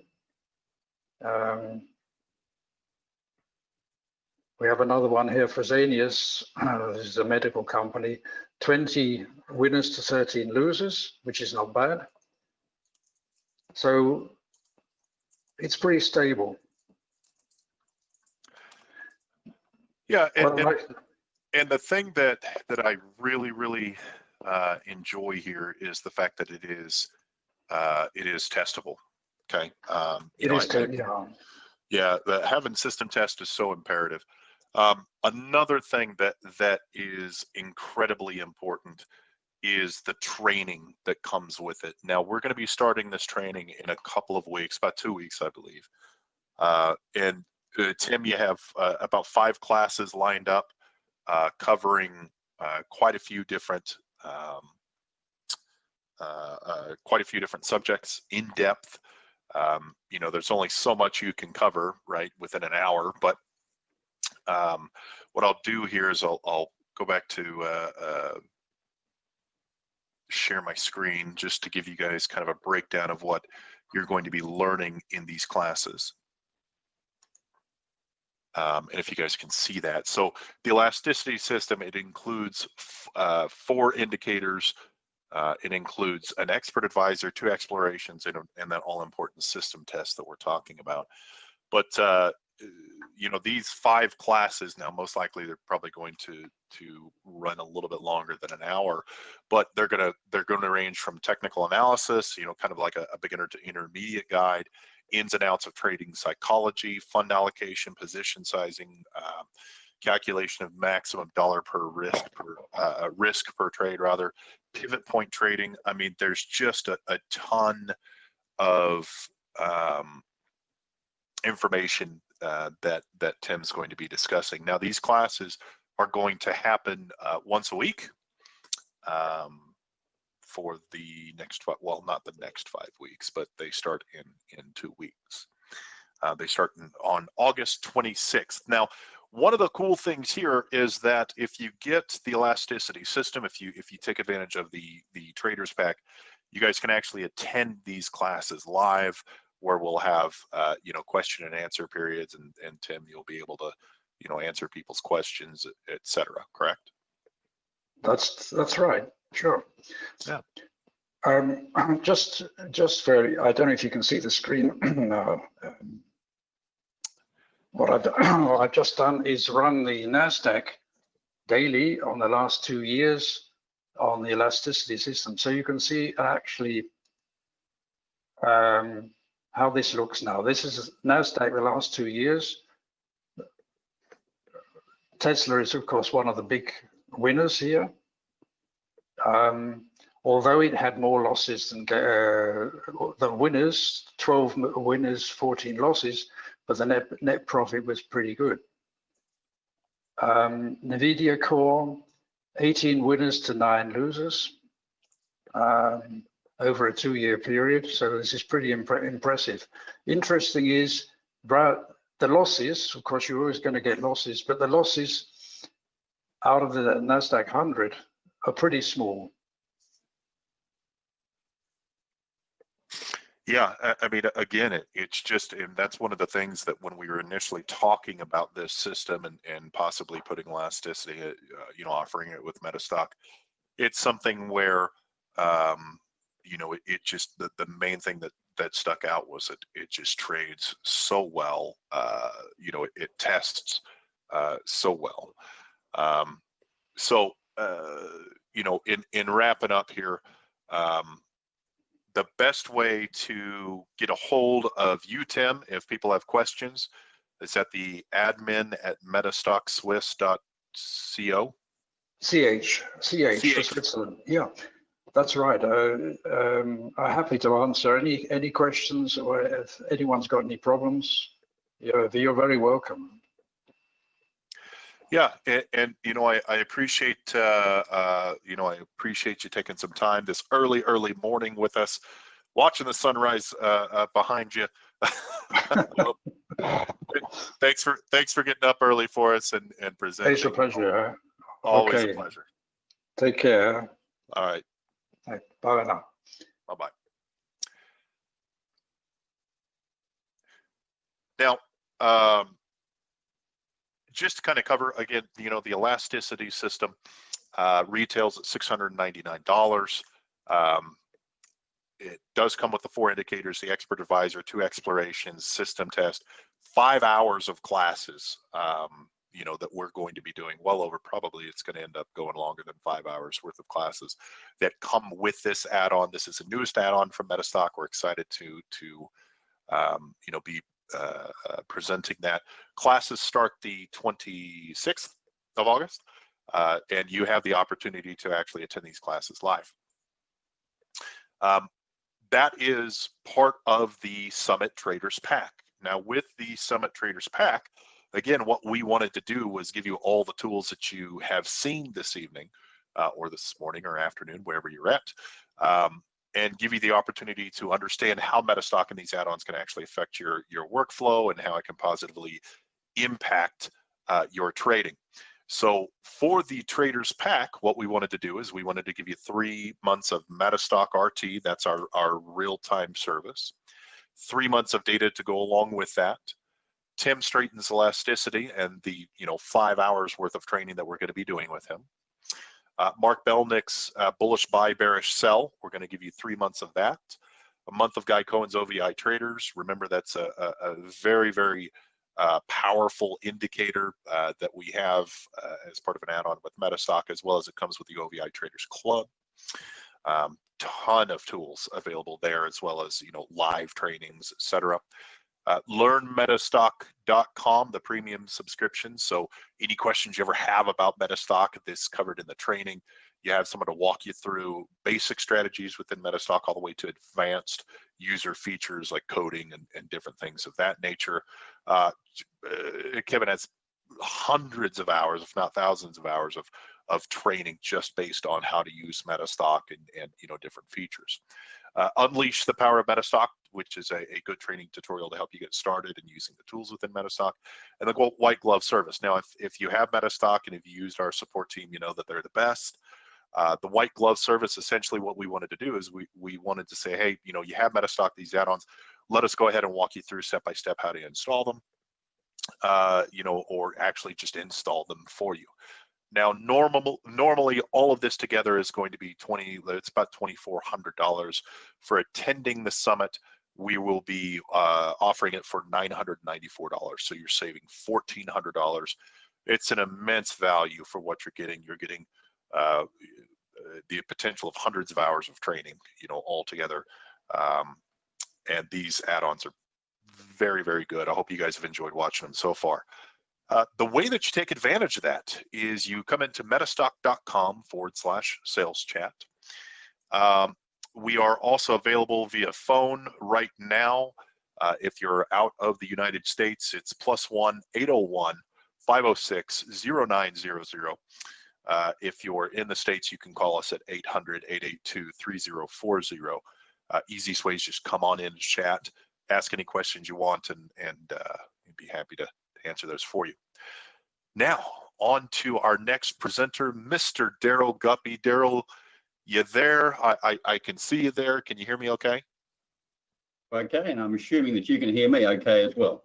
I can hear you just fine. It's a pleasure seeing you again. We're excited to have you.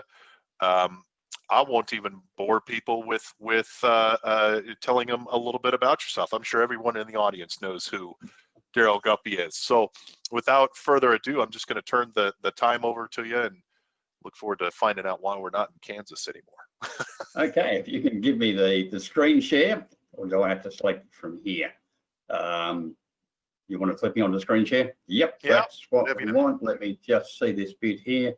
Okay, we'll close that. We should be right. Okay, so you, just to confirm, you can see the screen that's sitting in front of you there? Let's see here. Not yet, no. Not yet. Therefore, show your screen.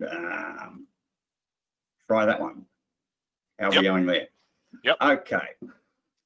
First of all, thank you very much for turning up and listening, whether it's the middle of the night or the beginning of the day or the middle of the day. Thank you for making the time to attend. Now, I've called this particular presentation, "We're not in Kansas anymore." And of course, as you know, that's a famous statement from Dorothy on the yellow brick road when they end up at the tail end of the tornado. We are sitting in market conditions that we have not seen before. So the question becomes, how do we handle them? Are the tools and techniques that we've used in the past still relevant in the current market conditions? We need to start with some understanding of what those basic conditions are. So what I propose to do today, and boy, I've got to work this out so that it goes down. Yep, that's not going down. That's not going down. That's going down.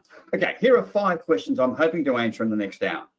Now, some of these questions may be familiar to people who tuned into previous webinars, but I can assure you that quite a few of the answers have changed over time because the conditions have changed and changed quite dramatically.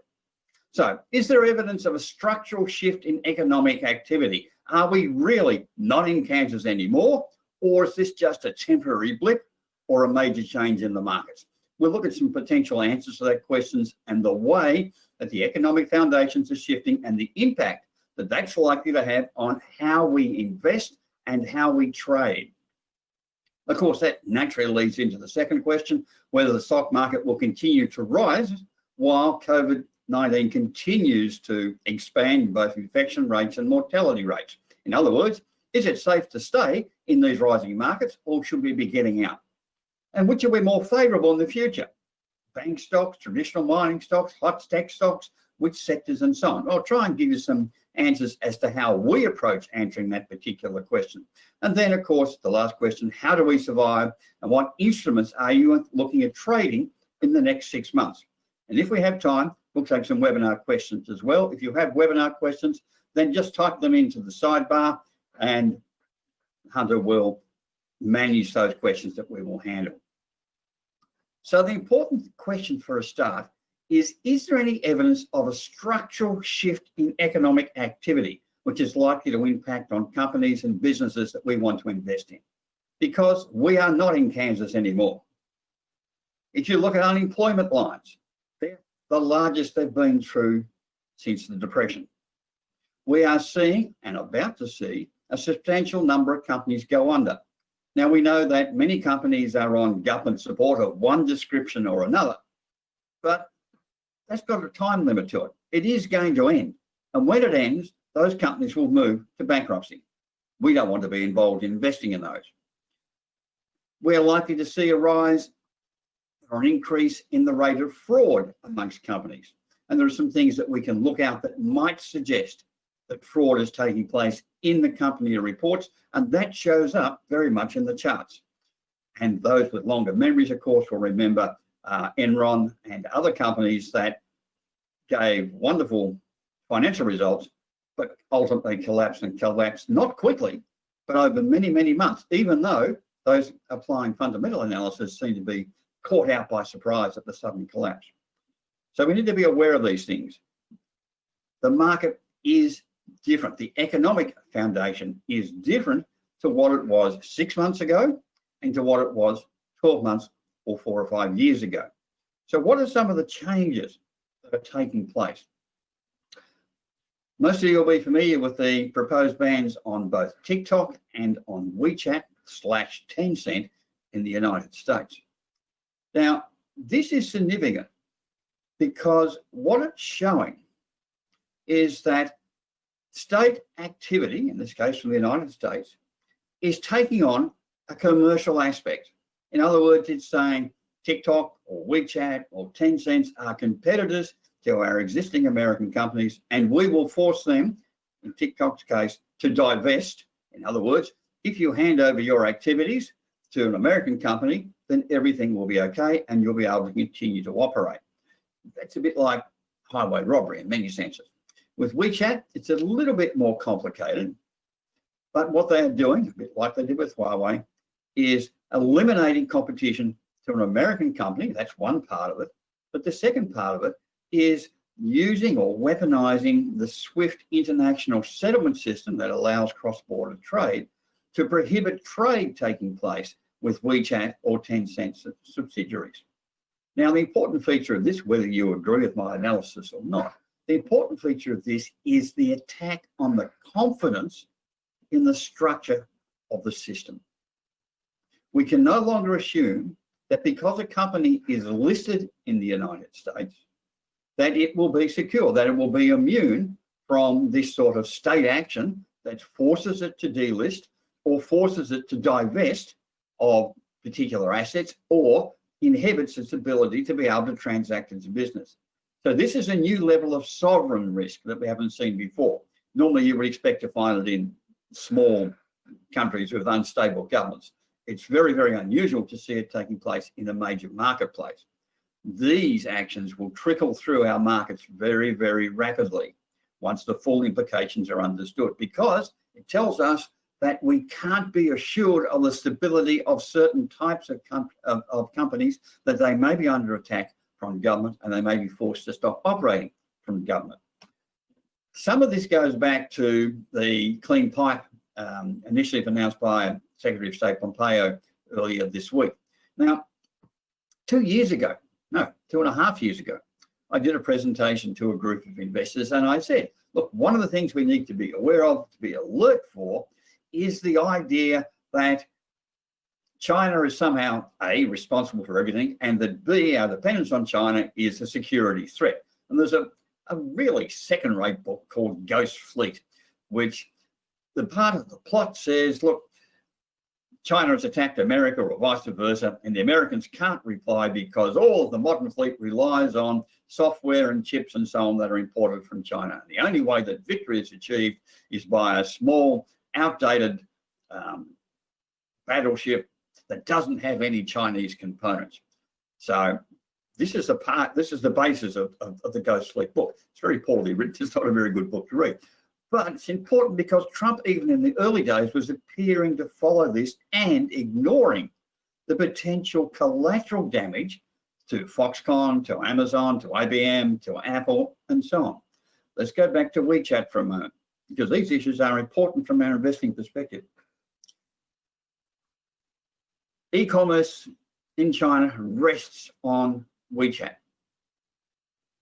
If WeChat is removed from Apple iPhones, then Apple iPhones in China become no more than an expensive piece of jewelry, and even then not particularly attractive. In other words, it destroys totally Apple's exposure and Apple's market in China. Of course, that accounts for around about 50 to 60% of Apple's total income. So this idea of clean pipes, of having no China connections at all, actually has very serious implications for a whole range of American industries, particularly the high-tech industries. Put that into context. How do you think that's going to impact on the performance of the NASDAQ? And that's what we'll look at as we move a little bit further forward. So we need to be aware of these sorts of factors that are becoming more prominent in the discussion of our economic foundations, not just relation to COVID anymore. This America-China approach is becoming much more significant. So let's put this into context in terms of markets at this point in time. S&P. S&P has almost made or just made equal highs in the last couple of days. Here we've got a well-established uptrend. We can define that with a Guppy multiple moving average. Now that's a template that you can apply in Metastock. This is a strong trend. You don't want to be going short in this particular environment. And we know that because the long-term group of averages is well separated. That tells us investors come into the market every time there's a bit of a sell-off, they'll come in as buyers.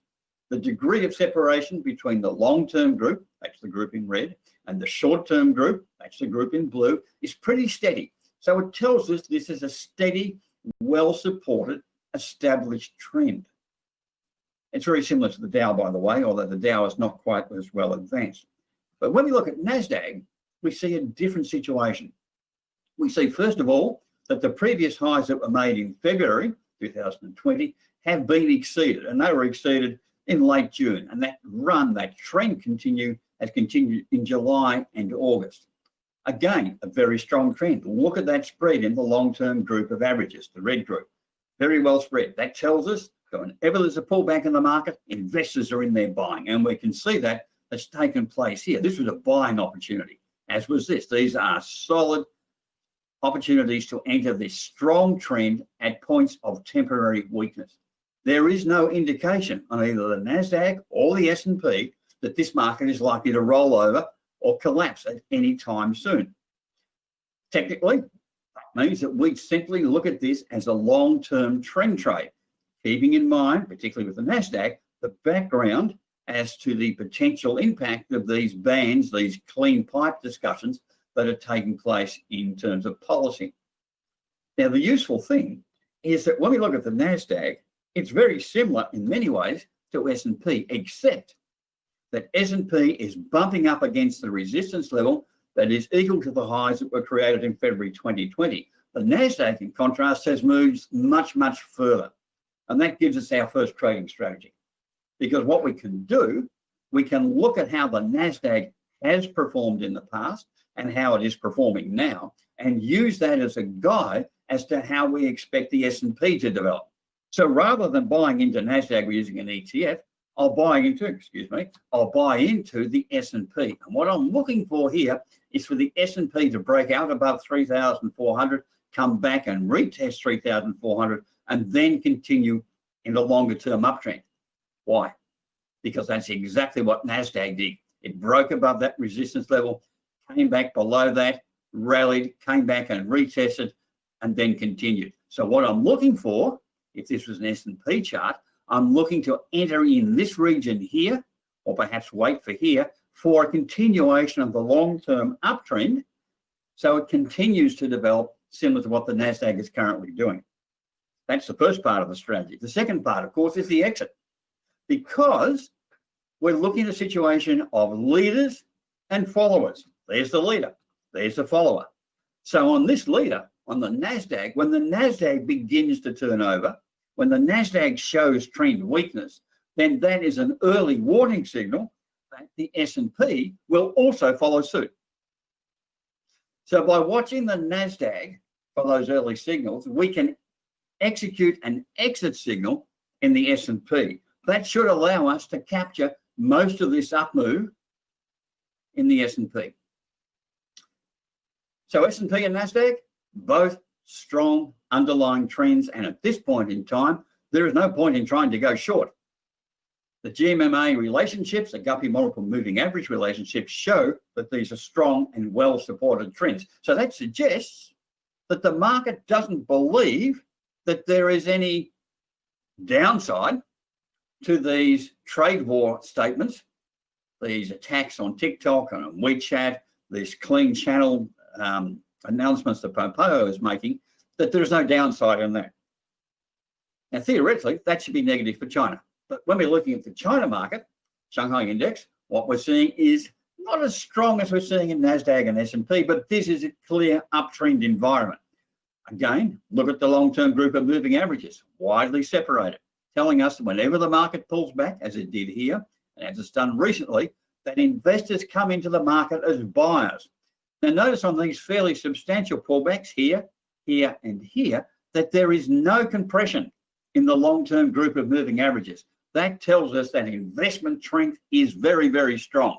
If it wasn't strong, what we would see is compression developing as the index began to pull back.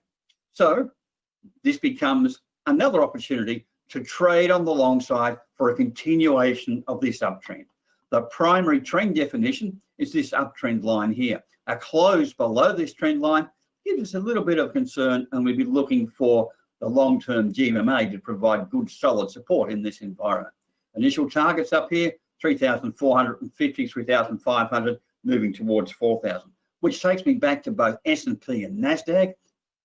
What's their upside targets? We can't set any. There is no technical method that we can use to establish reasonable upside targets. There are no trading bands we can project upwards. There are no chart patterns we can project upwards. What we're looking for is changes in behavior that will tell us when the trend is coming to the end. So we buy into this situation, we're simply buying a ticket to ride a continuation of that uptrend in the same way for both NASDAQ, S&P, and in the China environment. So the question is, the second question, will the stock market, I've got to read this, continue to rise while suffering from COVID-19? I mean, it seems astounding. We're in a situation where we have tremendous lockdowns across global economies, where mortality rates are exceptionally high, where infection rates are exceptionally high. Economies are closing down, businesses can't operate, consumers are frustrated, and yet the market's going up. This is X-Files stuff. I want to believe what? I want to believe that the NASDAQ chart is correct, that this rise can continue, even though in the US, we've had a 35% fall in terms of GDP in the last quarter on quarter. So the economic reality is very much out of touch with what the market is telling us. And it doesn't matter how much we want to believe, we have to accept that this contradiction between the economics failure and what the market is telling us, that this will be resolved. And there are important differences between the global financial crisis and the current COVID crisis.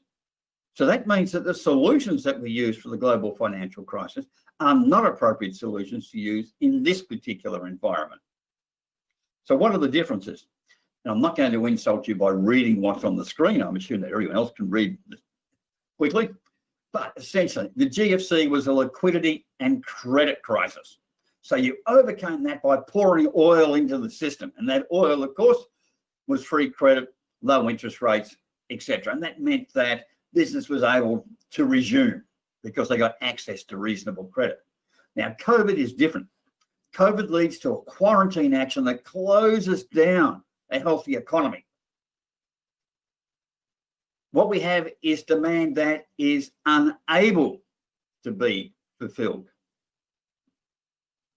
You're sitting at home, many of you, isolated in self-isolation or in forced isolation. You can't go out and buy. You can't go out and eat a restaurant meal. You can't go out and do the things that you normally want to do. It's not that you're unable to do that. It's just, sorry, it's not that there's a collapse in that. You haven't suddenly decided, no, I don't want to eat or I don't want to drive. You are unable to fill that demand. And that's very, very different from a credit squeeze.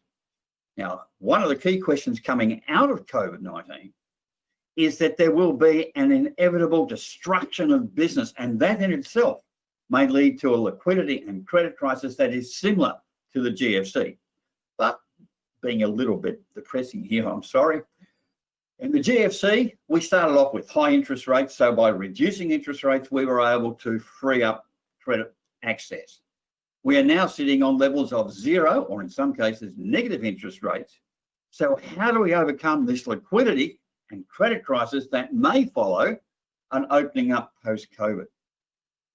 They're key questions that suggest that even though we want to believe that this rise that's taking place in NASDAQ and S&P and other markets, maybe it's not sustainable.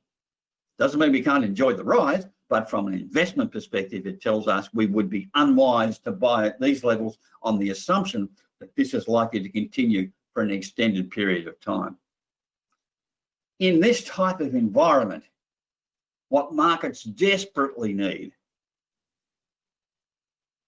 they need the confidence that the information they're getting is correct.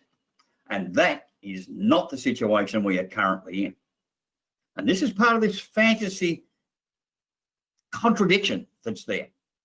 Now, we've used this bad hair boys screen a number of times because these are the major players. Let's look at the figures underneath. 24 followed by 12 zeros.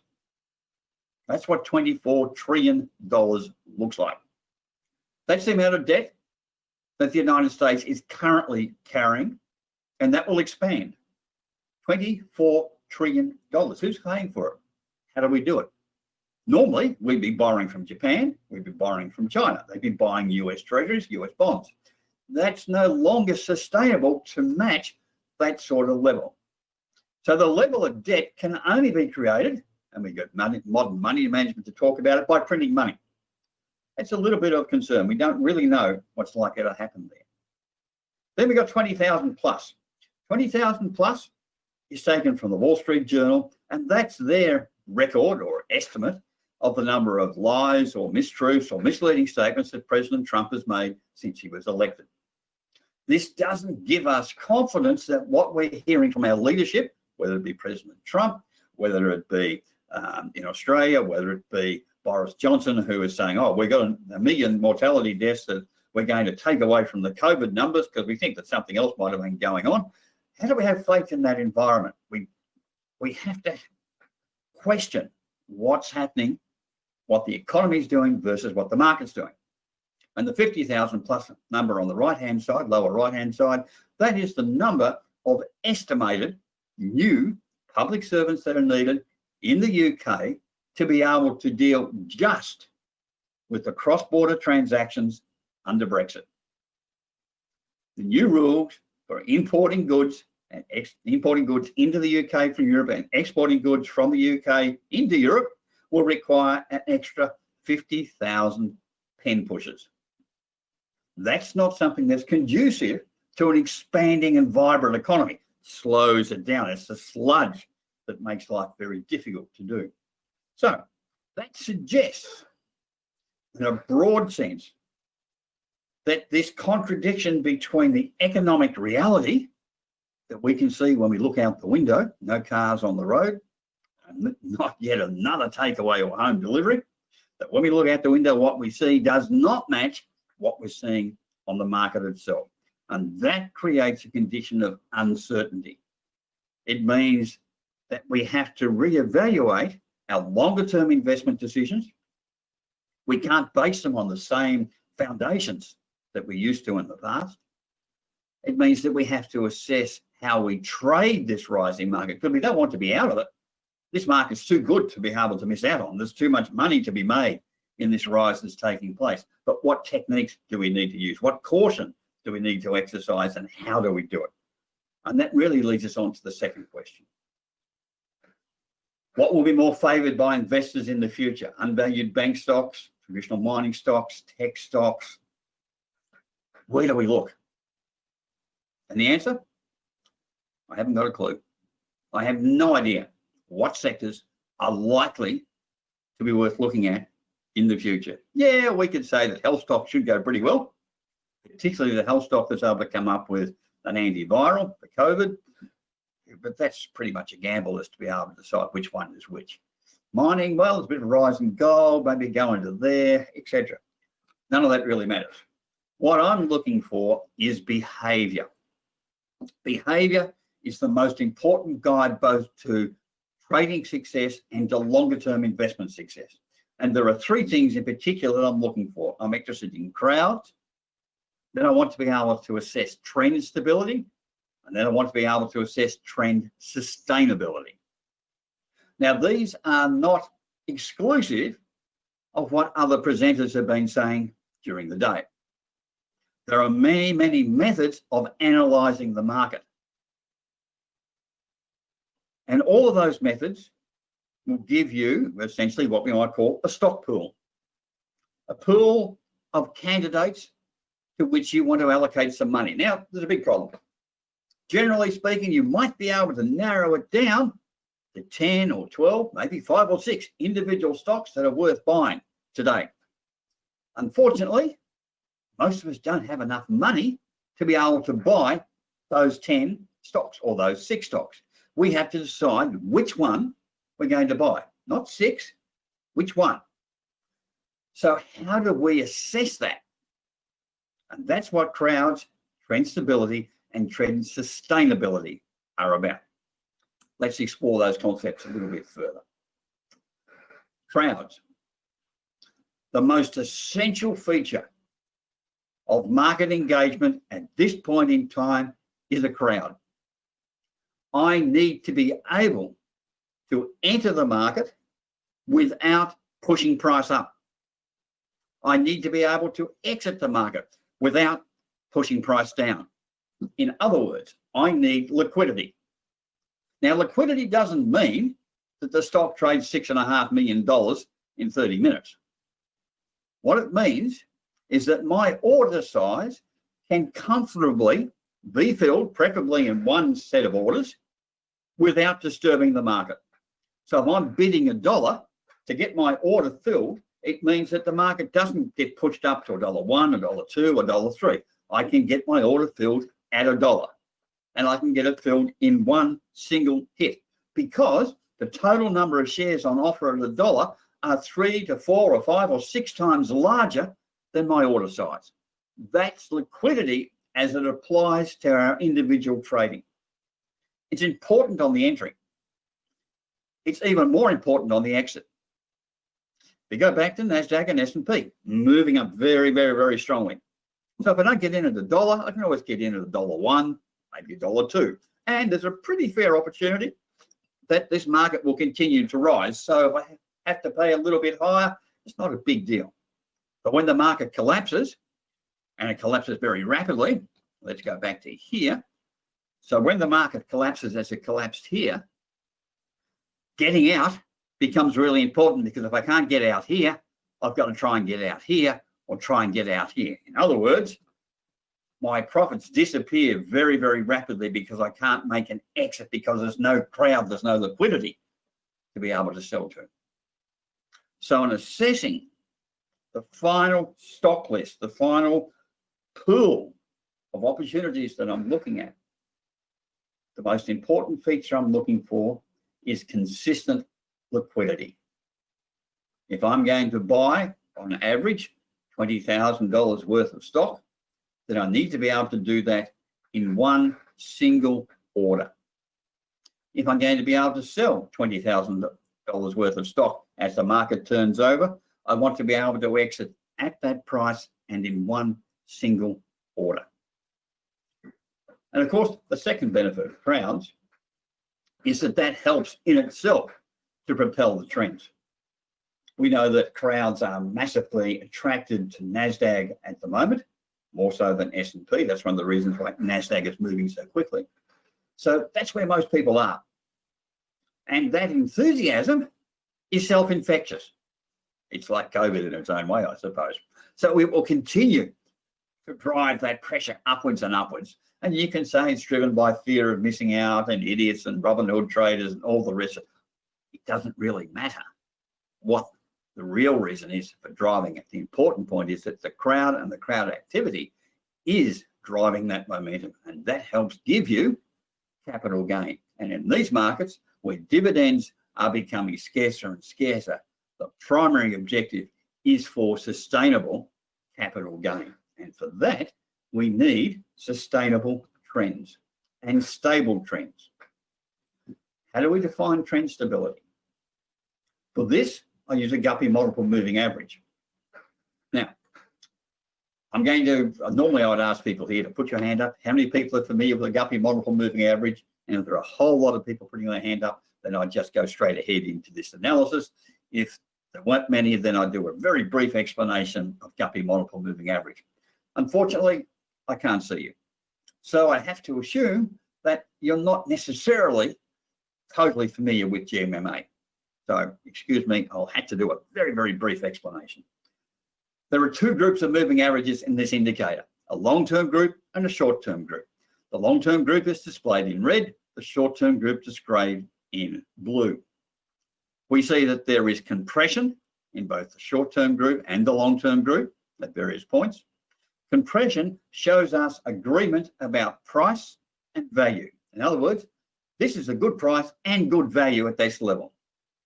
In fact, for example, today I just went out and bought a metal detector.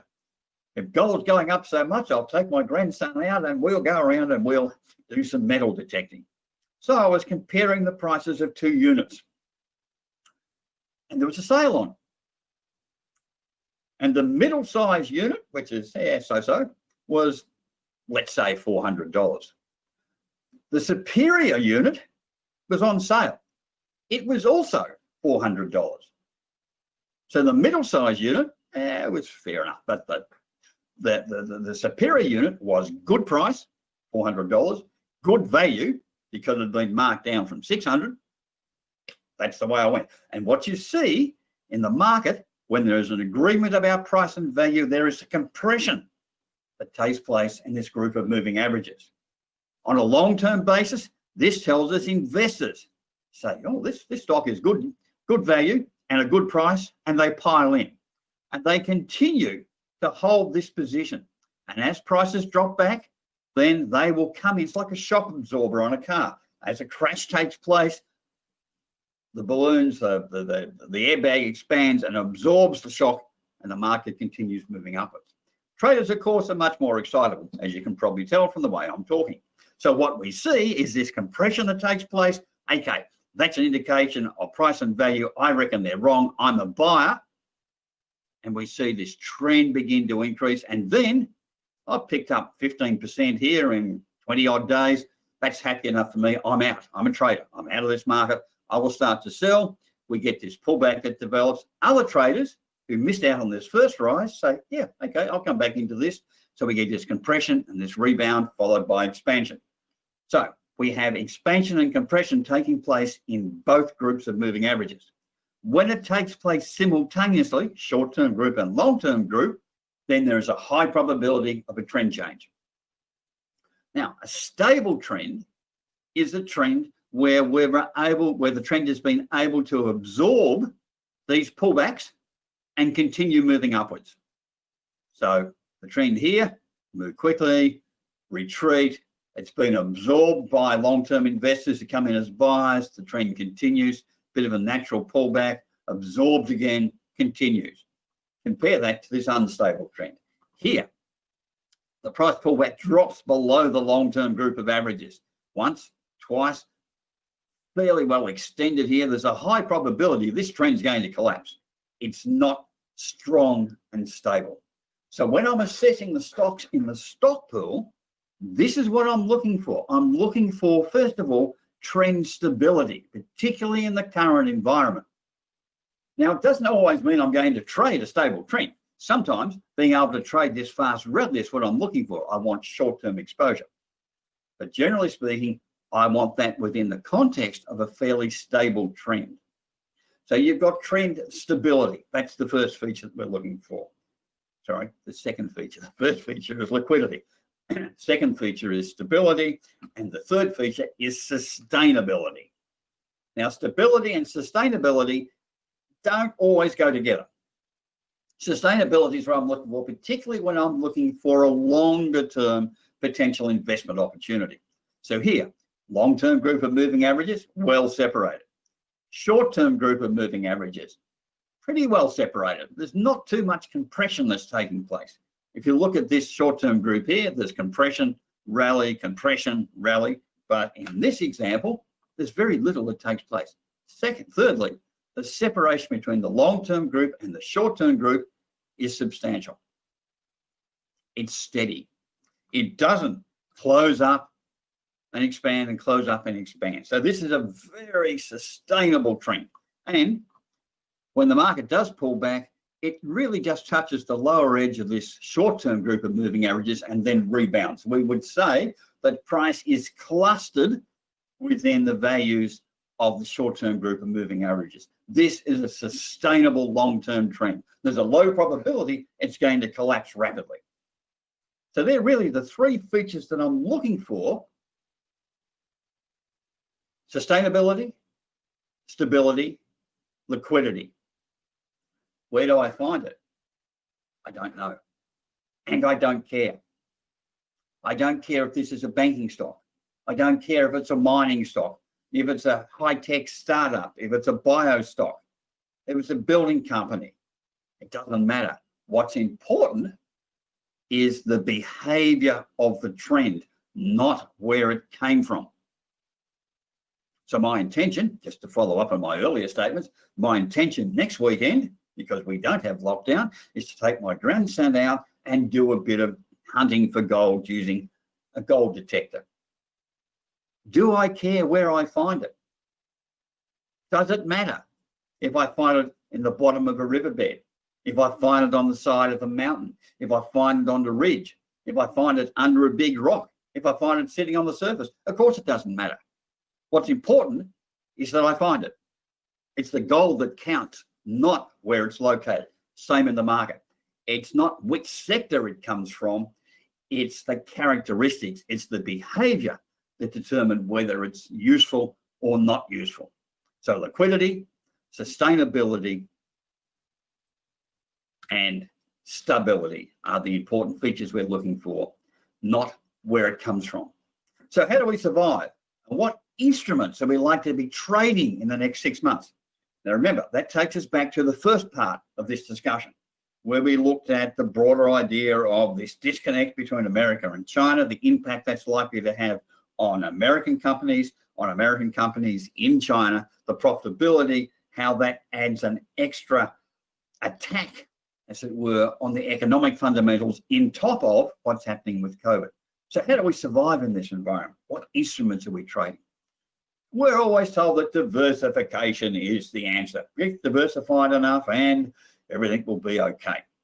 Well, that's true, but largely false, because diversification rests on the concept of reversion to the mean.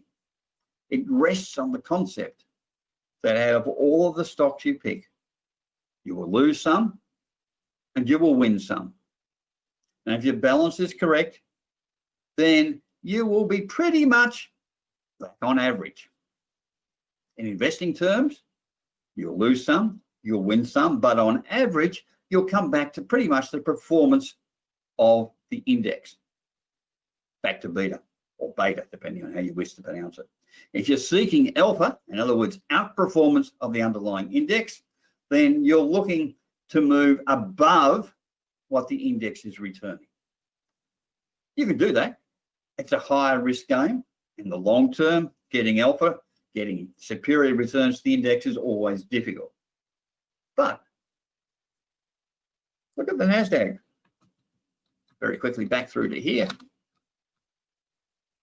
Is this a return? Let's say we bought in here at around 8,000 and we're getting out, pretending, well, we're still sitting on an open position at 11,000. Is that type of return worthwhile? And the answer is yes.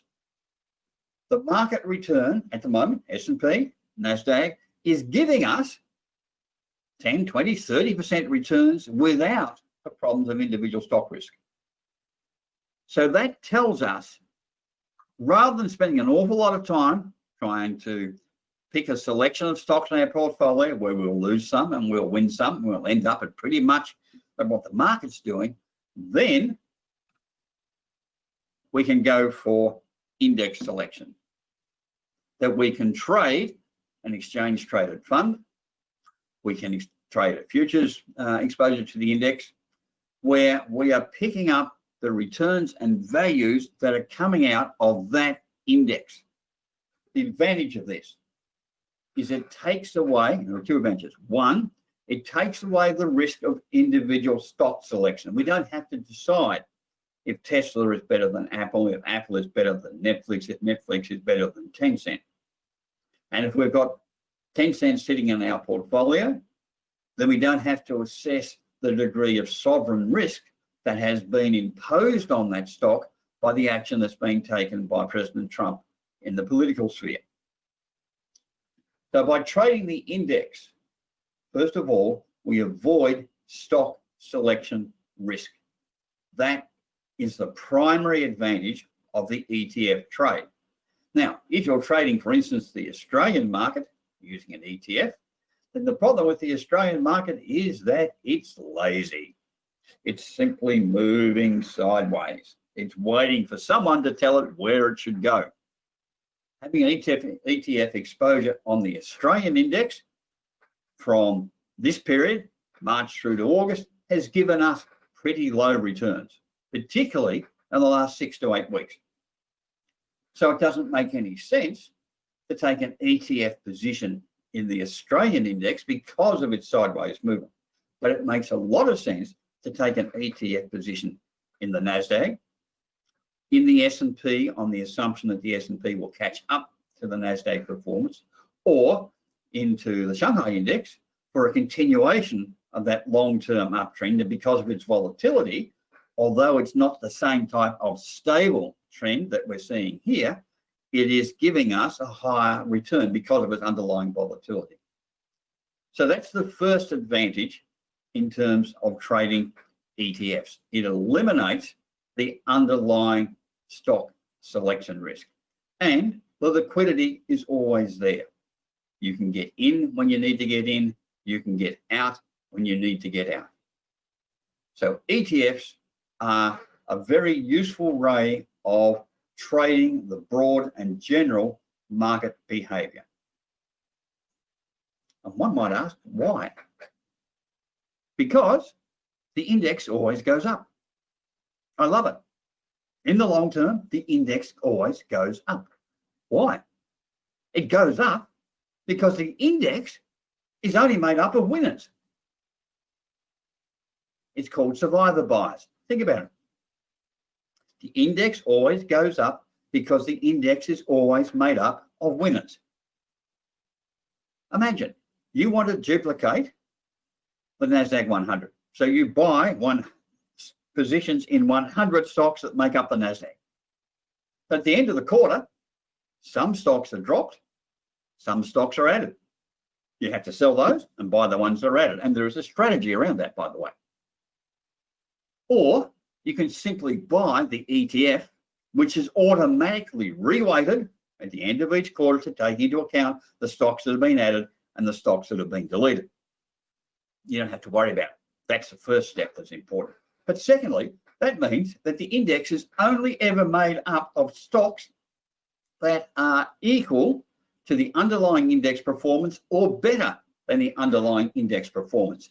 Those that don't perform are automatically dropped. Of course, it's always going to go up over the long term.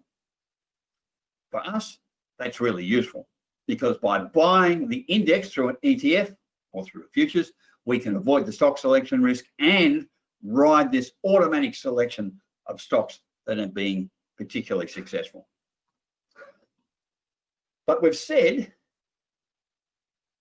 that as much as we want to believe, we're still just in the back of our minds a little bit worried about a snapback where the market's going to fall back to what the economy is doing rather than the economy catching up to what the market's doing. So therefore, time in the market, how long you're involved in the market, becomes a risk in itself. So we are also looking for highly leveraged returns in a short-term time frame. Now, we apply a particular strategy for intraday trading. It's designed to get into a commodity or an FX pair at the beginning of the day and to get out before the end of the day. We use an hourly chart. This is GBP AUD. Shows our entry and our exit. And we use what's called an ANTS trading method for this, and there are details in the special offer at the end of today's presentation. But what it means is that we're looking for the 5-day average range of price.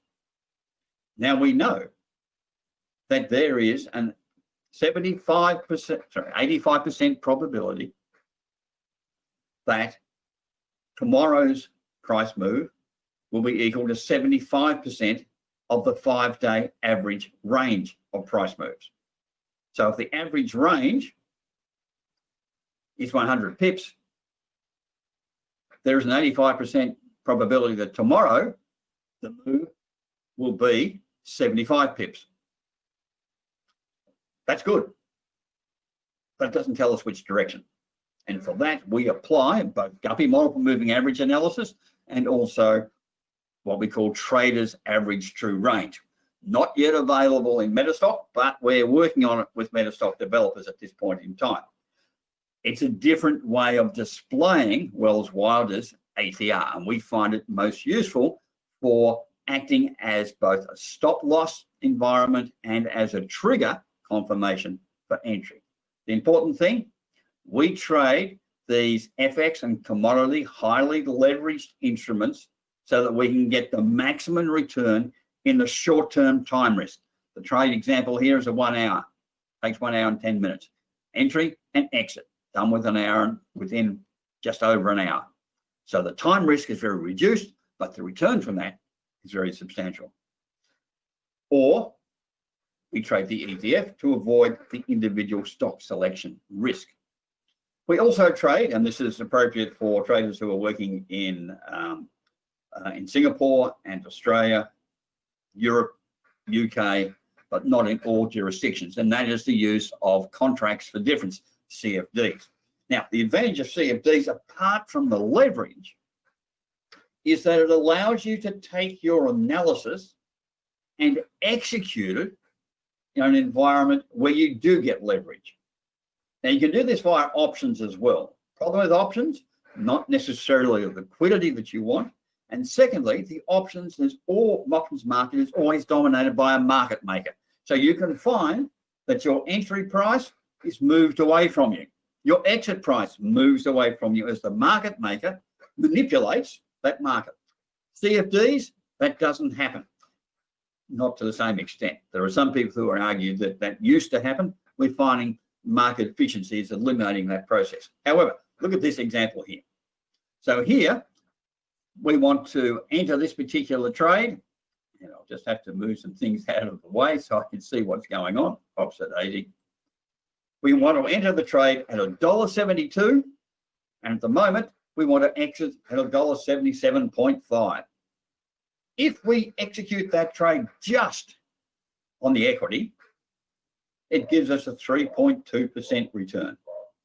Not even worth getting out of bed for. You wouldn't even open the screen for a 3.2% return. Yet this is a good change. Look at it. That long-term group of moving averages in red has compressed and is turning upwards. The short-term group of moving averages in purple has compressed and is moving through the long-term group. Agreement over 2 time frames about price and value. So this is the beginning, potentially, of a long-term trend. However, with an equity trade, it's 3.2%. But if I trade it with a CFD, then this move alone is delivering me a 31.98, a 32% return. And we're using a count-back entry line to be able to manage this type of trade. And we'll look at that a little bit further on. So the answer to the question, let's go back to here. How do we survive and what instruments are we trading for the next 6 months? We survive by recognizing that time in the market is now the primary risk. The longer you're in the market, the greater the risk that this market will snap back to the economic fundamentals. There are some stocks that we think will potentially continue, so perhaps we're prepared to have longer term investment in those particular stocks. We may have open positions in long-term investment stocks where we have reduced our profit, but not our capital. Therefore, we've kept those positions open, and we may be adding to those positions so that we can take advantage of continuation. Or we may be looking at stocks where we're completely out of them. Examples of that are airline stocks. Anybody who's owning an airline stock or buying into an airline stock at the moment, it's a triumph of hope over reality. Eventually, the airline industry will recover, hopefully in my lifetime, but not certainly in the next 3 or 4 or 5 or 6 months. Planes are likely to be grounded for a much, much longer period. And the same, of course, applies to all their associated assets. Airports are not a good fundamental investment at this point in time. Yes, they're always going to be there, but they'll be revalued to such a large extent that we can't say at the moment that it's a high probability that their valuations have reached the bottom. So there are some areas in the market that are obvious. No, we don't want to be involved in them. Other areas, yep, we're going to see a recovery. So there are some opportunities to perhaps do some bottom fishing, as long as we can establish stable, sustainable sorts of trends. Diversification doesn't have to mean a revision to the mean, but in most cases it does, because it tells us we can't pick stocks effectively, so we just group them all together. It's a valid strategy, but rather than trying to pick individual stocks to get this reversion to mean result, it's much easier to pick the underlying ETF and trade the index, which benefits from survivor bias. So let me answer just one other question, which I've been asked quite frequently. And that is, do we take, when we get into a stock that's moved very rapidly like this one here, do we take half profits halfway up and then hold on to it and get rid of the whole lot? What's the difference between these strategies? What's the correct method? And it's worth looking at, because hopefully this is a problem we all have to face. We bought a stock down here at 12 cents. It's raced up to 40 cents. Do we sell the whole lot? Do we sell half? What do we do? First of all, let's look at it using what we've got there. If we sell all, then we end up with a 350% profit. Now, selling all is selling all at 54 cents. Enter at 12, sell out at 54. If we sell 50% and then sell the balance at 54, so we sell 50% at 40 cents and the balance at 54, then we only get a 291% return. If we sell 2/3 at 40 cents and 1/3 at the top, we get 211% return. And of course, if we sell 1/3 on the way up and 2/3 at the top, we get 172% return. So this idea of selling part of the stocks on the way up in a rally is a great way to cut your profits. And we can look at that through here on a spreadsheet if you wish. Doesn't alter the results. When you're trading, it requires your commitment. That means when you commit to entering a stock, you allocate the full amount of capital that you intend to allocate to that trade. And when you exit the stock, you must be committed to that exit, not half. Oh yeah, it might be, maybe it's going up, maybe it's going down, I'll get rid of half. You are either committed or you are not committed. And if you're committed, if your analysis says, yep, it's time to get out, then you sell all of them, not part of them. That will maximize your returns. Now, of course, this goes back to the trading method, the selection method, the analysis method, and the stop loss methods that you are using. When we trade, we have to have absolute confidence in the methods that we're using. When the entry signal is given, that's when I'll allocate my full amount of capital to that trade. When the exit signal is given, that's when I will take all of that off the table, as we might say. I will sell the entire position. None of this scaling in and none of this scaling out. We find that what that does, it has the impact of cutting your profits because you're not getting the full impact of your commitment to that particular trade. Now, not everyone agrees with that. That's fair enough. Please feel free to go ahead and take less profits from a trade. It's just my particular approach. I won't take a trade unless I'm fully committed. And if I'm fully committed, I will allocate the full amount of capital that I was intending to allocate. And if the exit signal is generated, then I will take that exit signal to the full. I won't sit back and argue and think, oh, take a little bit here, take a little bit in the table, you know, one way or another. Don't flip-flop. There's plenty of people who will do it, but it doesn't work well in the markets. So we'll have a few minutes for questions. So if you've been sending them through, I'll be quite happy to answer them, and I'll get Hunter to read those out to me in a moment. But to finish up, portfolio capital allocation. Again, it's a question that's asked, and it's one of the questions that we've sort of really been dealing with here. So in a strong bull market, I will have 100% in equities. And the reason for that is the returns I can get from the bull market. I don't need to take the risk that's associated with leverage with derivatives. In a bullish market, I'll have about 80% in equities and about 20% in derivatives, in CFDs, or if you can't trade CFDs, potentially into options. So what I'm looking there is for an extra boost that comes through the CFD exposure. In a volatile, unstable market, and that's probably where we are at the moment, even though these trends are stable, the underlying volatility, the underlying problems with the economy suggest that we could see a snapback correction quickly. In this situation, we have about 35% of capital in equities, about 25% in CFDs, and that's because CFDs will give us reasonable sorts of leverage returns, normally the order of 10 or 20% leverage. And we have about 25% in foreign currency or commodity returns because the leverage is so much greater. This controls our allocation of capital. We're sitting in cash about 15%. However, what's important to remember is that we will also manage the risk of this exposure to equities, CFDs, and FX by limiting the size that we trade. So, for example, the average size that we trade in equities, the normal size, is $20,000. In CFDs, which have reasonable leverage, we will trade $10,000 position sizes. That reduces the risk that comes with the leverage. For foreign currency, where the risk rates are much higher, the derivatives leverage is much higher, we will trade $5,000 positions. It is another additional way of managing the risk of exposure to those particular instruments. And of course, in a very bearish market, equities 5%, CFDs 20%, FX 30%, because what we're looking for is maximum leverage returns in short time frames because the market is bearish. And that's because we like to trade from the long side. I know it's tough in these times when we're all locked down and all the rest of it, but generally I like to be optimistic. And because I'm optimistic, I feel much more comfortable trading from the long side.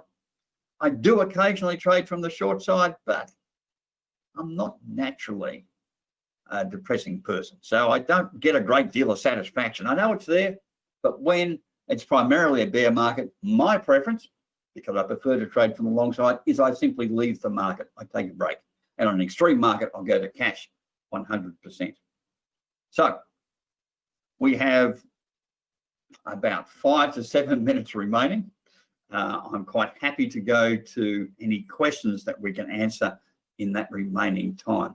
And while I'll give Hunter just a moment to sort of get those questions together, we'll do a bit of a discussion about the special offer that's on place. We'll give you 1 month free access to our newsletter, weekly newsletter. It's designed to teach you about the techniques and methods that we use in the current market, how we're thinking, and how that thinking is put into action with particular trading strategies. Not just us, but a number of other traders who write in the newsletters about their success and the methods they're using, or about the methods that aren't working, because that's equally important. It's generally about 22 pages, but we're running a particular set of analysis, a particular trading style at the moment. So our newsletter's working around the 30-odd page, good value for the price. And we'll give you 1 month free access to our FX market notes that come out 3 times a week that look at opportunities that are involved in foreign currency markets designed as short-term trades, high probability, where we're looking for those 75% returns with an 85% probability of testing them. So, Hunter, questions? Yeah, we have a couple of questions. First one is the defining factor. Looks like, what's the defining factor between bullish and very bullish? I think they're referring to your allocation slide. Okay, what's the defining factor between bullish and very bullish? that's a matter of judgment. Would we say we're in a very bullish market at the moment? Looking at NASDAQ, you would say, yes, it is. But if that was matched by a strong economy with company reports coming out with new highs and all the rest of it, yeah, we'd say we're very, very, very bullish. So it's this feeling. And in fact, if I can make an assessment, when you see a sign, when a bull features on the front of Time magazine or Newsweek, you know you're in a very, very strong bullish market. But that to one side, it's also a good time to get out. But in terms of a strong bullish market, essentially everything you look at is going upwards. There's no, when you do a search, a simple search for, let's say, stocks that have increased by 10% over the last 4 days, instead of getting 40 returns, you get 500 returns. In other words, the bulk of the market's moving in the same direction. Everyone's feeling irrational exuberance, as that used to be called. In a bullish market, you might do the same search, but you might find there's only, for instance, 40 or 50 results coming up rather than 200 or 300. So there's no precise definition. It's that general feeling that you have in the market. Now, again, if you were a physical audience, I'd ask you to put your hands up. Those who are very bullish, yep, right. Those who are strongly bullish, those who are a little bit worried that we can't be sustainable. And I would suspect that most of the hands in the audience would come up in this area here, that we're bullish, but we're not too sure let us continue. Now, in a bullish market going to strong bullish, you would have people, almost everyone putting up their hand, and many people suggesting it's a strong bull market. So I'm sorry, that's an imprecise answer. You can't quantify it in any particular sense. So it's this feeling that, yep, we're all rah, rah, go, go, bullish market, and we'll see that. Now, another way that you can tell is that we all generally tend to use pretty much the same trading methods. When that trading method generates success after success after success, no failures at all, we're moving into this very strong bullish market. In other words, we are running with the bulls. The rise of the market is cancelling out any mistakes we make. But as we move towards a bearish market, what we find is the same techniques we're using are no longer quite as successful. Everything's, the setup's exactly the same, the technicals are exactly the same, but it just doesn't work. They fail. They don't make as much money, or they start to lose money. And the performance of the same trading approach in market conditions will also tell you whether you're working very bullish, you never get it wrong, or whether we're moving into a bear market where you're getting more errors coming in, more losses, more stop losses being hit because the conditions have changed, even though your analysis techniques haven't. Next question, Hunter. Yes, next question. If markets crashed, would you sell out of an index ETF if the short-term GMMA was collapsing into the long-term GMMA? The answer is broadly yes, but let me qualify that a bit further. And I don't have this particular screen on this PPT. What I'm looking for, the way that I trade and analyze the market, I'm looking for independent verification of signals. So if GMMA is giving me an extra signal, I want to verify that with a self-adjusting volatility stop loss signal. And for that, I'll use a countback line or trader's ATR. I might use, depending on the market, I might use an RSI divergence to further confirm that this pullback that's developed, in fact, is part of a major turn, or likely to be, in which case I sell everything. But if the pullback is not confirmed as a potential trend change, RSI doesn't show a divergence, for instance, it doesn't close below the stop loss signals, then I'm more likely to leave my position in place. Generally speaking, what we look for is the development of longer term end of trend chart patterns. And that may be a rounding top or a head and shoulder pattern. They take time to develop. They develop over weeks. So that we usually get some pretty advanced warning of a market collapse. COVID was an external event of major proportions. We had no advanced warning in the charts of that market collapse. But if you've been watching what was happening in China, which I do, then we had ample warning in advance that our markets were likely to collapse and collapse dramatically. So, and that's one of the cases where a fundamental lead told us to start tightening our positions, and we got out before the markets collapsed in that situation. But moving forward, what I'm looking for all the time is head and shoulder patterns or rounding tops in the NASDAQ and S&P. I'm looking for pullbacks that then rebound, but again, we get consolidation taking place rather than continuation of the trend. They become warning signals, we tighten the stops and start to move out. So again, there is no cut and dried answer. It's part of the experience of spending a number of years, in my case, 30 odd years in the market. More questions? Yeah, it looks like we have a couple of. We've run out of time. Well, let's do last two questions, if that's okay, if you have the time. Okay, I'll keep the answer short. Okay. What is the ideal time frame for using the GMMA? The GMMA picks up the fractional repetition of behavior in markets.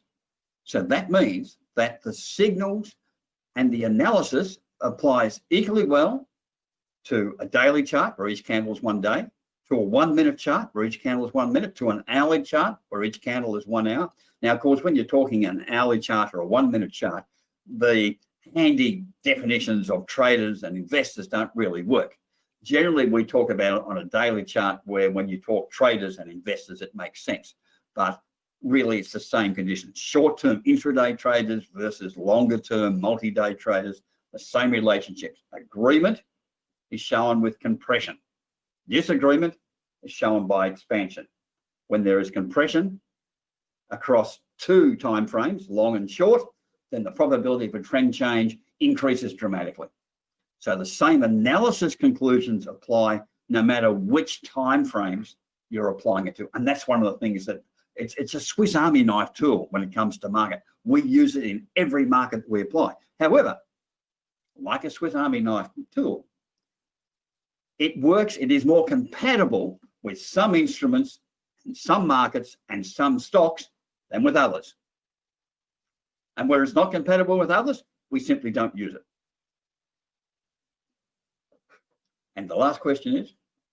The last question is, oh, it's a doozy. How do we identify reversals using the GMMA? Reversals. What we find is it's the reverse of the entry signal. So that's not quite as stupid as it sounds, I hope. So, for instance, here we can see that the market has reversed, moving on the upside, in the sense that we have the short-term GMMA that first of all tests the long-term, pulls away, the next test moves up into and above the long-term, retreat into the long-term, then a move above that, and a retest of the long-term group before establishing a new trend. Now, I just wonder if I can do it. I might be able to. I might not be able to.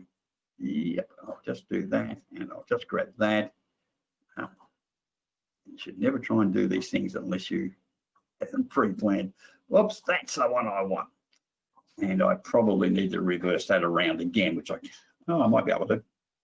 Excuse my mumbling in this. Okay, now we can make this into an uptrend.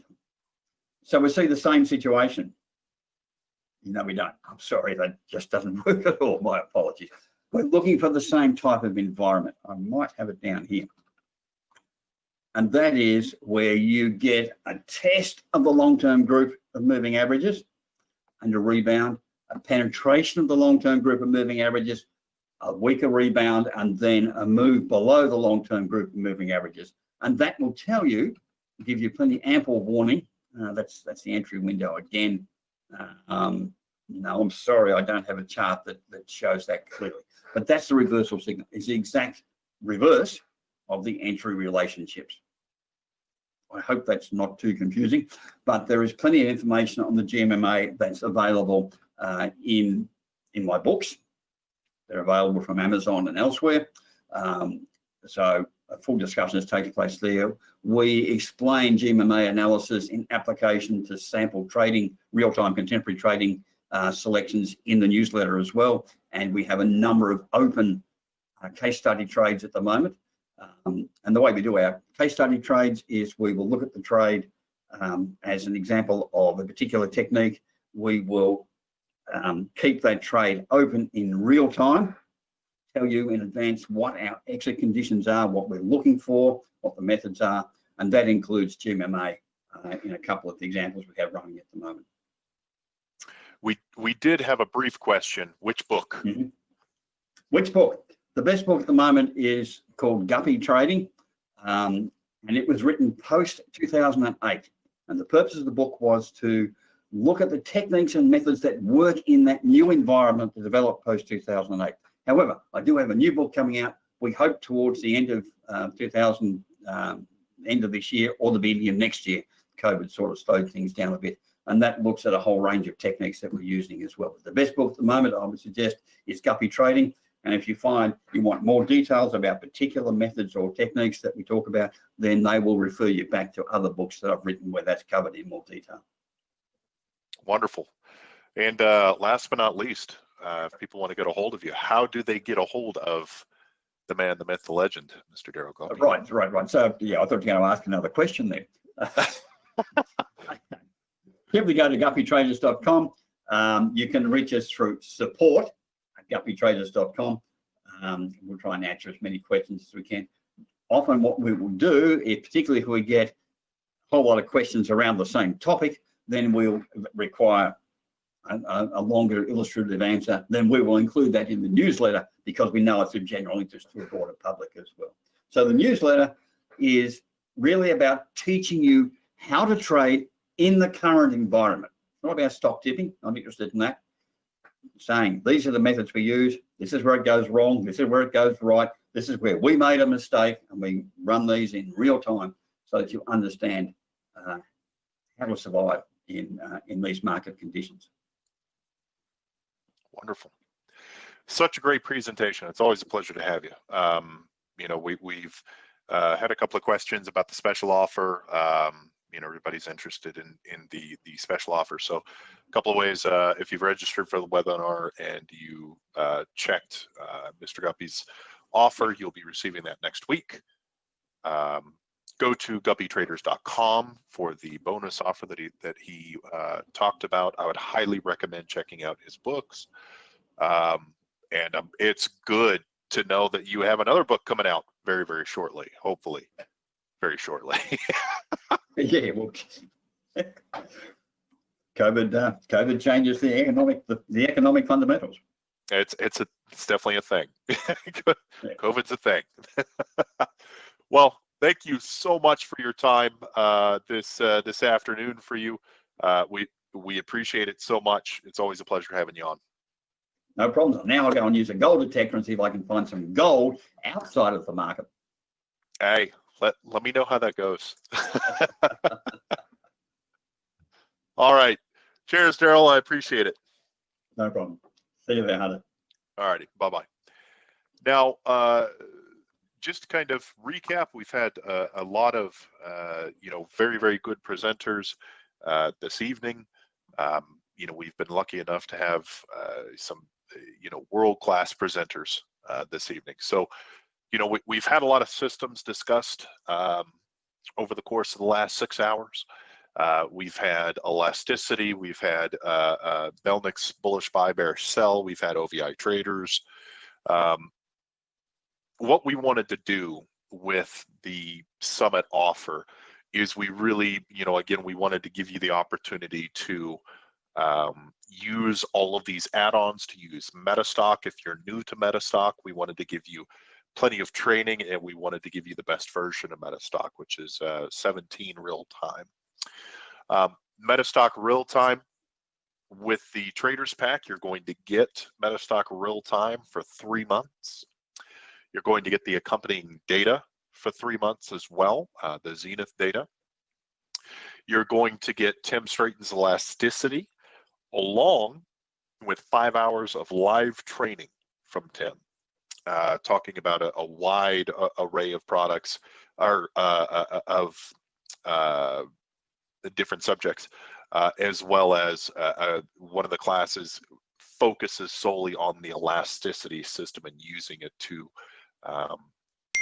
you know, the best of the ability straight from him. Now, these are live sessions that start on the 26th. So if you get the Traders Pack this evening or afternoon, wherever you're at, you have the ability to attend these classes live, ask questions, and you know, these live trainings are incredibly helpful, especially when you have the ability to talk to the person who wrote the add-on. You have, with this pack, you also get bullish buy, bearish sell, 3 months of that, which is just a great add-on. It includes a ton, but it's very, very simple to use.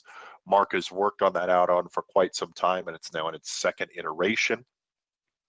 So you get 3 months for that. Guy Cohen's OVI, I can't talk enough about his OVI system. It is so simple to use, but it is so intuitive, and it's literally information that you can't find anywhere else. We've been able to put that, his indicator, et cetera, in Metastock. Normally he sells that for $197 a month. You get the first month included with the Traders Pack, and you get accompanying months along with it for $97 versus the $197 that he sells it everywhere else. Alongside of the add-on for Metastock, you also get access to his private traders club, which has an enormous amount of tools, weekly webinars, trainings from him. There's so many tools that come along with that.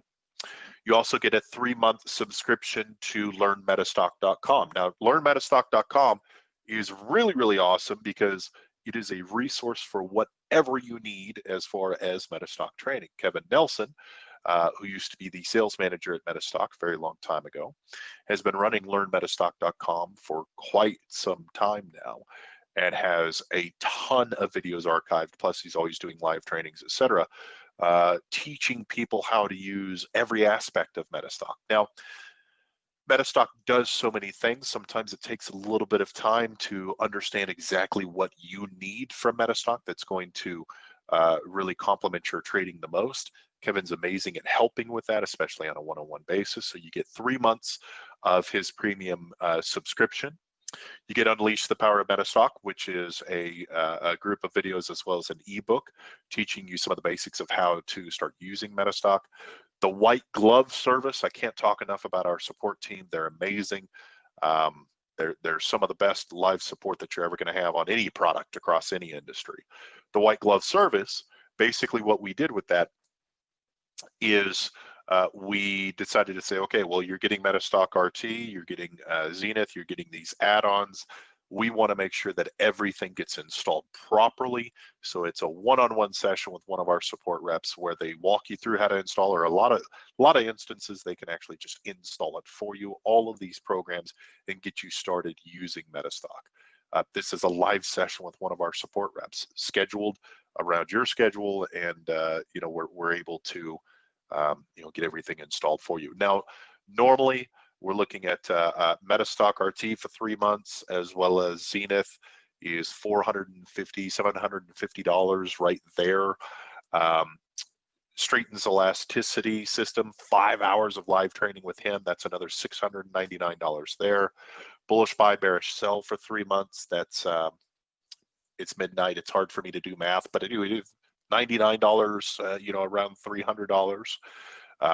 You're getting 3 months of that. The OVI traders is $197. You're getting that for $100 off per month permanently for as long as you have the subscription. The premium sub to learnmetastock.com is $99 a month. So we have $2,400 worth of value in this APAC Summit Traders Pack. But what we wanted to do is wrap all of that up, make it very, very easy for you to learn how to use Metastock and apply some of the strategies that you've seen this evening, all for the price of $994. So you save well over $1,400 just for attending this webinar. Now, there are a couple of ways that Guppy newsletters are gold. They really are. There are a couple of ways that you can take advantage of this offer. First of which, you can call us at 1-800-882-3040. That's if you're, let's see here, just looking at questions. That's if you're in the United States.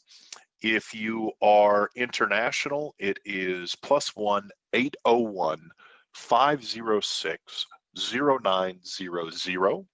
Again, that's country code +1. You can also chat live. Come on in to chat. We're up pretty much. We're ready to answer any questions that you have. Metastock.com/sales chat. Any questions you have, you can direct them right in there. This is a very, very limited time offer just because we have so many moving parts, so many different add-ons. You know, for example, elasticity, this is a brand new add-on. We will not be selling it for this cheap, you know, even next week. So you have the opportunity to get this add-on that tests very, very well for an extremely discounted price. Like I said, that add-on alone is normally $699. The OVI traders, you know, you're getting an incredible discount. Guy does not offer that service, offer that add-on anywhere else, number one, but also the subscription to his private club, he does not offer it for that discounted over price anywhere else. Bullish buy, bearish sell, we just came out with the update to that, so it's even bigger and better now, as well as Metastock RT and Zenith data. The value is huge here, so $994 for everything that you see there on the screen. The training alone, you know, 5 hours of training with Tim, plus you get the white glove service, the learnmetastock.com, which is an incredible value. The amount of training and education, I think, is really what sets this package apart, because you can have the right tools, okay? But if you don't know how to use them, it doesn't do any good. So learn from the professionals here. Learn from Tim, learn from Guy, learn from Mark Belnick, learn from Kevin Nelson how to use Metastock, learn from our support team, you know, that'll walk you through installing everything here. This really is everything you need in one package. So again, normally that's $2,400. Tonight, for attending the summit, you get that special price of $994. Feel free to throw questions into the chat here. What is the price of Metastock data after 3 months? That really depends if you're sticking with real time or if you go to end of day. End of day is $27.95 a month. If you're using Zenith, it ranges from $99 to $150 a month. That does come with the Zenith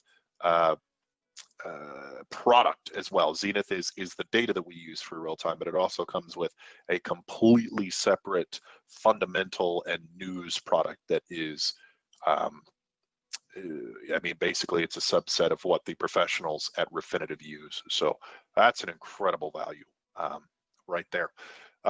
Let's see, any other questions? If you have questions, again, feel free to throw them into the chat.